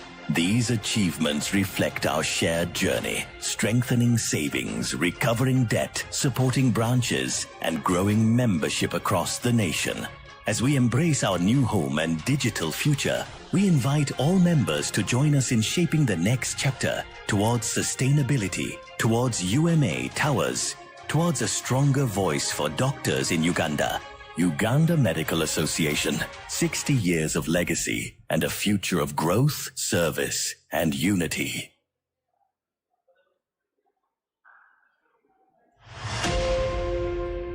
For over 60 years, the Uganda Medical Association has been the voice of doctors, the guardian of professionalism, and a pillar of unity for our medical fraternity. Today, history is written.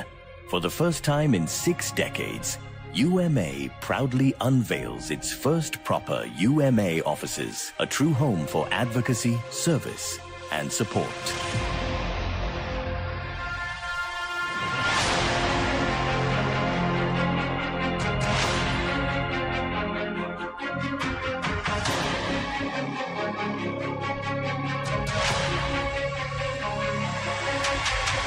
Alongside this milestone, we launch a modern interactive website, uma.ug, with a secure online payment portal, making membership subscriptions simple, fast, and transparent. These achievements reflect our shared journey, strengthening savings, recovering debt, supporting branches, and growing membership across the nation.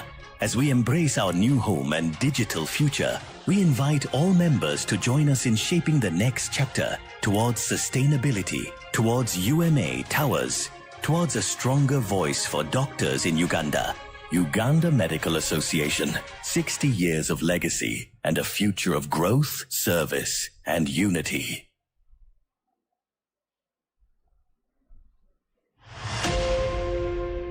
For over 60 years, the Uganda Medical Association has been the voice of doctors, the guardian of professionalism, and a pillar of unity for our medical fraternity. Today, history is written.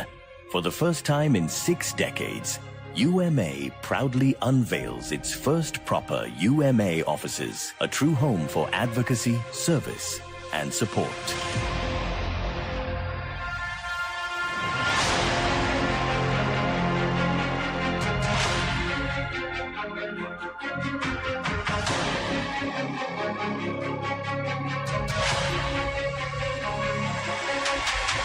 Alongside this milestone, we launch a modern interactive website, uma.ug, with a secure online payment portal, making membership subscriptions simple, fast, and transparent.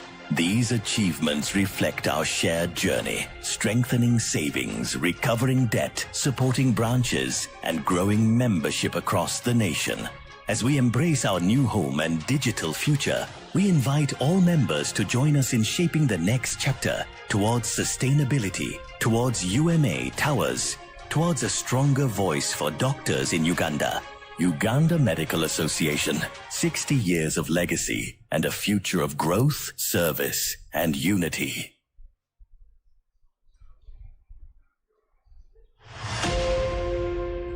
For over 60 years, the Uganda Medical Association has been the voice of doctors, the guardian of professionalism, and a pillar of unity for our medical fraternity. Today, history is written.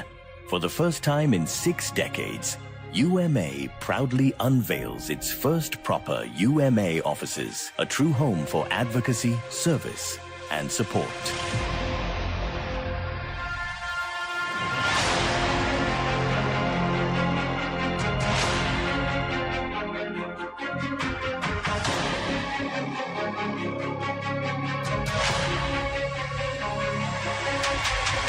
Alongside this milestone, we launch a modern interactive website, uma.ug, with a secure online payment portal, making membership subscriptions simple, fast, and transparent. These achievements reflect our shared journey, strengthening savings, recovering debt, supporting branches, and growing membership across the nation.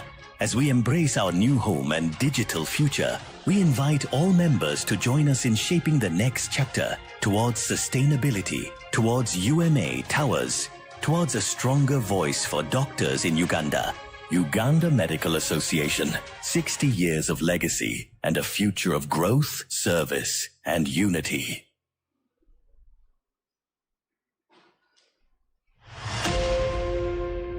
For over 60 years, the Uganda Medical Association has been the voice of doctors, the guardian of professionalism, and a pillar of unity for our medical fraternity. Today, history is written. For the first time in 6 decades, UMA proudly unveils its first proper UMA offices, a true home for advocacy, service, and support.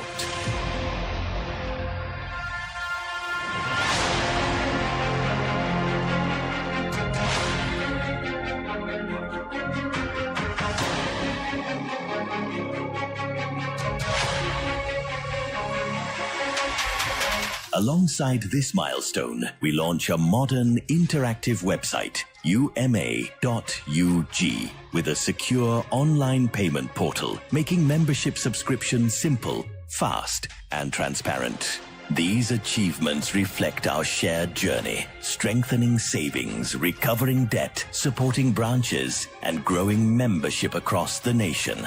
As we embrace our new home and digital future, we invite all members to join us in shaping the next chapter towards sustainability, towards UMA Towers, towards a stronger voice for doctors in Uganda. Uganda Medical Association, 60 years of legacy and a future of growth, service, and unity.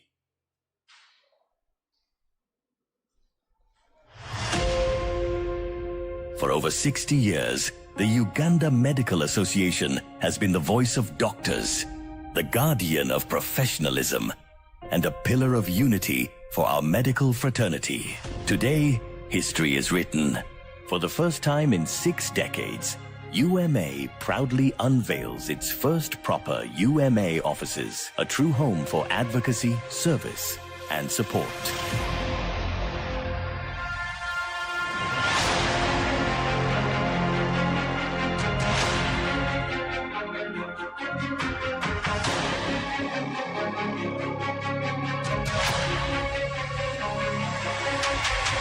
Alongside this milestone, we launch a modern interactive website, uma.ug, with a secure online payment portal, making membership subscription simple, fast, and transparent.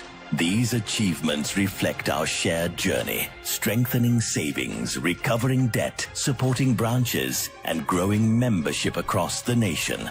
As we embrace our new home and digital future, we invite all members to join us in shaping the next chapter towards sustainability, towards UMA towers, towards a stronger voice for doctors in Uganda. Uganda Medical Association, 60 years of legacy and a future of growth, service, and unity.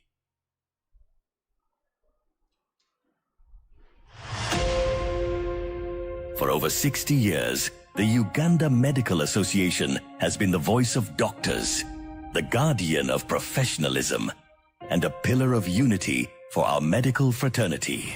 Today, history is written.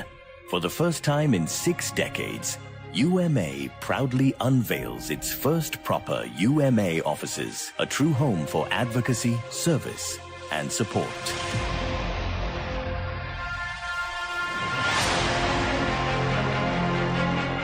Nation. As we embrace our new home and digital future, we invite all members to join us in shaping the next chapter towards sustainability, towards UMA towers, towards a stronger voice for doctors in Uganda. Uganda Medical Association, 60 years of legacy and a future of growth, service, and unity.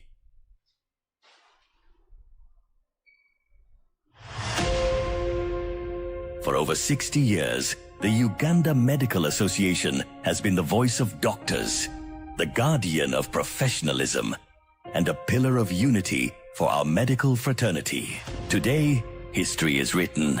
For the first time in 6 decades, UMA proudly unveils its first proper UMA offices, a true home for advocacy, service, and support.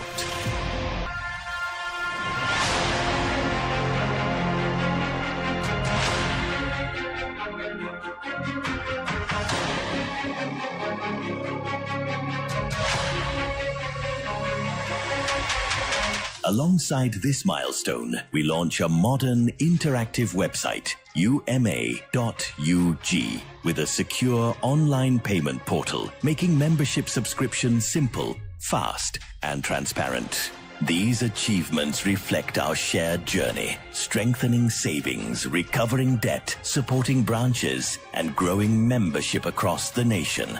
As we embrace our new home and digital future, we invite all members to join us in shaping the next chapter towards sustainability, towards UMA towers, towards a stronger voice for doctors in Uganda. Uganda Medical Association, 60 years of legacy and a future of growth, service, and unity.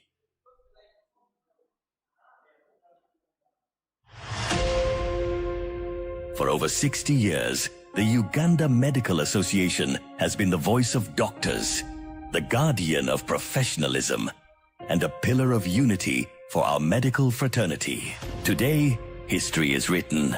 For the first time in 6 decades, UMA proudly unveils its first proper UMA offices, a true home for advocacy, service, and support.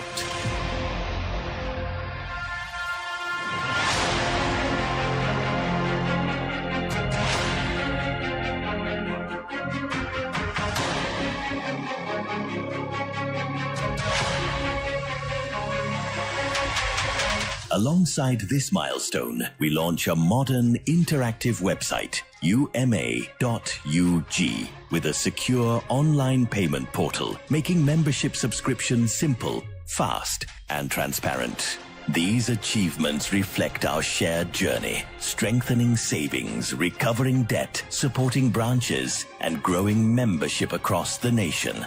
As we embrace our new home and digital future, we invite all members to join us in shaping the next chapter towards sustainability, towards UMA Towers, towards a stronger voice for doctors in Uganda. Uganda Medical Association, 60 years of legacy and a future of growth, service, and unity.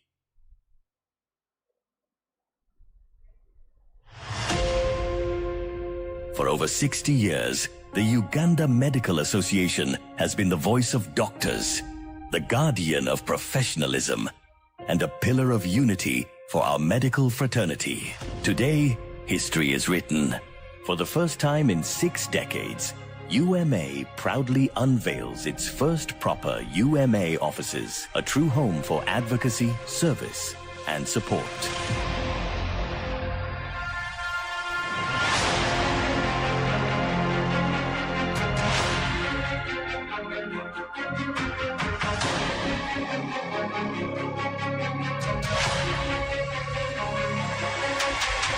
Alongside this milestone, we launch a modern interactive website, UMA.UG, with a secure online payment portal, making membership subscription simple, fast, and transparent.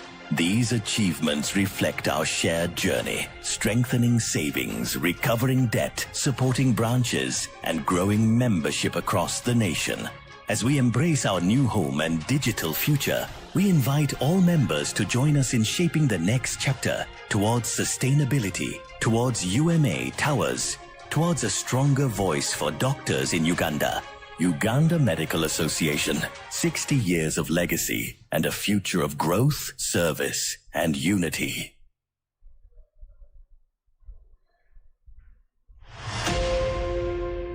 For over 60 years, the Uganda Medical Association has been the voice of doctors, the guardian of professionalism, and a pillar of unity for our medical fraternity. Today, history is written. For the first time in 6 decades, UMA proudly unveils its first proper UMA offices, a true home for advocacy, service, and support.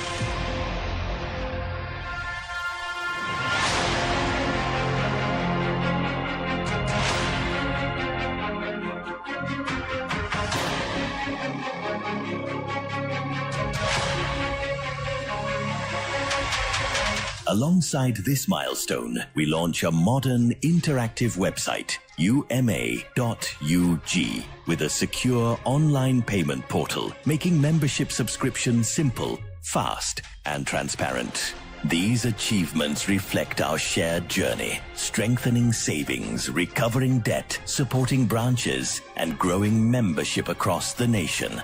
As we embrace our new home and digital future, we invite all members to join us in shaping the next chapter towards sustainability, towards UMA Towers, towards a stronger voice for doctors in Uganda. Uganda Medical Association, 60 years of legacy and a future of growth, service, and unity.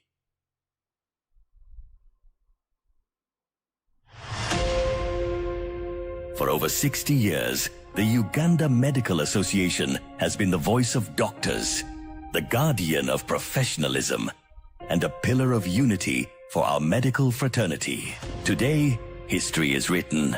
For the first time in 6 decades, UMA proudly unveils its first proper UMA offices, a true home for advocacy, service, and support.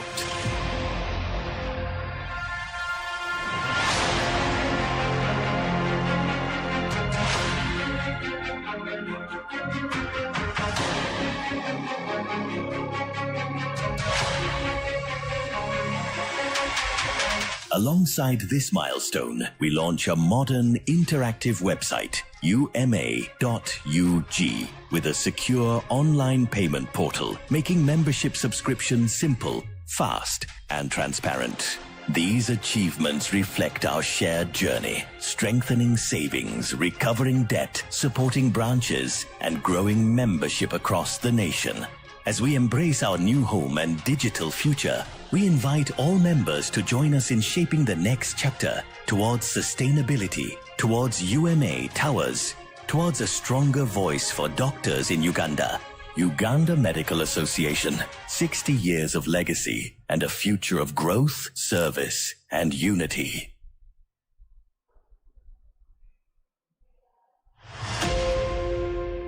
For over 60 years, the Uganda Medical Association has been the voice of doctors, the guardian of professionalism, and a pillar of unity for our medical fraternity. Today, history is written. For the first time in 6 decades, UMA proudly unveils its first proper UMA offices, a true home for advocacy, service, and support.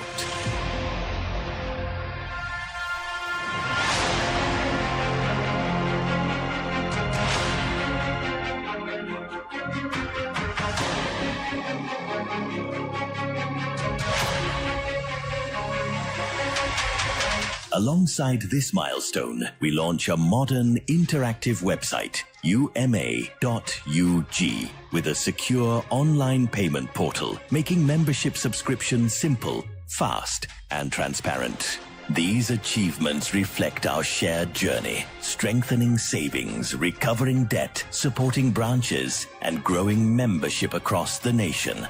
As we embrace our new home and digital future, we invite all members to join us in shaping the next chapter towards sustainability, towards UMA Towers, towards a stronger voice for doctors in Uganda.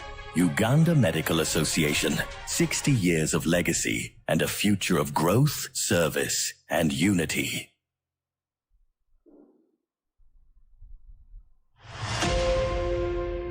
For over 60 years, the Uganda Medical Association has been the voice of doctors, the guardian of professionalism, and a pillar of unity for our medical fraternity. Today, history is written.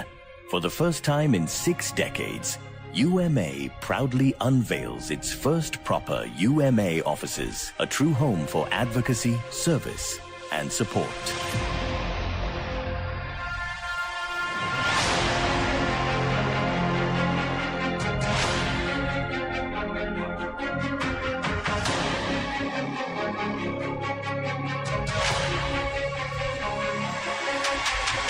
Alongside this milestone, we launch a modern interactive website, uma.ug, with a secure online payment portal, making membership subscription simple, fast, and transparent. These achievements reflect our shared journey, strengthening savings, recovering debt, supporting branches, and growing membership across the nation. As we embrace our new home and digital future, we invite all members to join us in shaping the next chapter towards sustainability, towards UMA Towers, towards a stronger voice for doctors in Uganda. Uganda Medical Association, 60 years of legacy and a future of growth, service, and unity.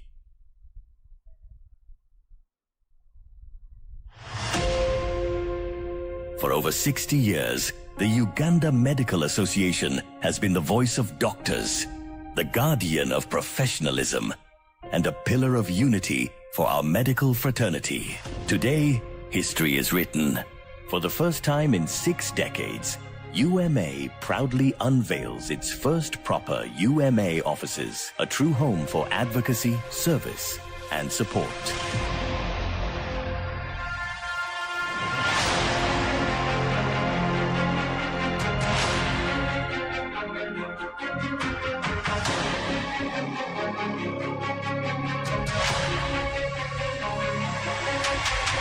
Alongside this milestone, we launch a modern interactive website, uma.ug, with a secure online payment portal, making membership subscription simple, fast, and transparent. These achievements reflect our shared journey, strengthening savings, recovering debt, supporting branches, and growing membership across the nation. As we embrace our new home and digital future, we invite all members to join us in shaping the next chapter towards sustainability, towards UMA Towers, towards a stronger voice for doctors in Uganda. Uganda Medical Association, 60 years of legacy and a future of growth, service, and unity.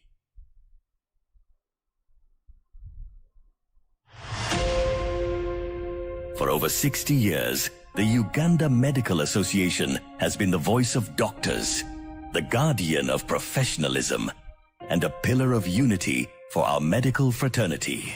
Today, history is written. For the first time in 6 decades, UMA proudly unveils its first proper UMA offices, a true home for advocacy, service, and support.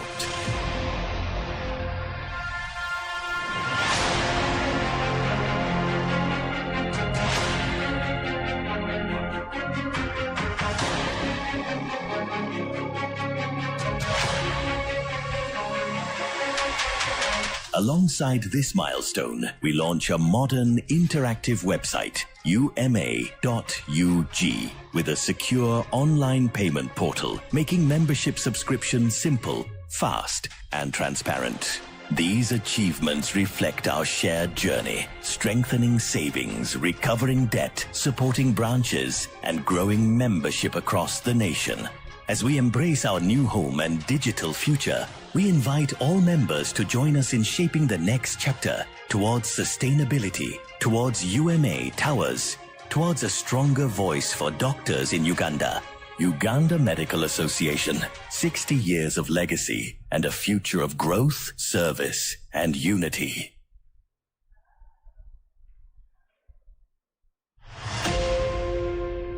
For over 60 years, the Uganda Medical Association has been the voice of doctors, the guardian of professionalism, and a pillar of unity for our medical fraternity. Today, history is written.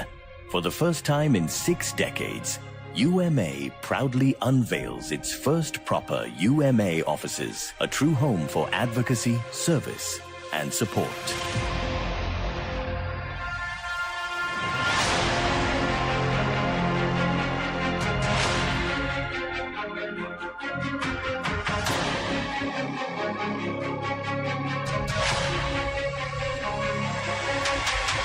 Alongside this milestone, we launch a modern interactive website, uma.ug, with a secure online payment portal, making membership subscription simple, fast, and transparent. These achievements reflect our shared journey, strengthening savings, recovering debt, supporting branches, and growing membership across the nation. As we embrace our new home and digital future, we invite all members to join us in shaping the next chapter towards sustainability, towards UMA Towers, towards a stronger voice for doctors in Uganda.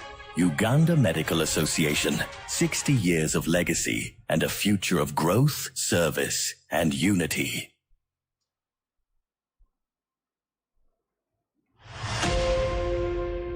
For over 60 years, the Uganda Medical Association has been the voice of doctors, the guardian of professionalism, and a pillar of unity for our medical fraternity. Today, history is written. For the first time in 6 decades, UMA proudly unveils its first proper UMA offices, a true home for advocacy, service, and support.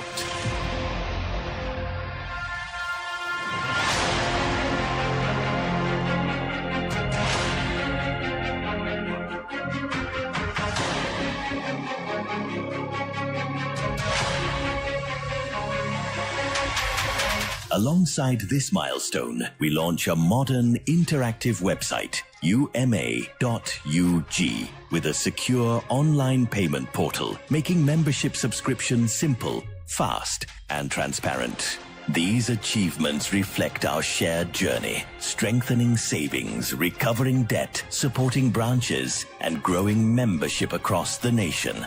As we embrace our new home and digital future, we invite all members to join us in shaping the next chapter towards sustainability, towards UMA Towers, towards a stronger voice for doctors in Uganda. Uganda Medical Association, 60 years of legacy and a future of growth, service, and unity.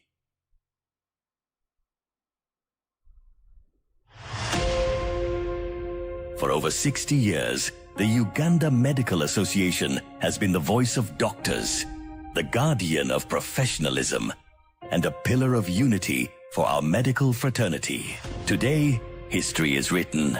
For the first time in 6 decades, UMA proudly unveils its first proper UMA offices, a true home for advocacy, service, and support.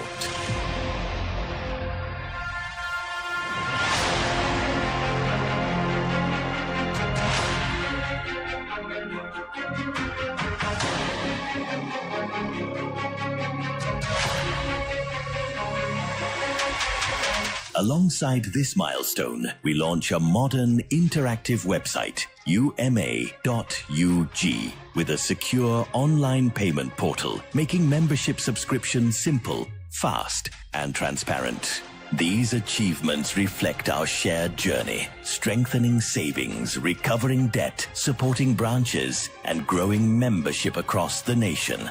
As we embrace our new home and digital future, we invite all members to join us in shaping the next chapter towards sustainability, towards UMA towers, towards a stronger voice for doctors in Uganda. Uganda Medical Association, 60 years of legacy and a future of growth, service, and unity.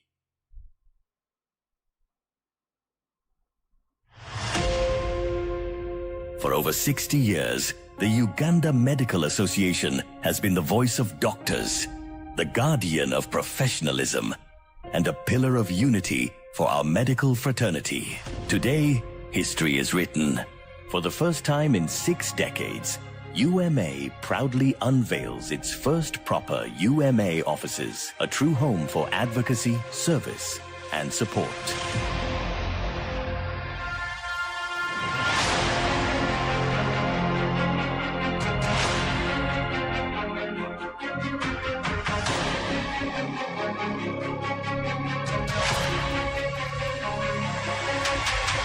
Alongside this milestone, we launch a modern interactive website, uma.ug, with a secure online payment portal, making membership subscription simple, fast, and transparent. These achievements reflect our shared journey, strengthening savings, recovering debt, supporting branches, and growing membership across the nation. As we embrace our new home and digital future, we invite all members to join us in shaping the next chapter towards sustainability, towards UMA towers, towards a stronger voice for doctors in Uganda. Uganda Medical Association, 60 years of legacy and a future of growth, service, and unity.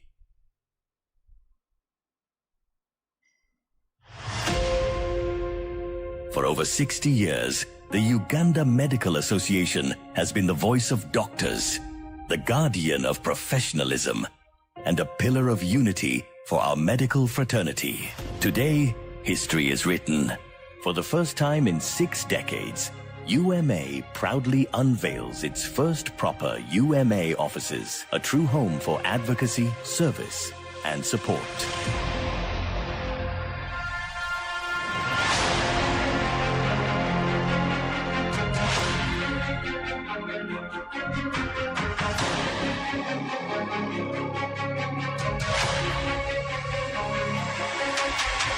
Alongside this milestone, we launch a modern interactive website, uma.ug, with a secure online payment portal, making membership subscription simple, fast, and transparent. These achievements reflect our shared journey, strengthening savings, recovering debt, supporting branches, and growing membership across the nation. As we embrace our new home and digital future, we invite all members to join us in shaping the next chapter towards sustainability, towards UMA towers, towards a stronger voice for doctors in Uganda. Uganda Medical Association, 60 years of legacy and a future of growth, service, and unity.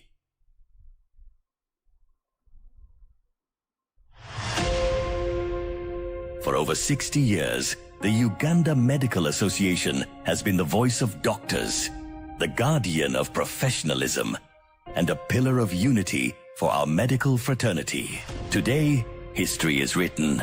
For the first time in 6 decades, UMA proudly unveils its first proper UMA offices, a true home for advocacy, service, and support.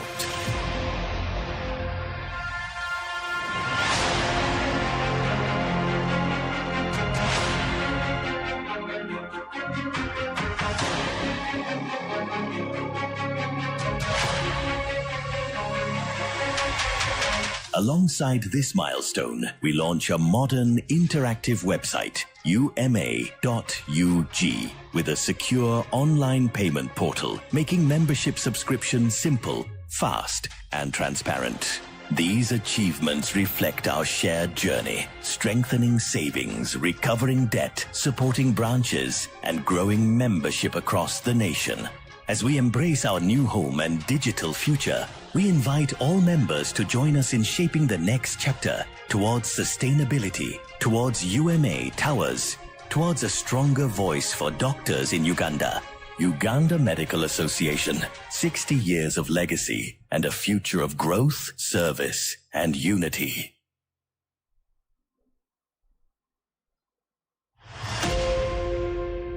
For over 60 years, the Uganda Medical Association has been the voice of doctors, the guardian of professionalism, and a pillar of unity for our medical fraternity. Today, history is written.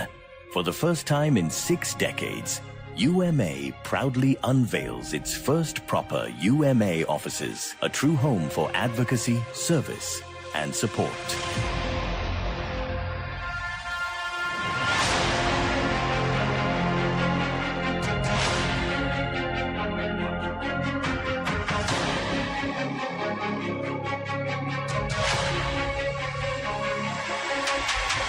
Alongside this milestone, we launch a modern interactive website, uma.ug, with a secure online payment portal, making membership subscriptions simple, fast, and transparent.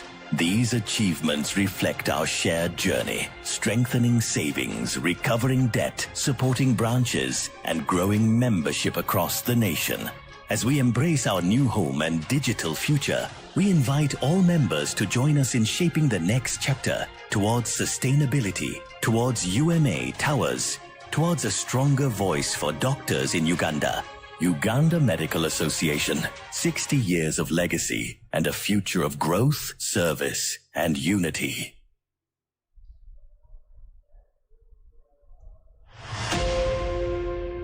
For over 60 years, the Uganda Medical Association has been the voice of doctors, the guardian of professionalism, and a pillar of unity for our medical fraternity. Today, history is written. For the first time in 6 decades, UMA proudly unveils its first proper UMA offices, a true home for advocacy, service, and support.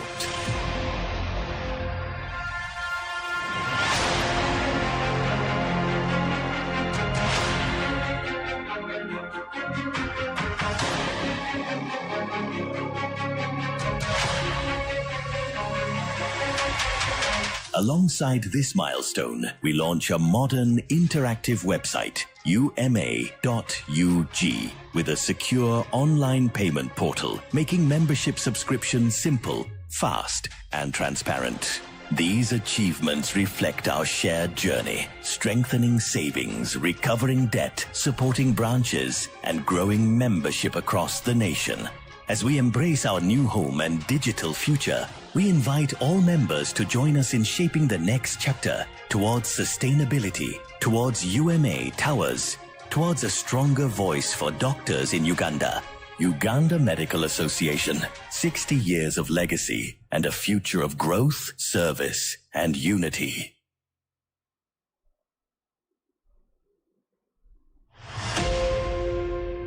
For over 60 years, the Uganda Medical Association has been the voice of doctors, the guardian of professionalism, and a pillar of unity for our medical fraternity. Today, history is written. For the first time in 6 decades, UMA proudly unveils its first proper UMA offices, a true home for advocacy, service, and support.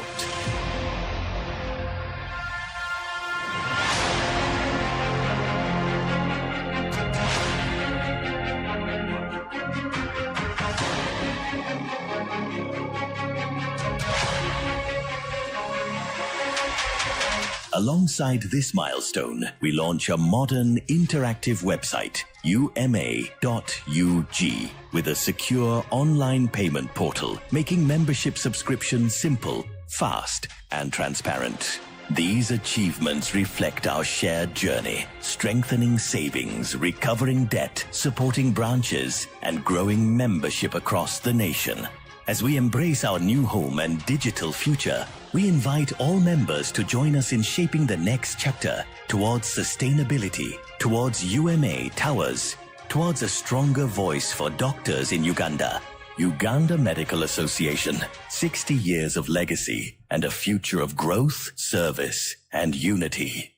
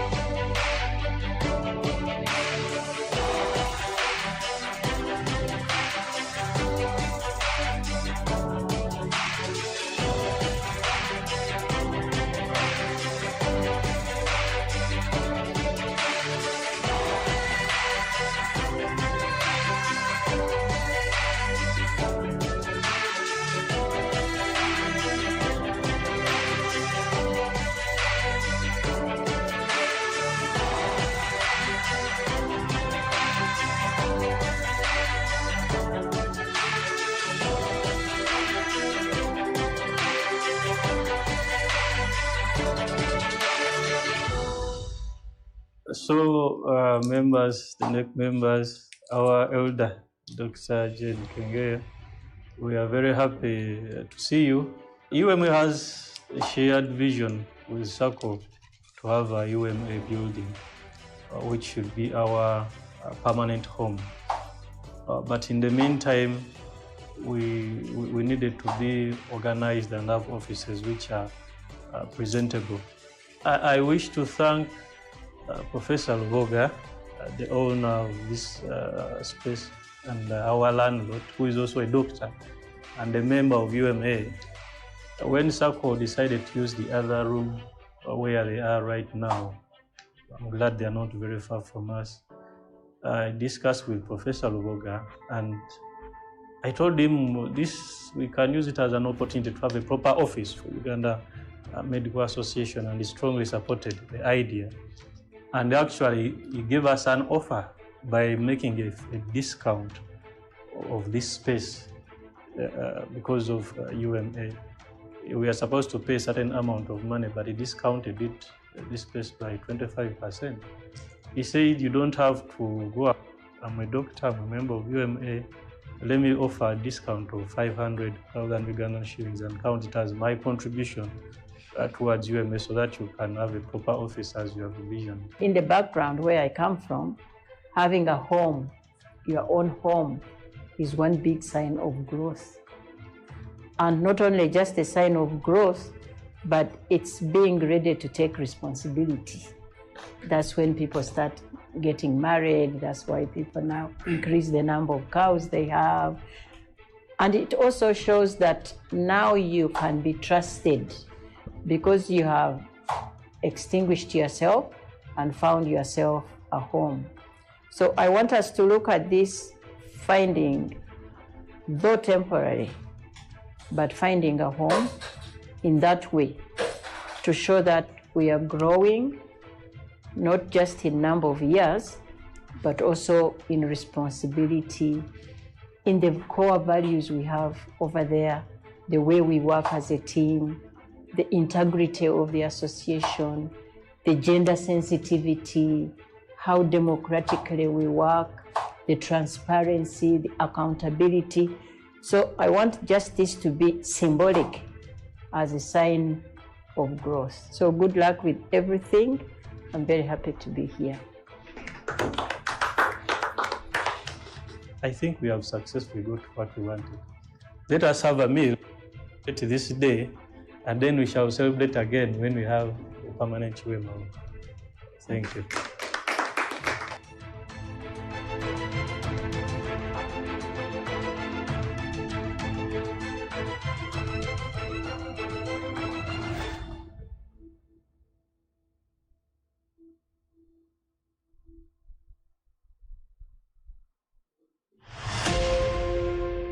For over 60 years, the Uganda Medical Association has been the voice of doctors, the guardian of professionalism, and a pillar of unity for our medical fraternity. Today, history is written.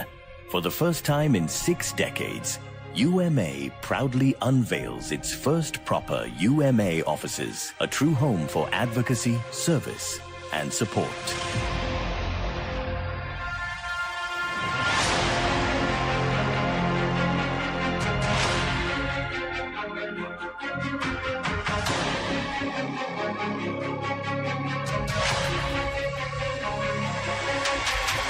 Alongside this milestone, we launch a modern interactive website, uma.ug, with a secure online payment portal, making membership subscription simple, fast, and transparent. These achievements reflect our shared journey, strengthening savings, recovering debt, supporting branches, and growing membership across the nation. As we embrace our new home and digital future, we invite all members to join us in shaping the next chapter towards sustainability, towards U.M.A. towers, towards a stronger voice for doctors in Uganda. Uganda Medical Association, 60 years of legacy and a future of growth, service, and unity.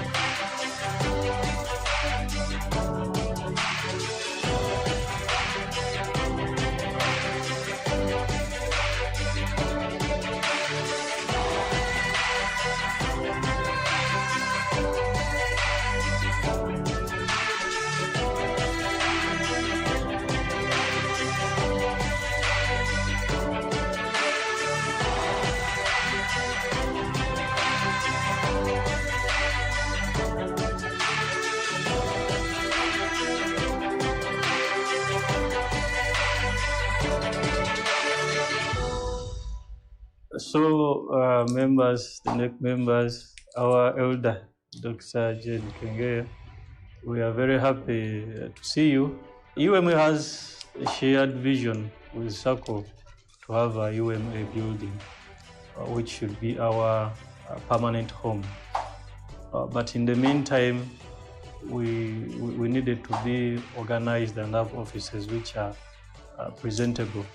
I wish to thank Professor Luboga, the owner of this space, and our landlord, who is also a doctor and a member of U.M.A.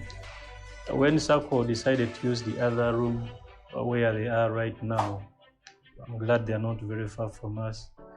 I discussed with Professor Luboga, and I told him we can use it as an opportunity to have a proper office for Uganda Medical Association, and he strongly supported the idea. And actually, he gave us an offer by making a discount of this space because of U.M.A. We are supposed to pay a certain amount of money, but he discounted this space by 25%. He said, you don't have to go up.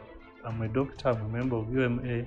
let me offer a discount of 500,000 Ugandan shillings and count it as my contribution towards UMA so that you can have a proper office as you have envisioned. In the background where I come from, having a home, your own home, is one big sign of growth.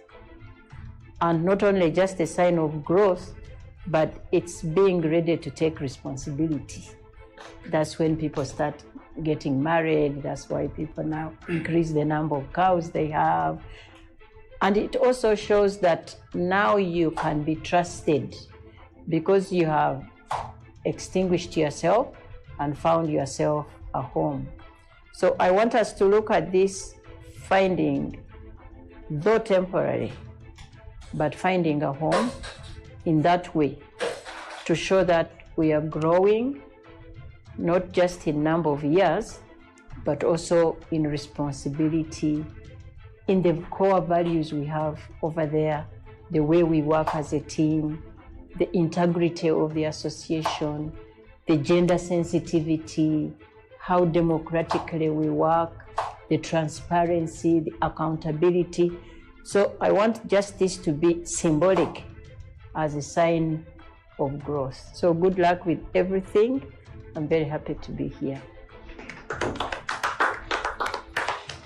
I think we have successfully got what we wanted.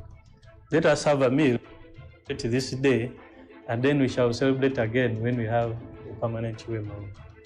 Thank you.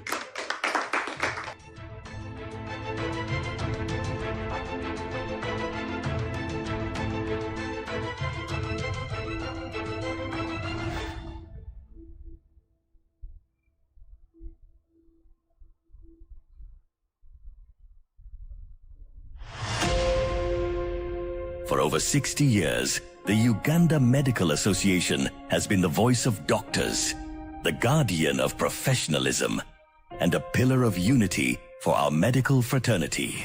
Today, history is written. For the first time in 6 decades, UMA proudly unveils its first proper UMA offices, a true home for advocacy, service, and support.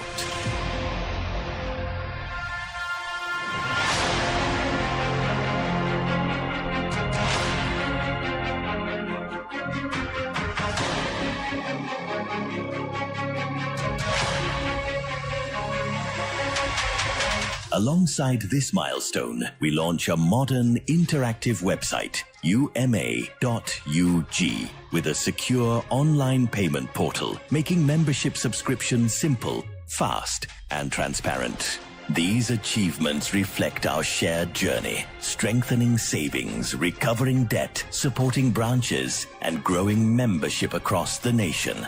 As we embrace our new home and digital future, we invite all members to join us in shaping the next chapter towards sustainability, towards UMA towers, towards a stronger voice for doctors in Uganda. Uganda Medical Association, 60 years of legacy and a future of growth, service, and unity.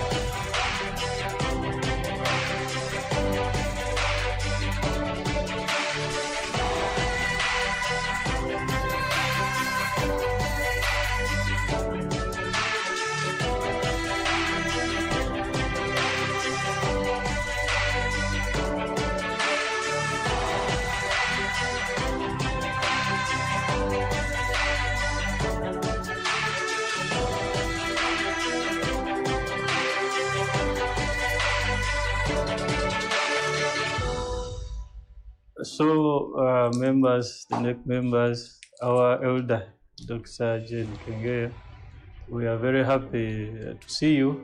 UMA has a shared vision with SACCO to have a UMA building, which should be our permanent home. But in the meantime, we needed to be organized and have offices which are presentable. I wish to thank Professor Luboga, the owner of this space, and our landlord, who is also a doctor and a member of UMA. When SACCO decided to use the other room where they are right now, I'm glad they are not very far from us. I discussed with Professor Luboga, and I told him we can use it as an opportunity to have a proper office for Uganda Medical Association, and he strongly supported the idea. And actually, he gave us an offer by making a discount of this space because of UMA. We are supposed to pay a certain amount of money, but he discounted this space by 25%. He said, you don't have to go up. I'm a doctor, I'm a member of UMA.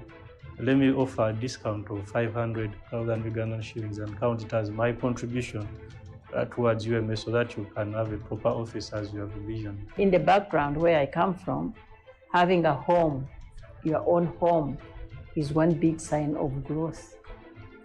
And not only just a sign of growth, but it's being ready to take responsibility. That's when people start getting married. That's why people now increase the number of cows they have. And it also shows that now you can be trusted because you have extinguished yourself and found yourself a home. So I want us to look at this finding, though temporary, but finding a home in that way to show that we are growing, not just in number of years, but also in responsibility, in the core values we have over there, the way we work as a team, the integrity of the association, the gender sensitivity, how democratically we work, the transparency, the accountability. So I want just this to be symbolic as a sign of growth. So good luck with everything. I'm very happy to be here. I think we have successfully got what we wanted. Let us have a meal this day, and then we shall celebrate again when we have a permanent UMA. Thank you.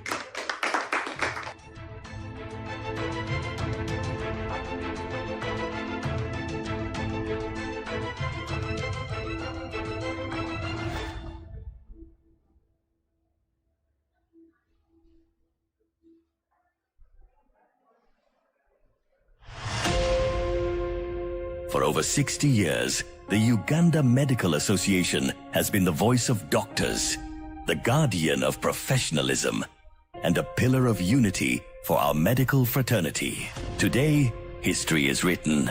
For the first time in 6 decades, UMA proudly unveils its first proper UMA offices, a true home for advocacy, service, and support.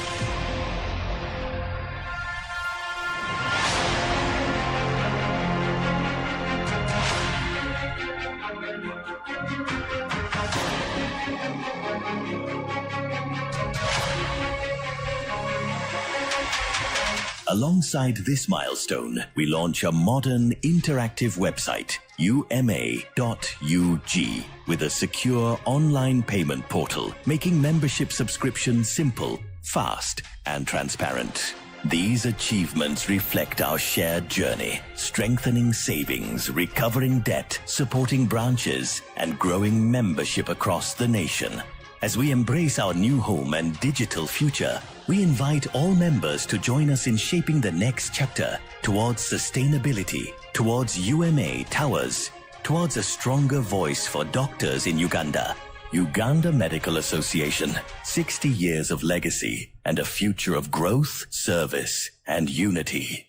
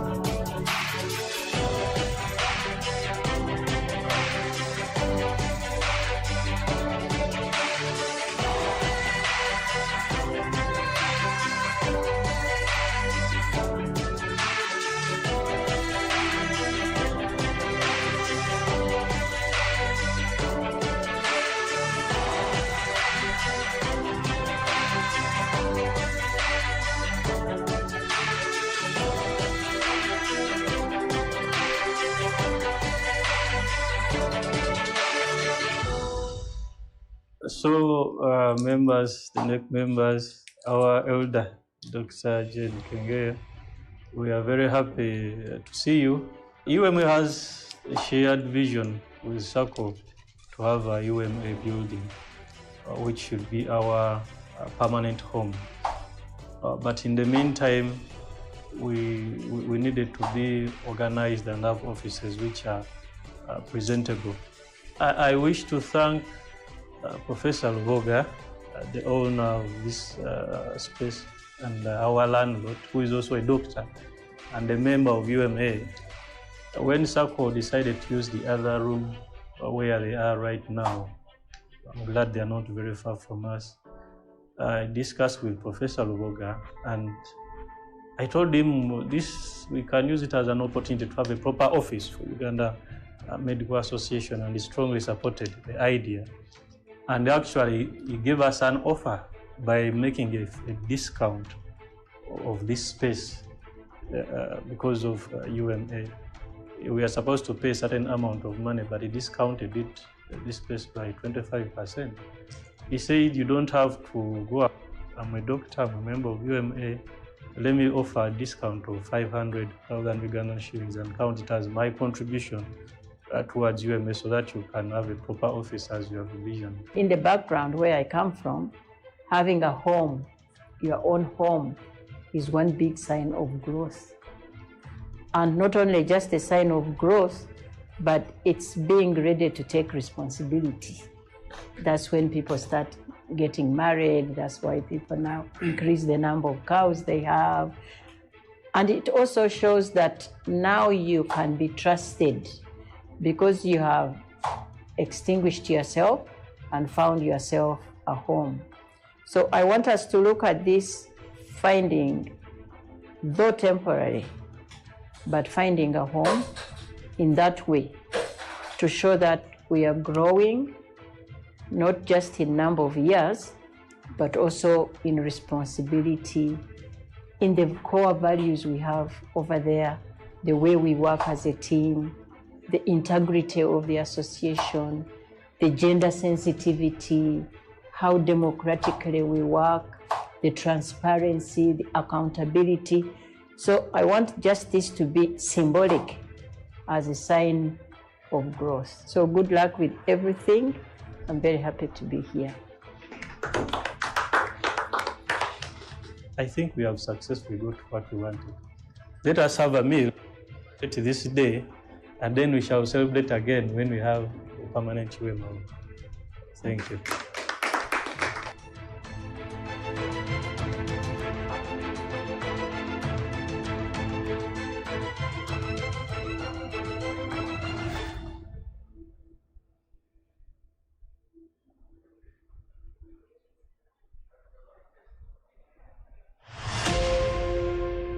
For over 60 years, the Uganda Medical Association has been the voice of doctors, the guardian of professionalism, and a pillar of unity for our medical fraternity. Today, history is written. For the first time in 6 decades, UMA proudly unveils its first proper UMA offices, a true home for advocacy, service, and support.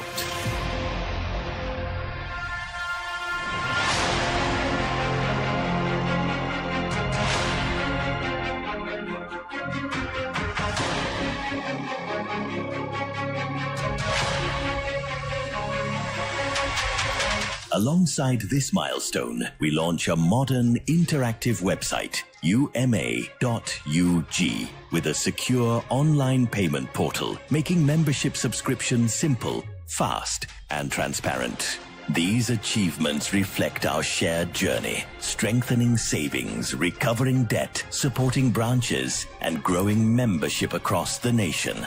As we embrace our new home and digital future, we invite all members to join us in shaping the next chapter towards sustainability, towards UMA we request all members to get back into the house.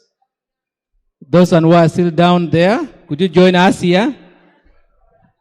We hope you have had a very wonderful lunch. It's keeping us very active. We want to go to the next part of the session. We still have some few sessions we need to cover. I request members to get back into the house. Those who are outside, please, may we call them to come?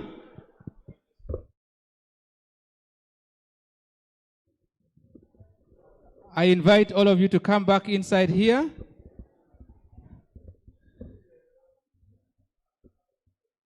Let us get a place to sit, and we begin.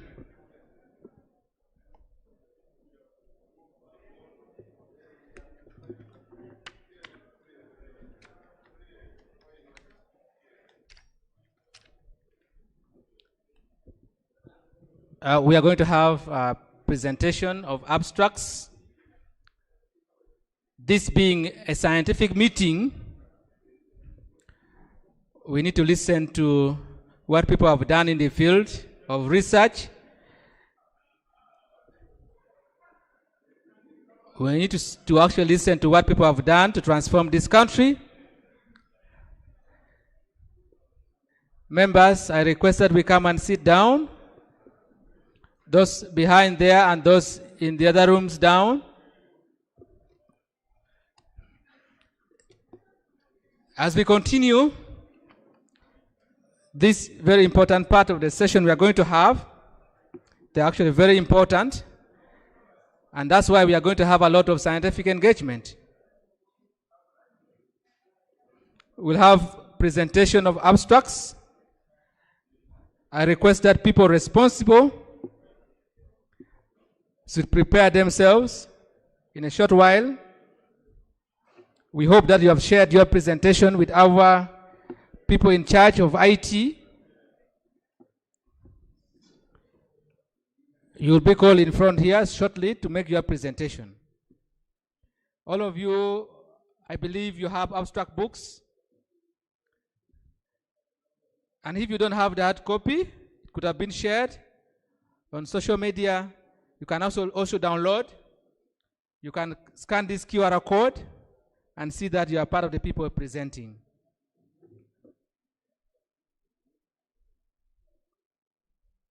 The people will be inviting the presenters. I would like to mention their names here as they come in. Dr. Uma Edwin,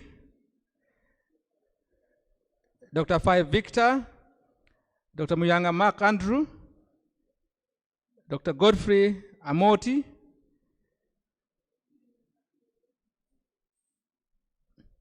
whoever is inside here should come and invite the presenters. Those people I mentioned their names.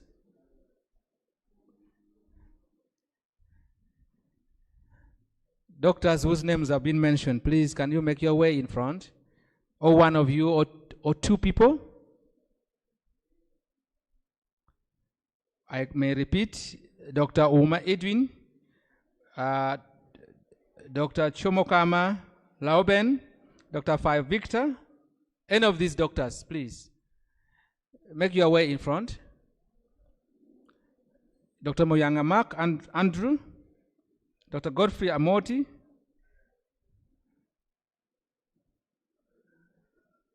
those people whose names are mentioned, are they inside here? One of you can come and represent the rest to invite presenters for abstract presentation. Oral presenters, as the person comes in. Titus is inside here. Dr. Titus Ampere.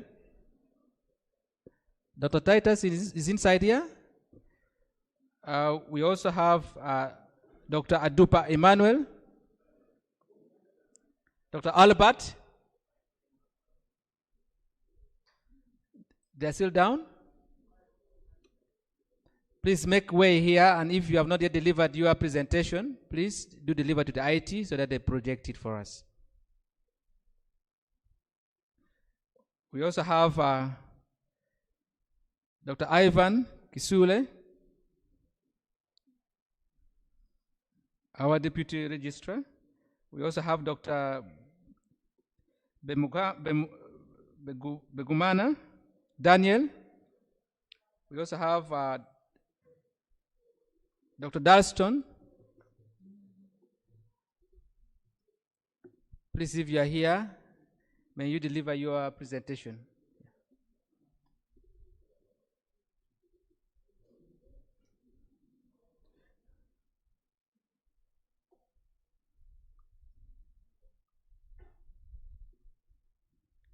Dr. Jane, you're here. Dr. Amos. We also have Dr. Dickens. You can deliver your presentation.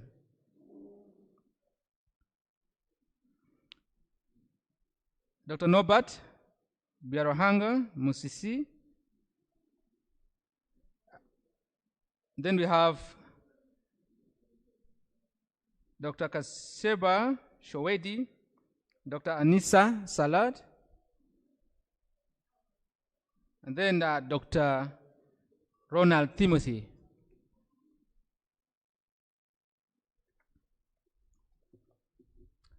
I'm reading from the abstract book for the presentation.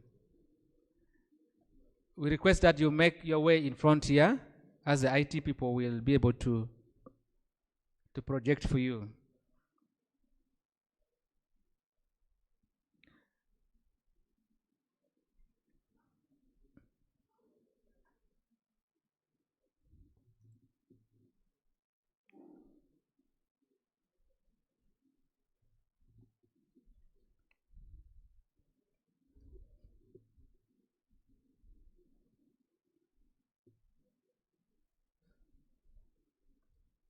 All those who were supposed to make abstract presentation, please, may you come in front. Those whose names I've actually read and those whose names have not been read. Yeah.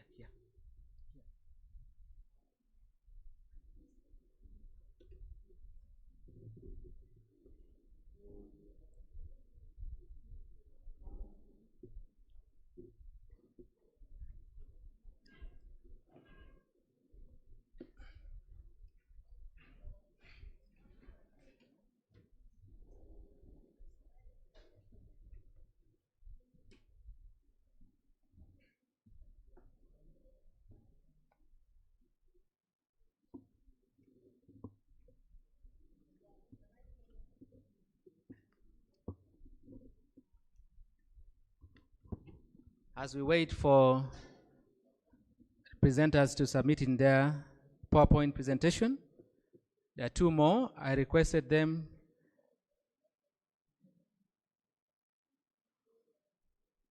submitting their PowerPoint presentation to the IT, and then they come in front here.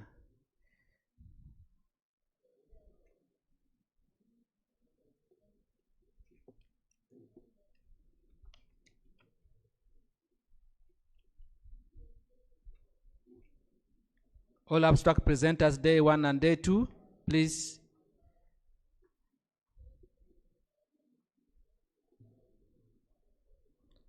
Because of time, we may not be able to present all the abstracts. So those one with abstract who are supposed to present, please do so. Submit your PowerPoint and then you come and interrupt it in front here.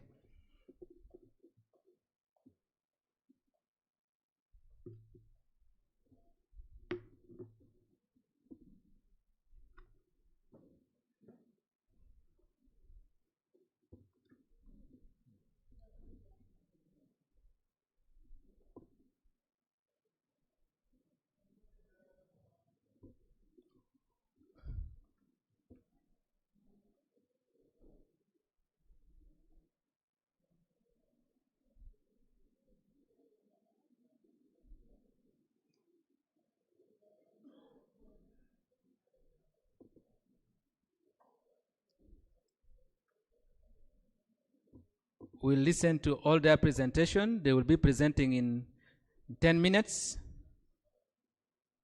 each of them, and we have like 4 presentations. Then they will be asked questions.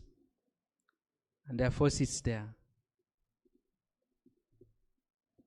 After submitting your abstracts, please, may you come in front.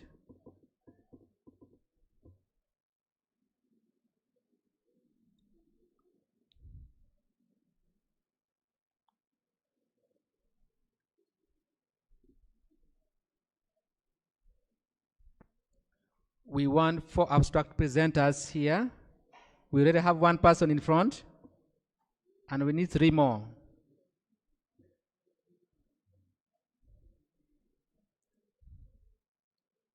Let us optimize with time.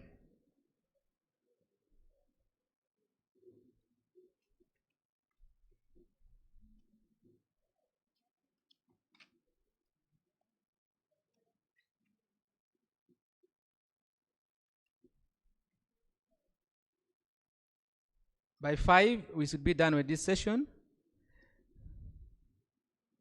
Going to have 10 minutes each for the presentation. That will take like 40 minutes, and then 20 minutes for questions and answers to the presenters.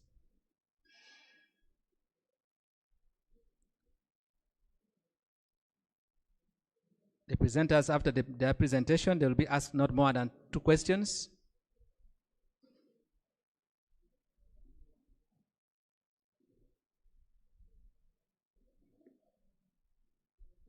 I need 3 more presenters here, depending on how fast it is captured in the system by the IT personnel.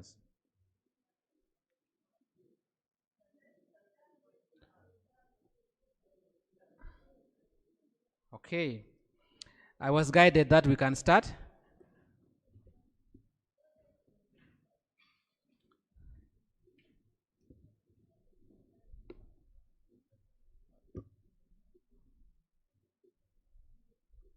May I also buy that idea?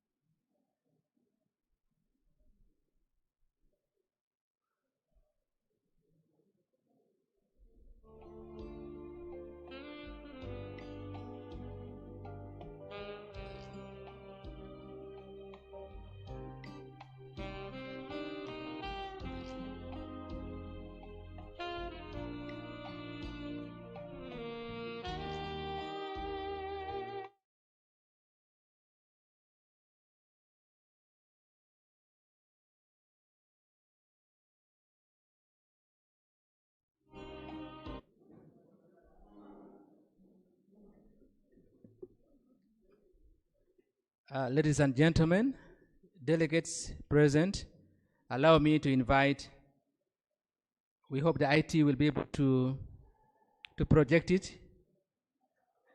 Allow me to invite Dr. Muguma Dickens.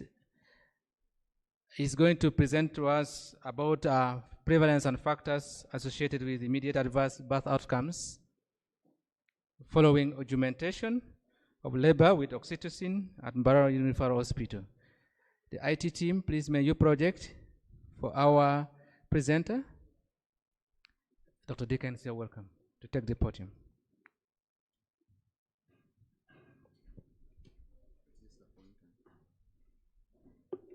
Yes, good.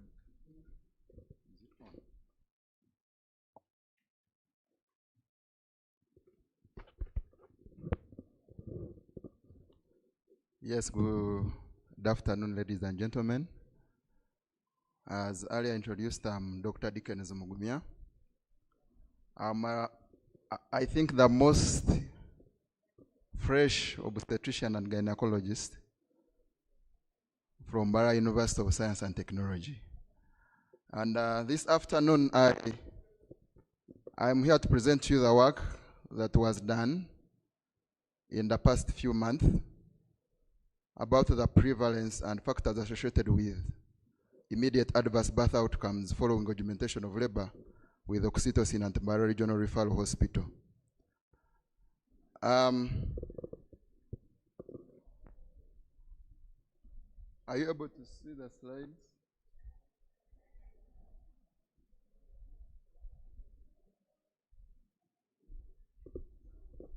Yes.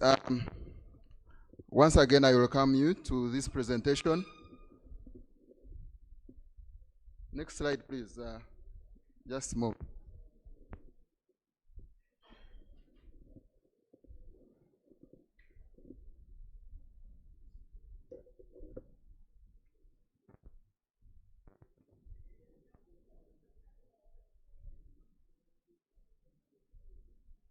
Yes. In case some are not medics, but I believe you have heard about augmentation of labor. Augmentation of labor is stimulation of the uterus to increase contractions after spontaneous onset of labor, and this is a definition according to WHO. And it's aimed at preventing prolonged labor and associated adverse birth outcomes. And we all know that both mechanical and medical methods are used. However, according to WHO, oxytocin has been preferred to be very safe compared to the rest of the means of augmentation of labor when judiciously used. Sorry.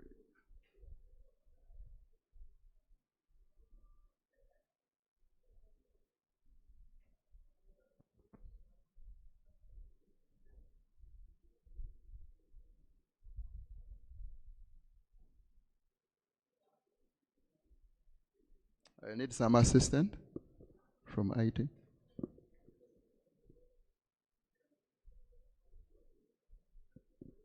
Yes, and the prevalence of augmentation of labor globally, it varies from 65% in Sweden.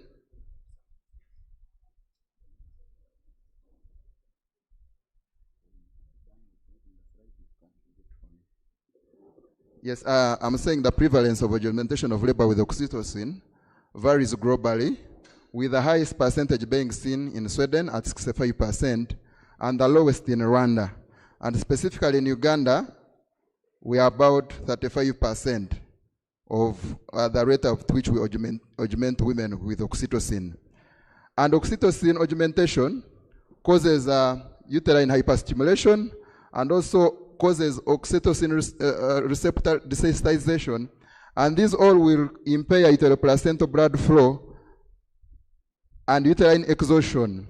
When all this happens, you end up having fetal distress and uterine atony after birth. And after this, you will end up having adverse birth outcomes, as we shall see. The objectives of this study were to determine the prevalence of immediate adverse birth outcomes following augmentation of labor with oxytocin at Mbarara Regional Referral Hospital. And our second objective was to describe the immediate adverse birth outcomes following augmentation of labor with oxytocin. And also the third one was to determine the factors associated with immediate adverse birth outcomes at the same hospital. We had a cross-sectional study, and this was carried out within a period of five months. That is from December 2024 to April 2025 at Mbarara Regional Referral Hospital. We consecutively sampled our participants who were delivered following augmentation of labor with oxytocin. And we excluded women who had intrauterine fetal death at initiation of augmentation of labor. And we used multivariable proportional regression analysis because we anticipated a higher prevalence according to the previous studies. And our results showed that we were able to recruit 214 women, and as I said, we excluded those who had IFD who were 4, and we enrolled 210 participants. And out of these, 47 had immediate adverse birth outcomes, and 163 had no immediate adverse birth outcomes. And the prevalence, at the end of it all, the prevalence was 22.4%, with 95% confidence interval. And next. The immediate birth outcomes, when we categorize them from as immediate adverse maternal outcomes, only those women who had only immediate adverse birth outcomes, which were maternal, were 23 at 11.0%. And those who had immediate adverse perinatal outcomes only, they were 15 at 7.1%. And those mothers who had both immediate adverse perinatal and maternal adverse birth outcomes were 9 at 4.3%. And when we individualized the immediate adverse birth outcomes, babies who were born with APGAR score of less than 7 at 5 minutes were 17 at 8.1%. And those who were admitted to NICU due to the above, due to low APGAR score, were also the same percentage at 8.1%. And those mothers who delivered by cesarean section, mind you, the aim of augmenting labor is to make sure the mother achieves a vaginal delivery after a prolonged labor. But when they are delivered by cesarean section, it ceases to be a desired outcome. And these were 6.2%. And those who developed postpartum hemorrhage were 5.2%. And those who were delivered by vaginal delivery were 3.8%. And those who were stillborn were 3.3%.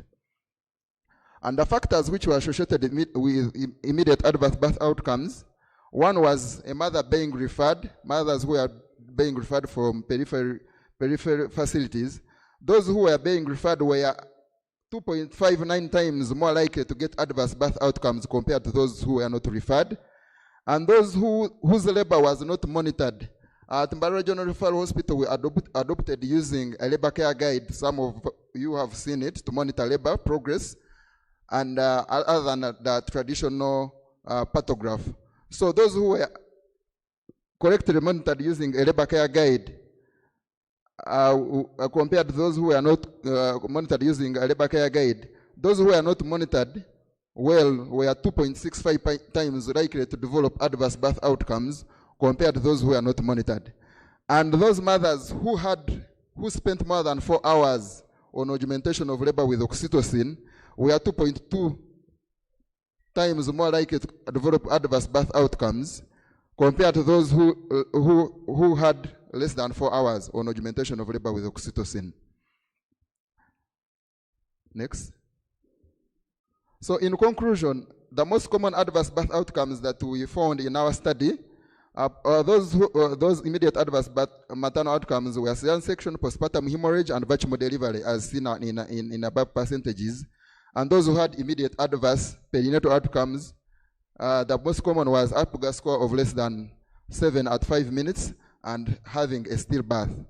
And factors which were associated with immediate adverse birth outcomes following augmentation of labor with oxytocin was being referred. A mother was referred from a peripheral facility, and those who had whose labor was not monitored using a labor care guide, and those who spent more than 4 hours on augmentation of labor with oxytocin. We therefore, next slide. We therefore recommend strengthening of labor monitoring while on augmentation of labor with oxytocin, using a labor care guide, or those who still have a pathograph.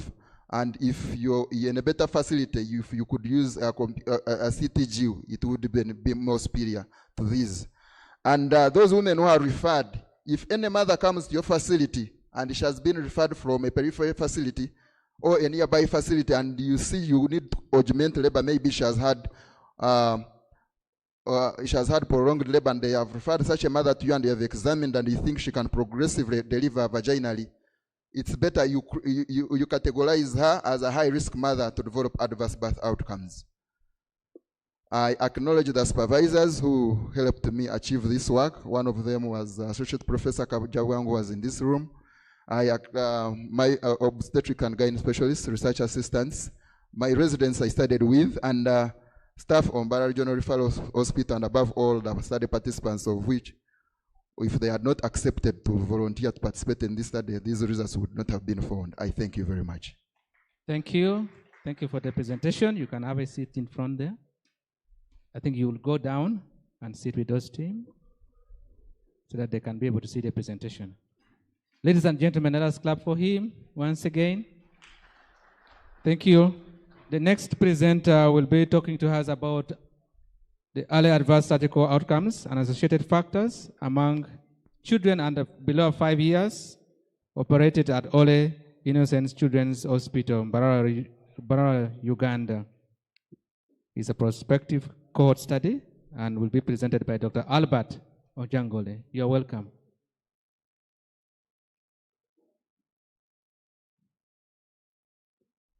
The IT people, may you project?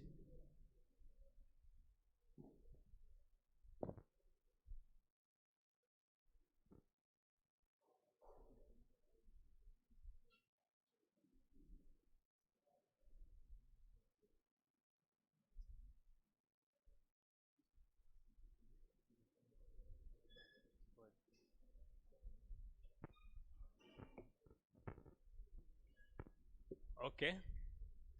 Everyone in their distinct, all the doctors in the house, thank you for this, coming for this wonderful occasion. As we prepare the presentation, I can be introducing myself. Meanwhile, I'm Dr. Ojangole Albert, a fresh surgeon from KIU. I'll be presenting a study we carried out at Holiness Hospital with Dr. Yania Felix and others. So we're basically looking at the early adverse outcomes and the factors associated. And we're focusing on the children below 5 years being a vulnerable age group. So we wanted to know what adverse outcomes they get and why are they getting these outcomes, these bad outcomes, adverse outcomes specifically. So when I reviewed, okay, thank you. So this is the outcome, this is our topic, and these are the co-workers to develop this work. Adverse surgical outcomes and associated factors among children below 5 years operated at Holiness Children's Hospital. So when I looked at the background, okay, thank you. I was very far from the microphone, but I think you've all seen the topic. Yes. So we were looking at the early adverse outcomes and associated factors among these children below 5 years. So when I reviewed other people's research in summary, I found out that in other developed countries, they usually have a better outcome than in our setting generally, here in Uganda and surrounding countries, because of the monitoring capacities, and also they have more pediatric surgeons compared to us here in Uganda. And as we can see, the adverse outcomes in most studies were surgical site infections. Okay. Yes. Thank you. So the adverse outcomes mostly had surgical site infections, and also the mortality rate was higher among the neonates. And these factors which contributed to these adverse outcomes, one of them was delayed presentations, preoperative anemia, malnutrition, and emergency surgeries. Most of the children undergoing emergency surgeries had very poor outcome. So methodology, this was a hospital-based prospective cohort study, and we enrolled 103 participants at Holiness Children's Hospital, and we're basically looking at children under 5 years who were undergoing surgery, who consented to the surgery. And of course, these ones being children, we get informed consent from the guardians and assent from the children. Yes, then also we excluded those who lost follow-up before the 2 weeks, because we followed up our patients for 2 weeks. Yes, thank you. So when we did our study, that was the summary of this flowchart for our results.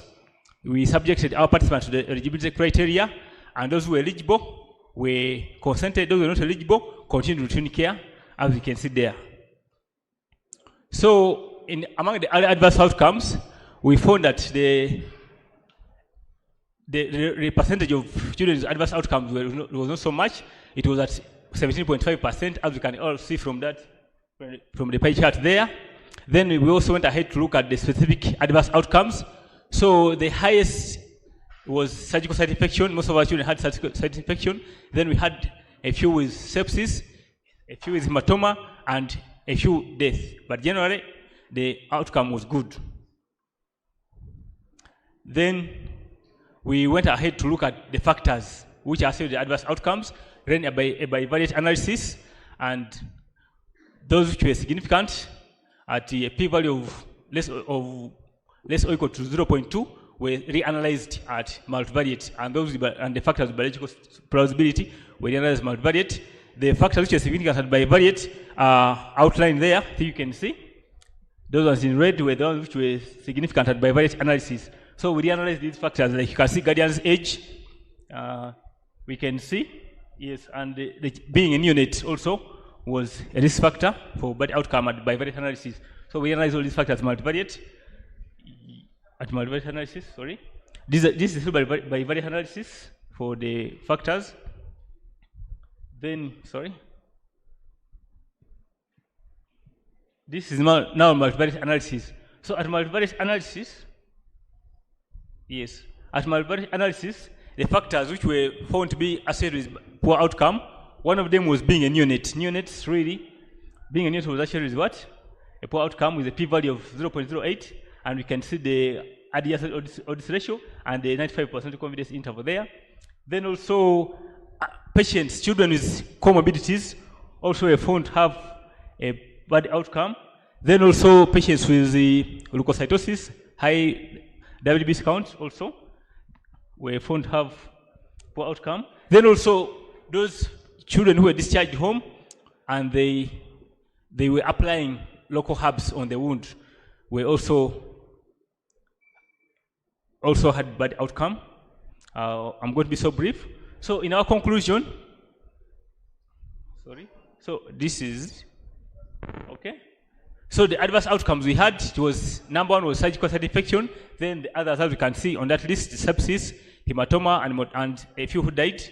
And the risk factors associated with this was being a neonate, presence of comorbidities, topical application of herbs to the wounds, and leukocytosis. So among my recommendations, one of them is that we need to monitor these children very well, because we've seen that it's a vulnerable group, we need to monitor them very well, and also we need to address these comorbidities urgently and very fast. Then also sensitize the community about the use of some of these herbs. Then also we have to optimize these children before going for surgery. The other thing I would recommend a multi-center study so that we can replicate these findings. Since I did a single center study, I recommend a multi-center study of this, and maybe where we can recruit more children. Thank you. I have a few selected differences. Yeah, thank you. Thank you, Dr. Albert. Let's have our next presenter, Dr. Shitu Hawa, and she's going to present about the use of surgical apigar score as a prognostic indicator for emergency laparotomy outcomes. It's a multi-center cohort study done in Uganda. You're welcome, Dr. Shitu.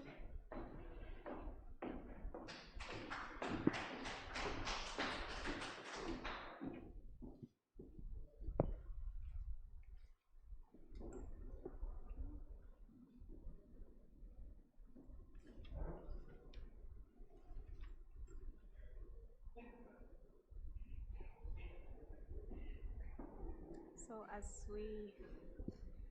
as we wait for the technical team, good afternoon, ladies and gentlemen, distinguished guests, members of the UMA, senior colleagues, fellow doctors, ladies and gentlemen, you're all welcome.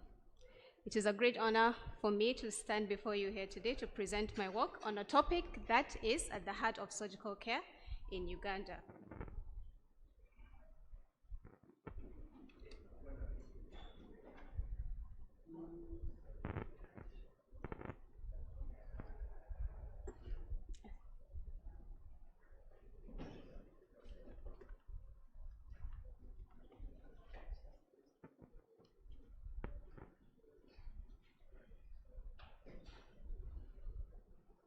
Well, as we wait for that, I want to make a statement. My colleague, my fresh OBS-GYN colleague that just left the podium, he mentioned something about ABGA score. He was saying ABGA score, he was talking about ABGA score for babies, but today we are going to talk about ABGA score for adults. Yes, so he kept mentioning adverse birth outcome. So today we're going to look at adverse surgical outcome. So the ABGA is not only directly just for babies, we also have one for adults as well. So as my topic states, the use of surgical ABGA score as a prognostic indicator for emergency laparotomy adverse outcome.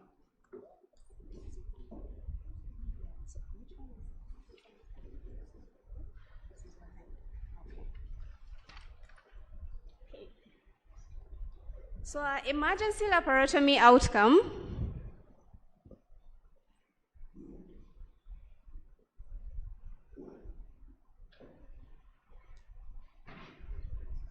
so as we all know, more I would say the surgeons know, emergency laparotomy outcome is a challenge, it's a big challenge. The 30 days mortality for emergency laparotomy outcome is 5 times fold higher that of patients who undergo elective surgery, with an incidence of about 8 to 18%.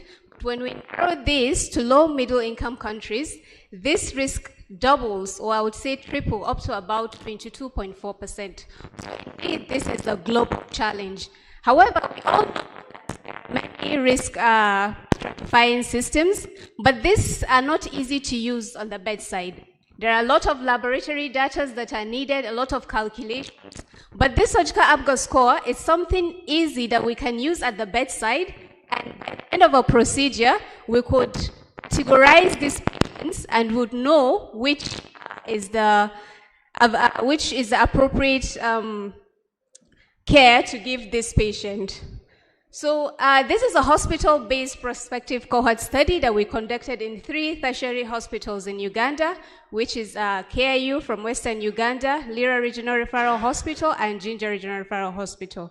We enrolled 46 patients, 18 years and older, and the parameters we use for the surgical ABGA score to determine that is we use the lowest mean arterial pressure intraoperatively, the lowest heart rate, and the estimated blood loss. So our estimation of blood loss, we use the gross formula to calculate our blood loss as opposed to other methods that are being used, like the weighing of the gauze and the major one that we all know, the anesthetists will know of that, the surgeon's estimation, which does not actually give us a direct measure of this. So this is the surgical ABGA score. This is what it entails. This is the estimated blood loss in mils, the lowest mean arterial pressure, and the lowest heart rate. So when we calculate this, each of these parameters, whichever the patient has, we tick and we calculate the surgical ABGA score. That involves 3 intraoperative variables. So when a patient scores 0 to 4, this patient is at high risk of complications or mortality. A patient with medium to 6, we could give this patient an extra eye and an extra care, but a patient scoring low from 7 to 10 will receive regular postoperative care. So in our findings, we have seen the mean age of patients coming for emergency laparotomy was 47. Males predominated, and the common diagnosis was small bowel obstruction, followed by peritonitis, blunt abdominal trauma, and large bowel obstruction. So when we cross-tabulate this, we have seen that high-risk patient, a total of 11 of our patients scored 0 to 4, and then out of that,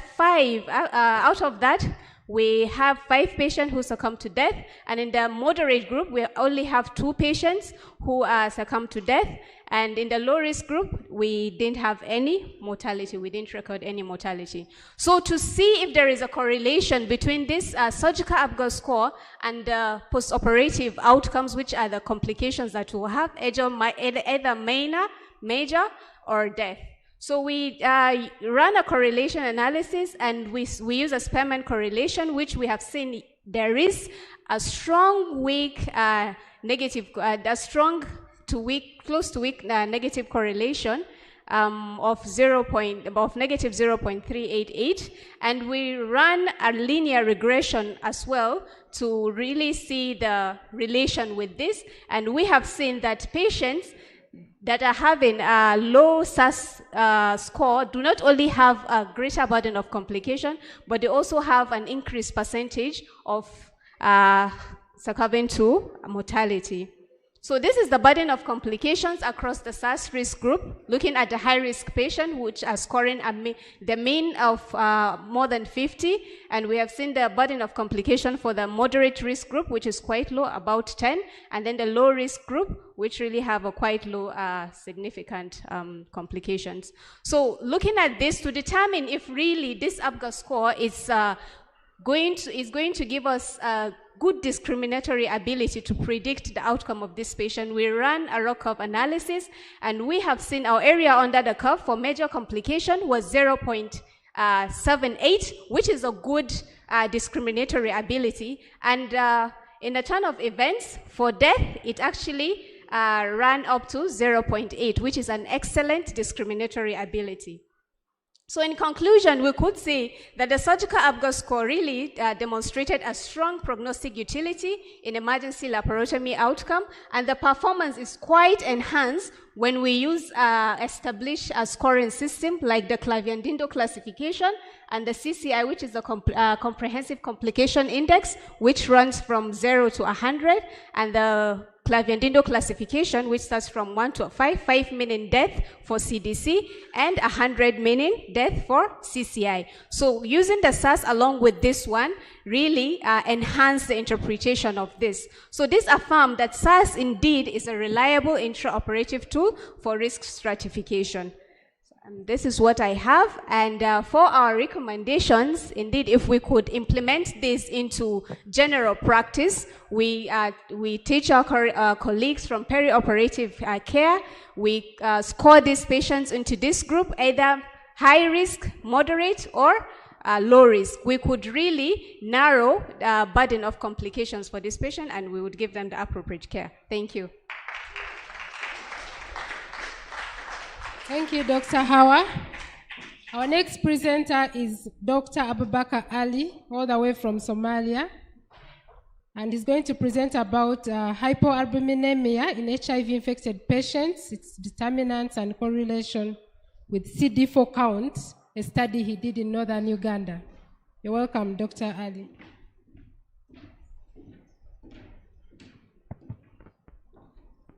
Thank you so much. Good afternoon, members. Good afternoon, President of UMA. Good afternoon, colleague. My name is Dr. Abubakar Ali. I'm a fresh graduate of internal medicine from KIU. So today I'm going to present my research, which is hypoalbuminemia in HIV infected patients. It is determinants and correlation with CD4 count at the Regional Referral Hospital. So this study was published recently at BMC journal. Please next.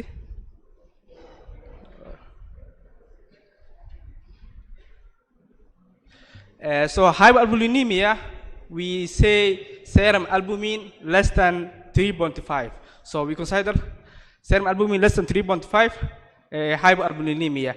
So recent study have so they suggested that serum albumin is independent factor for predicting of mortality and morbidity in patients living with HIV.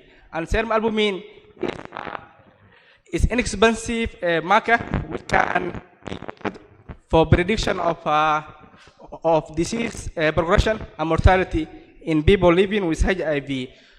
So this condition was linked to an early onset of acquired immunodeficiency syndrome and also increased early mortality in people living with HIV. So our study was providing first comprehensive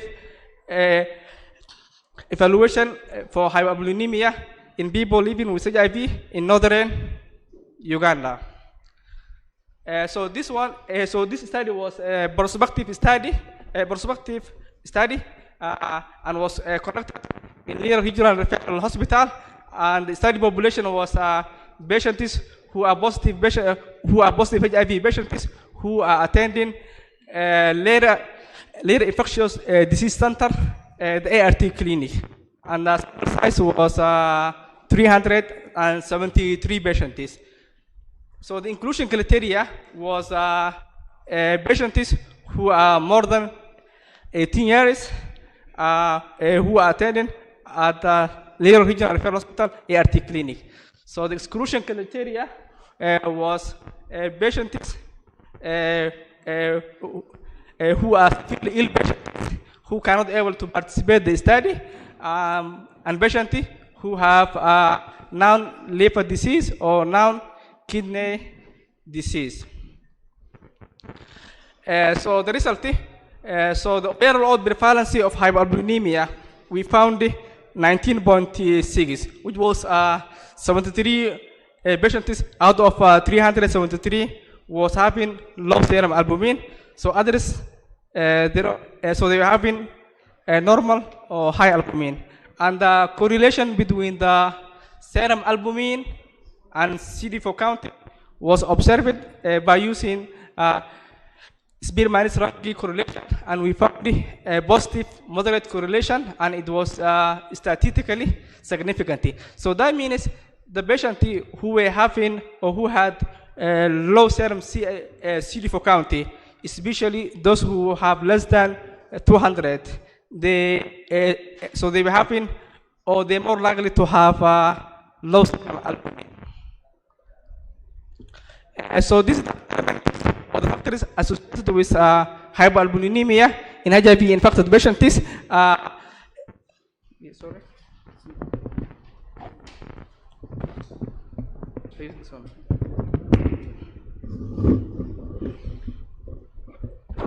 Sorry for the, okay. Factors who are associated, we analyzed by using so regression analysis. So the factors who were less than 0.2 at bivariable level, we have taken into multivariate level. And then the factors who are less than 0.05, we consider as statistically significant. And this is the, so the study regression. So the factors, we found the patients who have no formal of education, they will have higher odds of hypoalbuminemia than the patients who have formal education. Also, patients who are naive ART, they will have higher odds of developing of hypoalbuminemia than those who on ART medications. So also we found patients who have WHO clinical stage 4, they will have higher odds of developing of hypoalbuminemia than the patients who have WHO clinical stage 1 and 4. That means hypoalbuminemia was more in patients who are who have severe disease or advanced disease, like patients who have low CD4 count, the patients who have also WHO clinical stage 4. And in addition, patients who have a high viral load, more than 1,000, they will also have higher, higher odds of developing of hypoalbuminemia, but it was not statistically significant. So the conclusion of the study, so the study identifies a high prevalence of hypoalbuminemia among HIV patients, and high risk was observed in patients who have no form of education, the patients who were not on ART, and those who have late HIV disease. So these findings are underscoring the potential benefit of serum albumin in people living with HIV. So our recommendation is to do routine assessment for serum albumin in people living with HIV, like especially those who initiate an ART, and also those who have low CD4 count. And also, some studies, they have suggested like serum albumin can be used for disease prediction, like in resource-limited areas, those who cannot get CD4 count or payload. And this was my selected reference. Thank you so much. Thank you so much, Dr. Ali, who has come all the way from Somalia. Thank you for the presentation. You can have a seat. Allow me to take this opportunity to invite Dr. Hilary Torayebwa, who is going to be presenting to us quality of life, its associated factors, and common bleeding disorders among its adolescent girls with heavy menstrual bleeding at Jinja Regional Referral Hospital. Let's welcome him for the presentation.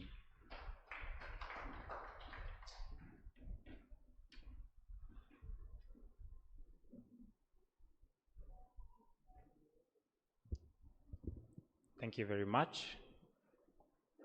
All protocol observed. My name is Hilary Turiahebwa, and just completed my M.Ed in obstetrics and gynecology at Kampala International University, Ishaka. And I'm here to present my abstract. The title of my dissertation was Quality of Life, its associated factors, and the common bleeding disorders among adolescent girls with heavy menstrual bleeding, a study that was done at Jinja Regional Referral Hospital. And those are some of my supervisors.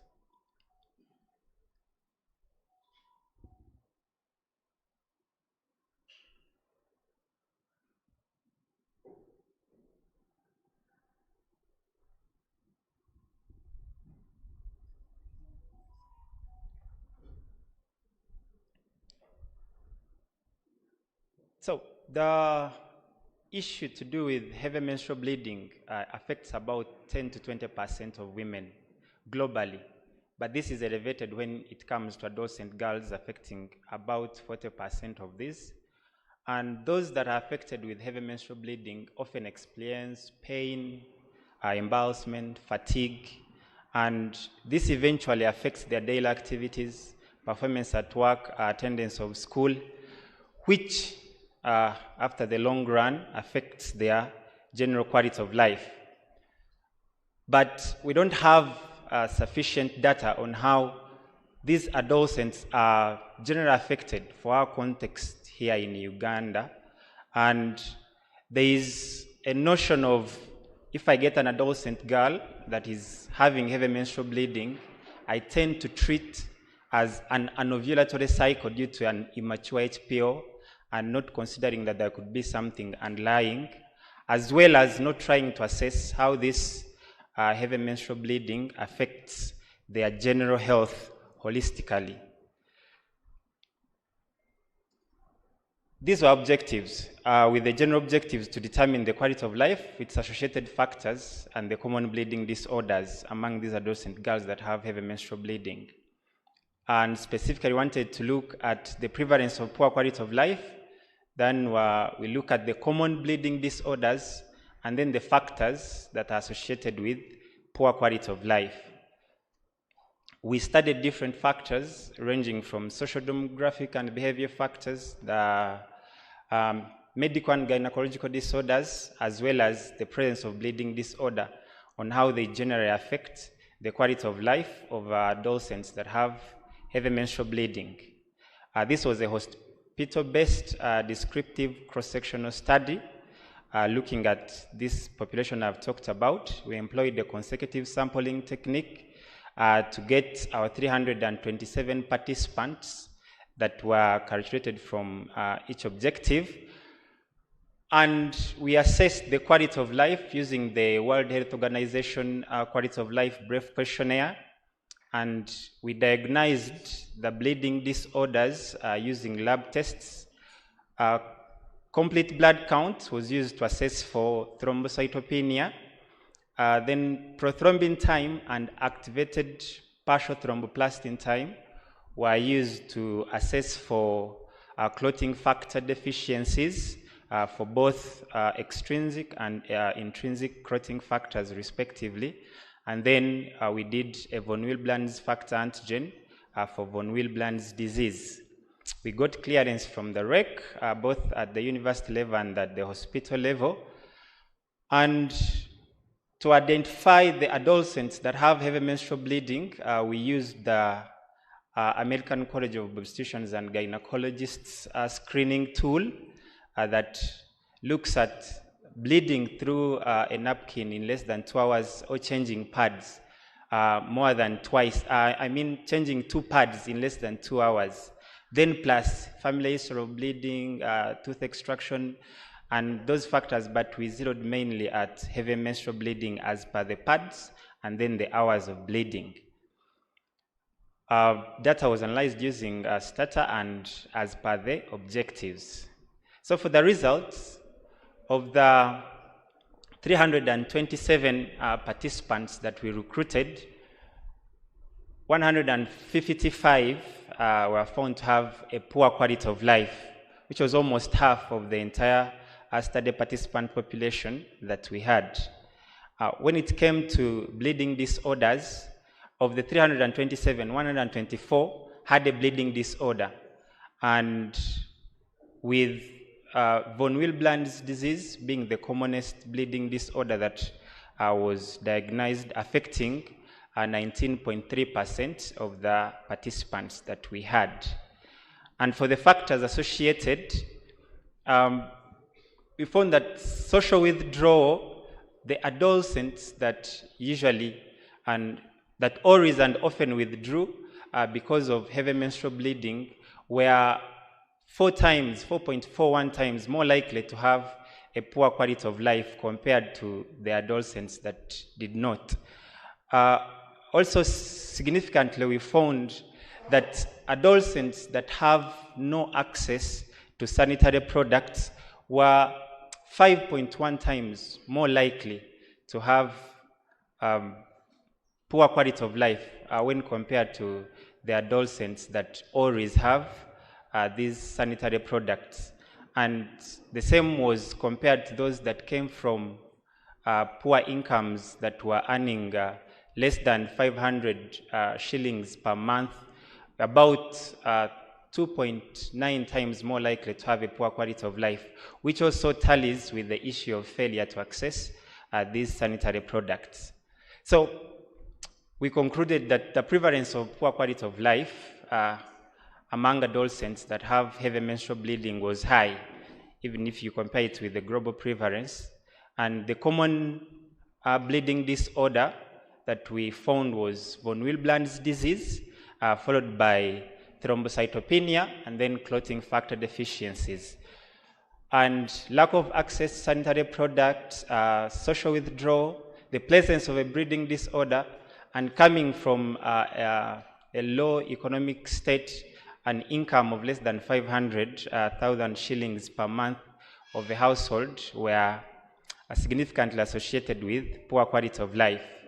Thus, we recommend that there should be implementation of screening for quality of life for adolescents that present with heavy menstrual bleeding, not just looking at the bleeding per se.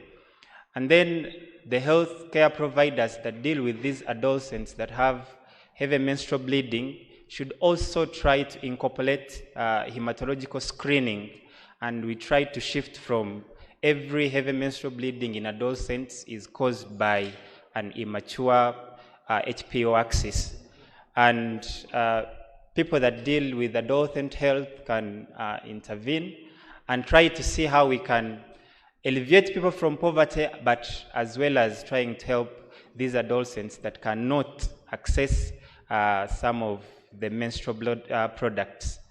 And then for the future research, we can take trials to see if actually we intervened in this direction, if the quality of life of these adolescents would be improved. Mainly, I wanted to highlight on the limitation of our study because as per the ECHO guideline, the second most common cause of heavy menstrual bleeding I was platelet function disorder as a bleeding disorder. But in our setting, we were unable to screen for platelet function disorder, given the lack of infrastructure in the lab to do it. Some of my selected references, and thank you very much. Thank you very much, Dr. Hilary. We have the last presenter for this session, Dr. Masembe Sijalio. As he's coming up on stage, he's an obstetrician gynecologist, a fertility specialist, and so he's going to present to us a very important and interesting topic on status and scope of infertility treatment services in Uganda. You're most welcome, sir. Thank you. As I wait for my slides, good evening, ladies and gentlemen. I know being the last speaker of the day is not easy, especially after lunch. And I will not only be assessed for my presentation, but how to engage people who have just finished lunch. Masembe Cesario, I'm an obstetrician gynecologist. I'm biased towards infertility and infertility treatments. I'm a minimal access surgeon. I teach at Kabaale University Medical School. I also work at 9th U.M.A Specialized Hospital and Fertility Center here in Mbarara. So ladies and gentlemen, I want us to look at the scope of infertility treatment in Uganda. We know infertility is one of the most painful conditions, which is unfortunately given little attention, especially in the public health service provision.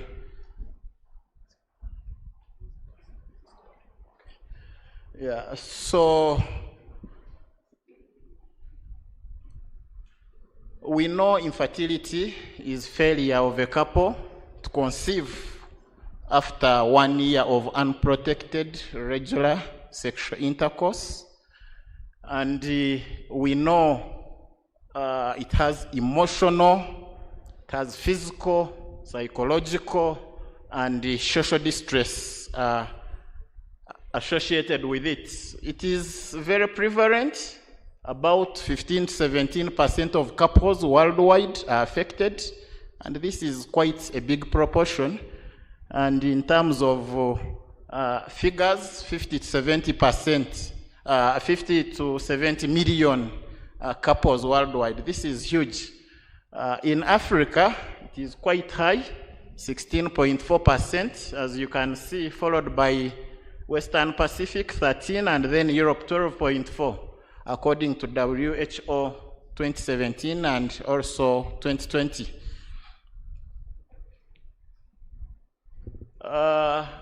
We've just listened to the quality of life affected by heavy menstrual bleeding and bleeding disorders. Infertility contributes significantly to quality of life, and compared to other medical comorbidities, it is considered to be most severe. And the social effects include feelings of fear, guilt, self-blame, marital dissatisfaction, depression, helplessness. We've seen social violence, marriage breakdown, family breakdown, suicide. All these are effects of infertility if it's not treated or managed well.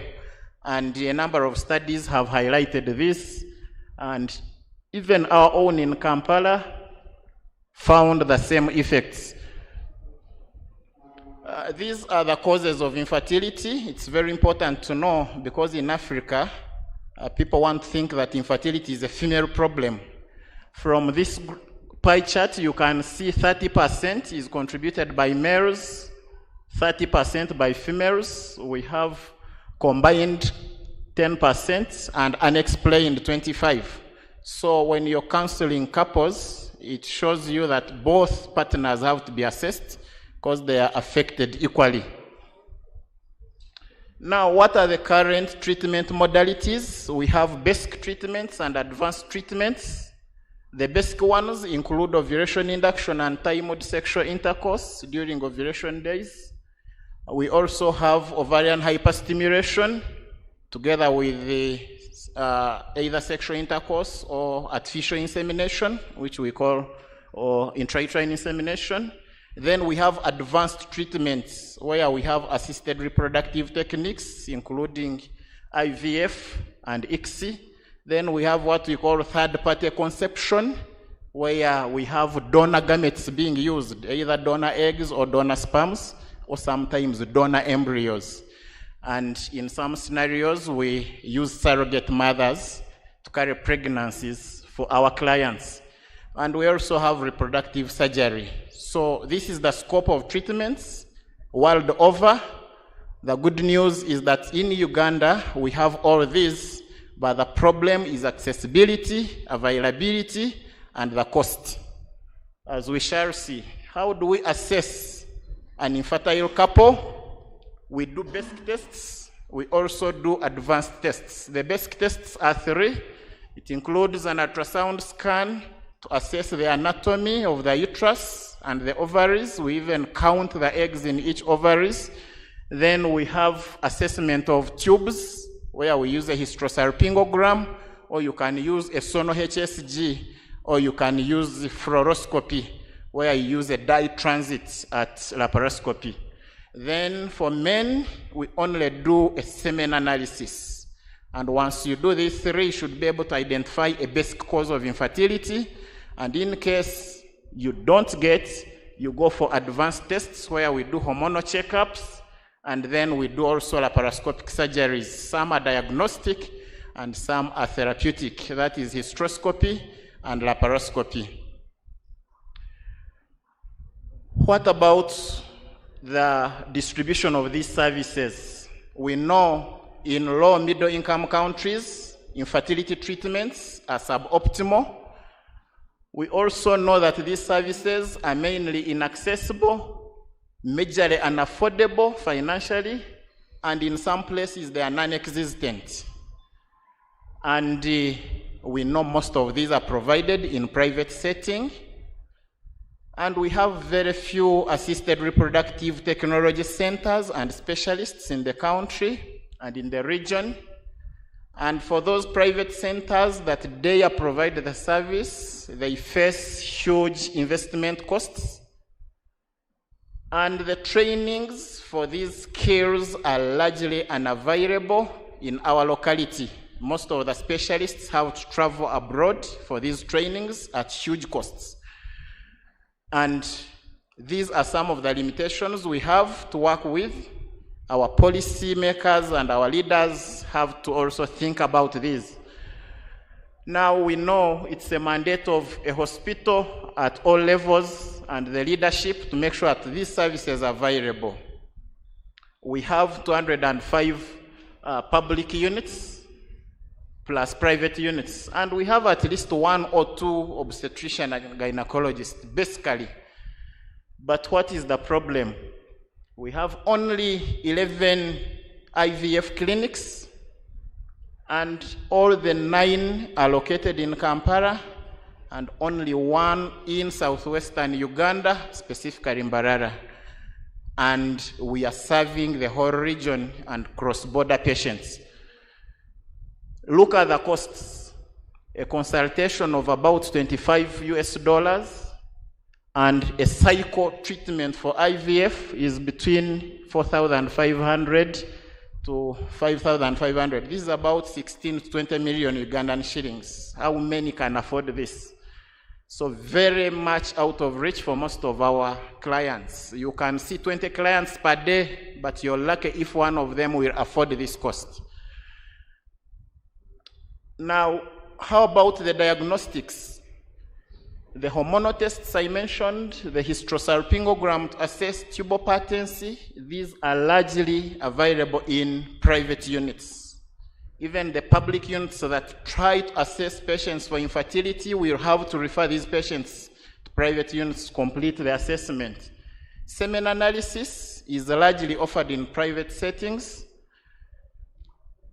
and it is recent that now we have our National Referral Hospital Mulago, bringing assisted reproductive technology on board, but it is still privately paid for and largely inaccessible. And in places where infertility treatment is offered, it is offered by a basic gynecologist with limited specialist training. And most of the public units that try to offer fertility treatments, they will only offer the basic treatments. So what do we need to do? We need to integrate infertility and the fertility services in the sexual reproductive health services of our country. We need to promote safe, effective, dignified fertility care among those that need. And at a policy level, we need to appropriate budgets. We need also to think about trainings regarding fertility treatment. And in Uganda, all the services I mentioned are available, but with the limitations I alluded to. Now, this is the setup of an IVF lab. Okay, this is a picture taken from 9th U.M.A Specialized Hospital and Fertility Center that we have here in Mbarara. And these are some of the processes. Those are incubators and advanced microscopes. That microscope costs 200 million Ugandan shillings. Some of these incubators are 100 million each. This is the process that we go through in the lab.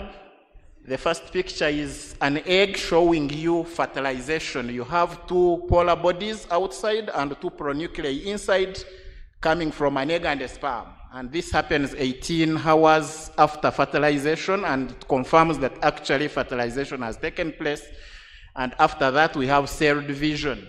After 24 hours, we have 2 cells, then we have 4 cells, we have 8 cells, then we have a morula and a blastocyst. We are able to transfer a blastocyst to a morula back to the uterus to achieve a pregnancy. This is transferring an embryo into a uterus, and we do it under ultrasound guidance, as you can see. And that is a catheter with embryos, and they are injected into the uterine cavity under ultrasound guidance. And this is the theater setup, almost like an ordinary theater, but with 100% sterility. We have air cleaners, air filters, and 0 VOCs. And this is 9th U.M.A Fertility Center that we have here in Mbarara. Thank you so much. Thank you very much. Give applause to Dr. Masembe. Please, you take a seat in front. You may not need to go back. Please, sir, may you sit here for questions and answers? You can sit in front here now. There's no more presentation. I request the presenters to come and sit in front. You'll be fired some few questions. What you have been presenting, they were very, very wonderful. Take any space. We request members to ask questions, the 2 questions per person to be answered. Anybody with a question? I request Dr. Edwin Ouma to come and moderate this session. And as he comes, allow me to recognize the following people. Dr. Philbert Nyeko, Director, Kabale Regional Referral Hospital. Please stand up for recognition. Is he still around? Yes, you're most welcome, Doctor. Professor Chitara Lagaro, the Acholi branch, UMA Acholi branch chair. Please stand up for recognition. Professor Chitara Lagaro, where are you? I think he has stepped out. I also want to recognize the presence of Dr. Ouma Edwin, who is going to moderate the next session. He's the chair, UMA Teso branch. Please clap for him. And the UMA Ankole chair, Dr. Chiza Elias. Stand up and wave to the people. I also want to recognize the UMA Sako chair, Dr. Chibenge Paul. And Dr. Erem Geoffrey, Treasurer UMA Sacco.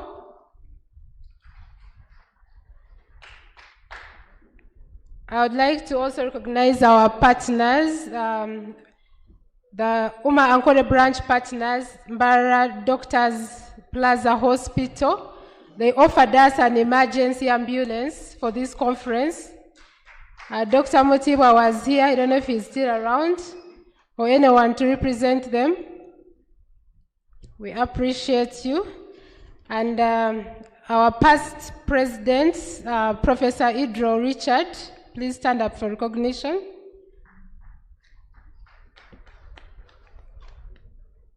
And I would like also to recognize our UMA past president, Dr. Obuku Ekwaro. Please stand up for recognition. Thank you. Okay, thank you so much, Doctor. Good evening, dear colleagues. I know we are with time, and we have had wonderful submissions from our panel here. I welcome you all once again, all protocol observed. And now it's time to brush with them some questions, some inquiries, so that we can get more clarifications from them and the work that they have done. Thank you so much for the wonderful work that you have shared with us. These scientific conferences are to come and share, especially such publications that are not anywhere else, with our community as we advance quality of care and our respective areas. So I'll invite questions from each side, at least, balanced kind of approach, and then you mention the person to whom the question is directed, and I would prefer a round whereby each person at least one question.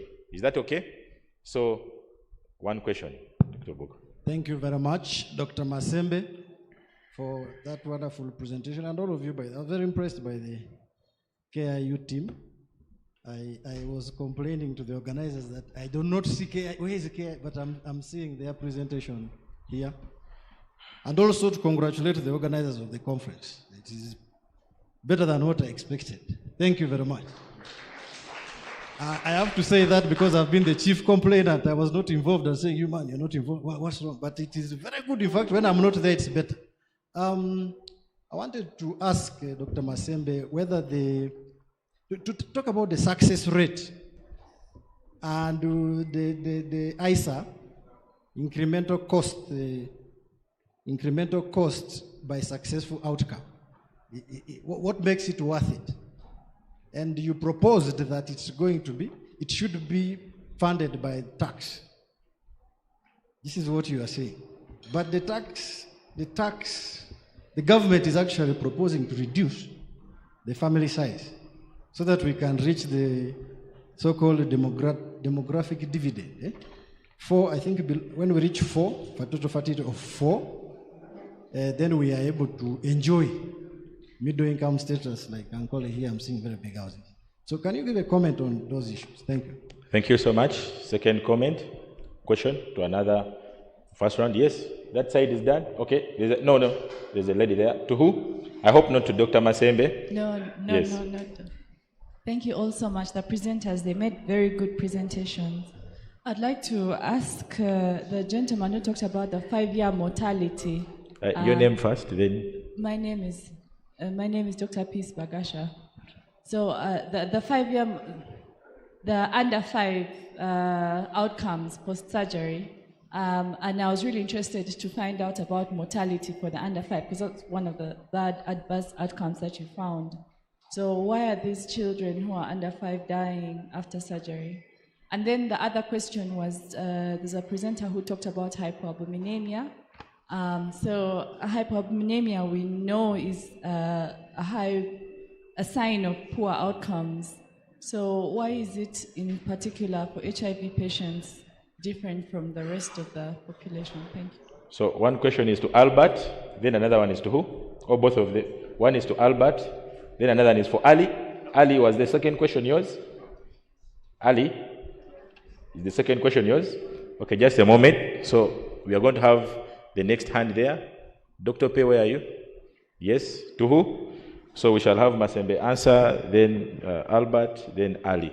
Yes, doctor? Yes, thank you very much to the presenters. My name is Dr. Dula Brahim from Busia Masaf General Hospital. Welcome. At the border with Kenya. So the first question goes to the first presenter who presented, I think, prevalence and factors associated with immediate adverse birth outcomes. So the issue is, did they consider the dose and the route of administration of this oxytocin? Does it anyway matter? Does the dose and the route of administration matter in your research? And then the second one goes to Dr. Masembe. Of course, the burden of these infertilities is really, we are seeing very many patients coming to us, and we should really do something. But the issue there is, it is also, I've also made an observation, it is happening to couples who have put in a lot of money in weddings, in introductions, then all of a sudden they come to you, no babies. We really need to do something. And then the poor ones are producing many. And then, but there is an observation, I've been sending clients to do hysterosalpingography, but most of them don't want to go into doing a second one. They feel a lot of pain, and I'm wondering why is it that there's too much pain after hysterosalpingography. Thank you. Thank you so much. Anyone with a question to Dr. Anissa? Called Anissa Salad? Yes, thank you so much, Dr. Ade. Yeah, thank you very much, all the presenters. My name is Professor Ade Kechitinwa, and my question goes to Albert Ojangole. Albert, you mentioned that this was a prospective cohort, and the children were less than 5 years. But you did talk about assenting less than 5 years old. Could you explain whether this prospective cohort went above and reached 8 years, the recommended age for assenting? Thank you so much, Professor Deodata. Okay. Any other question to the lady? To the lady? To the lady? To who is that? Yes, there's a hand there. To the lady. Thank you, MC, and good evening, colleagues. My name is Dr. Richard Sechitoleko, and I'm a general surgeon. I have one question for my colleague, Ms. Hawa, Miss with a capital S. Ms. Hawa, in your presentation, you listed 3 parameters, those that I captured, as forming a foundation for a surgical APGAR score, that is heart rate, mean arterial pressure, and estimated blood loss. How do these relate to the APGAR score as we know it in obstetrics? Because in obstetrics, we know A stands for something, appearance, pulse rate, grimacy, activity, and respiration. So how would you relate those 3 parameters to the APGAR score as we know it in obstetrics? And secondly, at what point in clinical care of patients do we apply this surgical APGAR score? If we are to relate it still in obstetrics, the APGAR score is determined at, if I recall properly, at 0 and 5 minutes. I think so. The obstetricians can correct me, but at least there is a point at which the score is applied. Thank you. Thank you so much. Let us have those responded to as the first round. Then we shall have the next round. So I'll begin with Dr. Masem. You have 2 questions. Thank you so much for the questions. I will start with the question by our first president, Dr.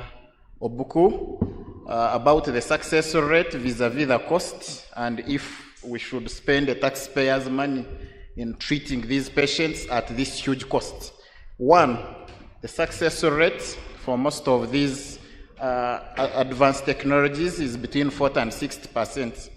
This is considered really commendable because we know the natural fertility rate is 18 to 20% if you do nothing. So if we raise that 60%, then this treatment really warrants investment. Now, when you look at this cost involved, it's really prohibitive, and it's, I think, one of the reasons our policymakers and the budget controllers turn away from it. And not only here, but everywhere. But when you define infertility as a disease, then you'll have a reason also budget for it. In the past, it used to be looked at as a luxury to have a child, but CDC and WHO recognized it as a disease by definition in all standards. And therefore, it also attracts the attention that we should be giving to other diseases. Look at its prevalence, 16 to 18%. We have conditions whose prevalence is way below that, but they have big budgets. So we simply need to recognize this as a disease. We need to recognize the pain associated, the sufferings associated, and the agony these mothers go through and couples, for us then to pay attention to it at a budget level. Then another question was about the pain associated with the HSG. I think we need to raise awareness by everyone involved who does HSGs. It is a painful procedure. It requires pre-op medication in terms of analgesia. It requires post-op medication in terms of analgesia. But whenever we send our clients to go and do HSGs, they are worked on without analgesia, and they are sent back to us without analgesia. So this is something we need to tell our colleagues who are doing these procedures. Thank you so much. Thank you so much. You've answered those two questions. I wonder whether you touched you specifically touched the issue of the incremental tax, right? Yes. Okay. Thank you so much. More awareness for purposes of pain, which is important, and then they need to be more empathetic and consider this. Thank you so much, Dr. Masembe. Let's go to Albert. Albert, you had a question. Yes, thank you. Thank you for the question. Is your mic on? The white one. Yes. Yes, thank you for the two questions. I'll begin with the first question. So when I reviewed literature for other studies to start with, I realized the complication rate was really high, especially in our setting. And any of these complications will end up in this, things like sepsis, surgical site infection, among others. But specifically in my study, I found out that the complication rate was low compared to other studies carried out around. And when I tried to do a root cause analysis, I found out that where I carried out the study specifically, there was very good perioperative care. The patients were well prepared, and postoperative followed up well. So really the complication rate was low. But for there was that child there was actually a child who died, one. That particular child had comorbidities, had dextrocardia among others. But I think perioperative care is the take-home message. We need to optimize these children before surgery and also follow them up very well for the vitals and everything. I don't know if I've answered the question. So perioperative care is what we need to minimize the complications, because these complications culminate into what? Into poor outcome. But for Quite Innocent, surely they are doing a great job. I think I've answered that one. Then the other question, the assent, I hinted on it. I think I was just first. Yes, we all know that if we are doing research on children, we need to get informed consent from the parents and also go ahead and get assent. I did that, and I hinted on it, but maybe I was just first. Yes, I took assent from the children because they are not what? They are not eligible to give informed consent. Thank you. Thank you so much, Albert. Professor Ade, are you happy with the response from Albert?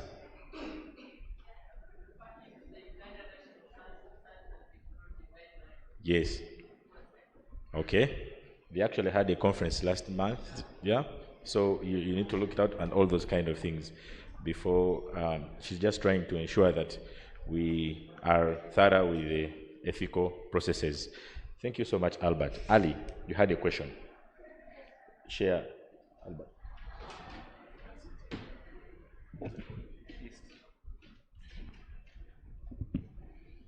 Yeah, thank you so much for the good question. That was very important question. So the question was why so hypoalbuminemia is special in only HIV. So since we know serum albumin is one of the negative like parameters that could be lower in all acute infections. So the HIV is a chronic infection disease. So so some studies, so they have found that that low serum albumin will be faster the development of the so AIDS or immunodeficiency will increase the mortality. So some studies so have found like every 2.5 gram of serum albumin drop, there's a corresponding of increase of hospital stay by 38%, and also 18% increase by mortality. And there was also so another study which was done in China, which was showing like every 1 gram of serum albumin increase, it will decrease the mortality by 8%. So according to these studies, we can see so serum albumin is a factor which can very important in HIV, and it is can be used like unpredicted factor for disease mortality and also progression to AIDS. And some studies they highlighted that the serum albumin could be used as a marker of progression of disease in resource-limited countries, like the settings where cannot be available CD4 count and viral load. So did I answer your question? Thank you so much, Ali, for giving context to that and explaining it thoroughly. The doctor affirms that you've answered that question. Mugumia, you had a question about... Yes, yes. My question was, does the outcome matter? The dose and the route, right? Yes. Yes, do they matter? Do they matter? We are using essential maternal and newborn guidelines of 2022 to augment labor with oxytocin. And we exclusively use intravenous route for augmentation of labor. So not any other route for augmentation. Then for the dose, in our study we were able to see the maximum dose each of these mothers received. However, this factor didn't stand out to be significantly associated with immediate adverse birth outcomes. Thank you. Come again, that last point, just make it more clear, the issue of the dose. Yes, for that dose, we were able to see the maximum dose the mother received while on augmentation of labor with oxytocin. Regardless whether they are primipalus or multipalus, we are looking at the maximum dose that each mother received. However, this factor didn't stand out to be significantly associated with immediate adverse birth outcomes. Okay. Thank you so much. Daktari from the border, are you happy? I hope you'll go back to the border happy and confident. Okay. The lady, you had 2 good questions from the colleague there. Please go ahead and respond to them about the surgical APGAR score. Yes, indeed, there are 2 good, interesting questions. Thank you, Doctor, for the question. I would start with the first one. You asked how the surgical APGAR score is related to the APGAR score. So the surgical APGAR score, it's not directly related, but instead it's an inspiration by the Virginia APGAR. So if we can score babies immediately and we get a score and we can determine an outcome, that was what rang a question in Gaonde and his colleagues. So he asked, could we use the same for a surgical patient and determine an outcome immediately, just like we could use for the babies? And indeed, this score was generated by using the 3 intraoperative variables, and that is why the APGAR was left in the score. It wasn't changed. Yes, the full ABGA is just, it's left there, APGAR, ABGA surgical score, because it's an inspiration from the initial Virginia ABGA score. So this was made by Gaonde and his colleagues in 2007. That was the first study that was done about this score, and it showed a promising result. So multiple studies were done on this, but this is in high-income countries. This was in US and UK. So we thought, can we do this also down here in Africa, in low middle income country? Will it give us the same or similar results to what they have seen based on the studies that they did? And indeed, yes, it has shown a promising outcome. Yes, so the ABGA still, it's an inspiration from the initial ABGA. Then the second question, this has actually been a burning question, because when we look at the literature reviews of this ABGA, we don't have an exact parameter to determine the estimated blood loss. So that's why it's an estimation of blood loss. It's not like a confirmed exact blood loss that the patient has lost. So you ask, when do we record ABGA? This is done for easy replicability and ease of use. We use the anesthesia records, which they monitor the heart rate and the MAP every 15 minutes from the monitor.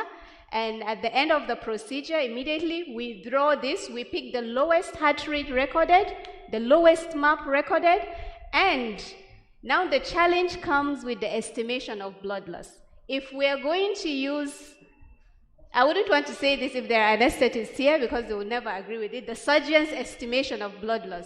A surgeon will just look and say, okay, 200 mils, but the patient must have bled more than that. So that is one of the challenge. The second method is the use of the goals, the weighing of the goals and size and everything. So there are many various methods to measure the blood loss, but for the sake of this study, to give us a very close estimate, we use the gross formula to calculate the blood loss. So we use the pre-operative, which is a standard. No patient can go into the theater without a CBC. So we use the HB and the HCT to determine that, and post-operatively within 24 hours, we take another blood sample and we use that to calculate pre- and post-operative HB and HCT to determine the estimation of the blood loss, which will give us close to the exact amount for this. But for ease of use and replicability, perhaps we could use the GOES method, which is easy. By the time a patient is being wheeled out of theater, if he scores 0 to 4, we know this patient should go straight to ICU. Instead of going to ward, then this is an extra cost on the patient, an extra time for the caretakers, the health service provider as well. But once we categorize this patient, we've closed the skin, we've determined the surgical ABGA. If he's scoring 0 to 4, straight to ICU or HDU or very close monitoring if those are not available. And if he scores the moderate risk, perhaps we could as well also give a close eye on the patient. But if the patient is having 7 above, around 8 above, we know this patient will give him a regular post-operative care. Thank you. Okay. So the post-HB should be done immediately. This should be done at least 6 hours after the procedure. Okay. Because immediately we shall not get the exact then at that point is when you complete the ABGA score and then you can make the decision. Exactly, for the purpose of this study. But for ease of use, to determine it immediately, we could use the GOES method, plus whatever we have lost, whatever is collected, and then we determine the exact estimation. Wonderful response from the Dr. Shitu about that question, and I think it makes it very clear, to help in decision making about our emergency laparotomy patients. I think everyone has answered apart from Dr. Hilary. Dr. Mbangizi, please ask your question to our last panelist so that thank you so much. Yes. I'm called Dr. Sebastian Mbangizi, and my question goes to Dr. Hilary. He presented about quality of life, associated factors, and common breeding disorders. I wish to ask him, we know that during adolescence, most of these girls have hormonal imbalance. So when he was conducting the study, did he put in that consideration that there is a possibility of hormonal imbalance also contributing to bleeding, or it only concentrated on bleeding disorders? Thank you so much. Thank you so much, Dr. Steven. Hilary, you can use the mic, the same mic with Ali. Hey, okay.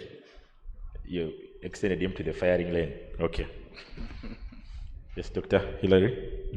Thank you very much, Dr. Sebastian. During my presentation, I highlighted that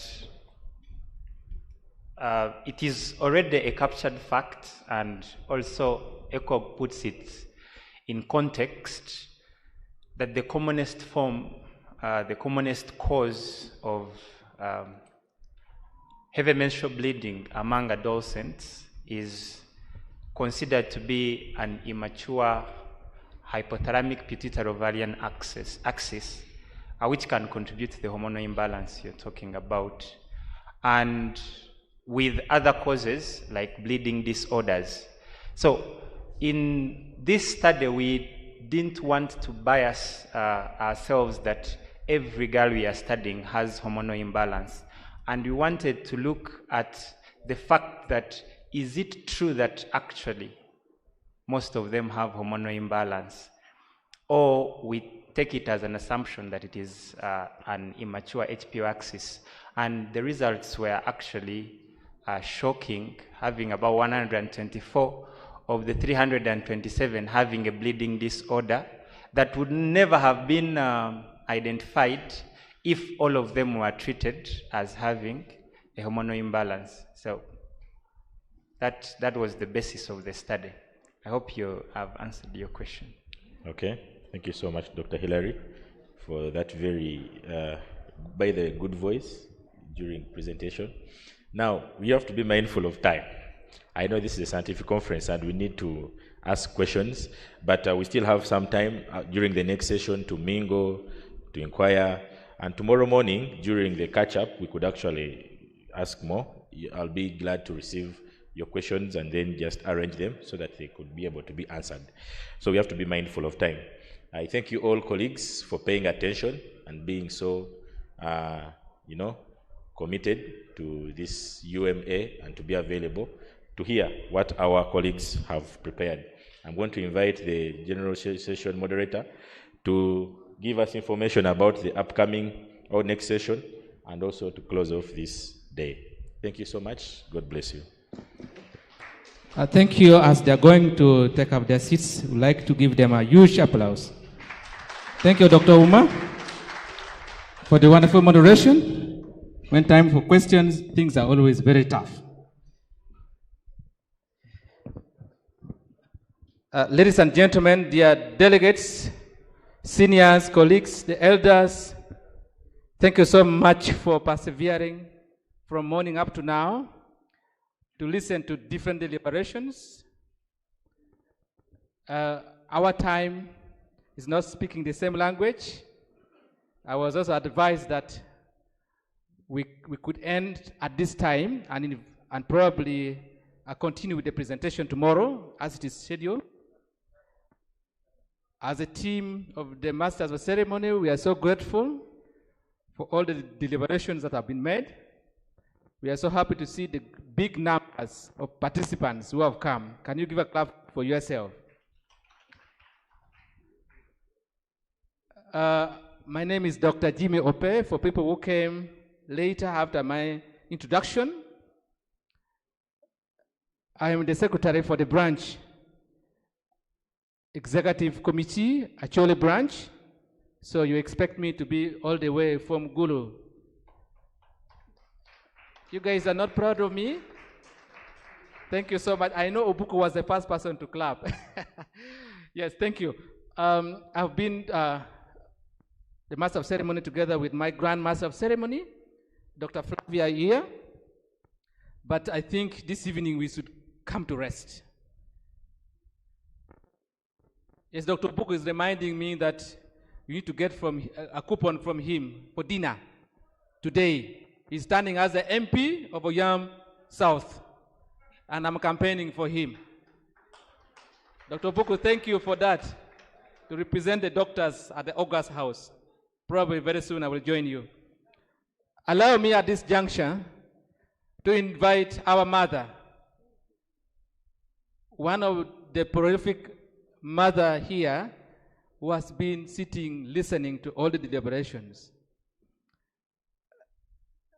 She is a renowned psychiatrist, public health specialist, and retired from World Health Organization.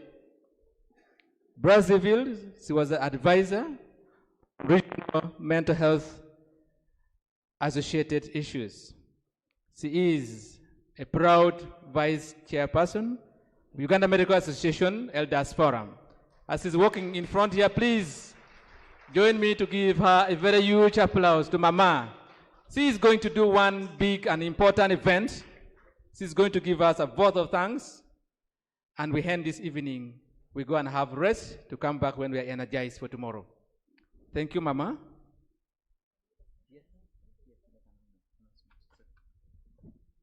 Yeah, I would like to inform you that if you have any inquiries about UMA Sacco, please reach to them. They have a desk at the back. You can get there and ask anything you want to ask. And I would like also to announce the last item on today's program, and that is the dinner. Our dinner will be at the swimming pool, by the pool side. There will be lots of nyama choma, lots of soft and hard drinks. It will start at 7 p.m.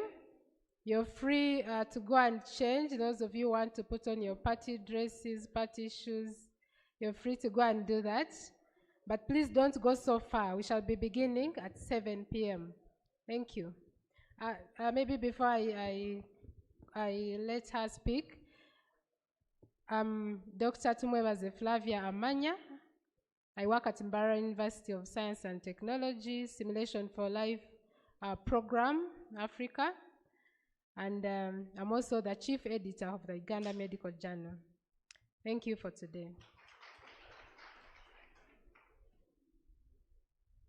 So good evening, all of you. I have already been introduced. I will not introduce myself again. I bring greetings from Dr. Apollo Epuwat. They don't hear. I bring greetings from Dr. Apollo Epuwat, who was not able to be here today, but he hopes to be here tomorrow. He was caught up with a rather urgent assignment at the last minute. Dr. Apollo Epuwat is the chair of the UMA Elders Forum, for some of you who may not know. The elders, as you saw from our table, we had a good turnout and a lot of elders were also online. The elders are very invested, extremely invested in the well-being of UMA. That's why you see us here. Yeah. So I'm not one for politics. I'm not one for politics. So my role here is only to give a vote of thanks. I will start off by thanking the World Medical Association President. Thank you so much, Dr. Jacqueline, for taking the time out of your very busy schedule. I know just how busy you must have been, but you carved out time to be here with us. Dr. Chigundu, the Kenya Medical Association President, thank you very much for being here with us. Yeah, I think Kenya and Uganda, we have always had a good relationship, so thank you for being here. UMA President, Dr. Herbert Luswata, and the full National Executive Committee, thank you so much for this organization. It has gone well. Day one has gone well. We look forward to day two. Special thanks, of course, to the chairperson of the Grand Doctors Conference, Dr. Asifas. I believe you may have spent a few sleepless nights. So thank you for yourself and your whole committee who have made this possible. You'll be able to relax tonight, maybe have a peaceful sleep tonight before tomorrow's activities. Special thank you to our two MCs. I think they kept us moving along fairly well. They were well balanced, kept us interested and active. Thank you to all those who made presentations, because a scientific conference, a medical conference without presentations would have been difficult for us. Some of us who have retired, it helps us to stay active, to remain engaged, to learn new things. And one place we learn things is when we are in meetings like this. Myself being a psychiatrist, I learned a lot of stuff today. I know a lot. I think I could even plan another baby after all these presentations. Yes.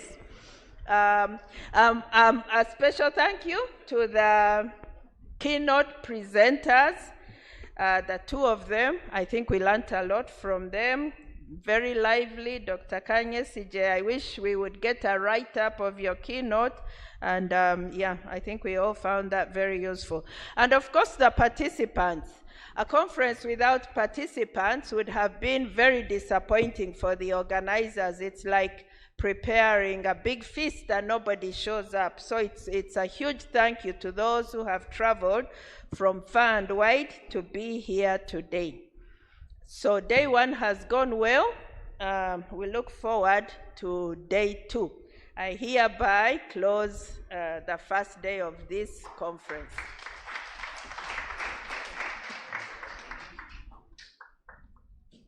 As she's moving back, please keep clapping for her.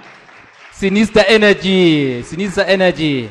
Thank you so much, Mama, for the closure, meaning that I don't have the audacity to speak anymore. What we are waiting for is our dinner, the grand dinner. This evening at 7 p.m., expect me to be there, not in suits, but in a special way, together with my co-MC. So ladies and gentlemen, I request you to go and relax. This is the time for us to interact. It's the time for us to know one another. If you don't know that this one is so and so, this is the time for you. I think you have ample time. We have people who have been able to write books, the authors who have launched their books here. Please get time, go and buy the books. Go and see partners behind there, talk to them, know what they do, and let them do the business. Thank you so much. I wish you the best. Have a nice evening. See you at 7 p.m. at the poolside.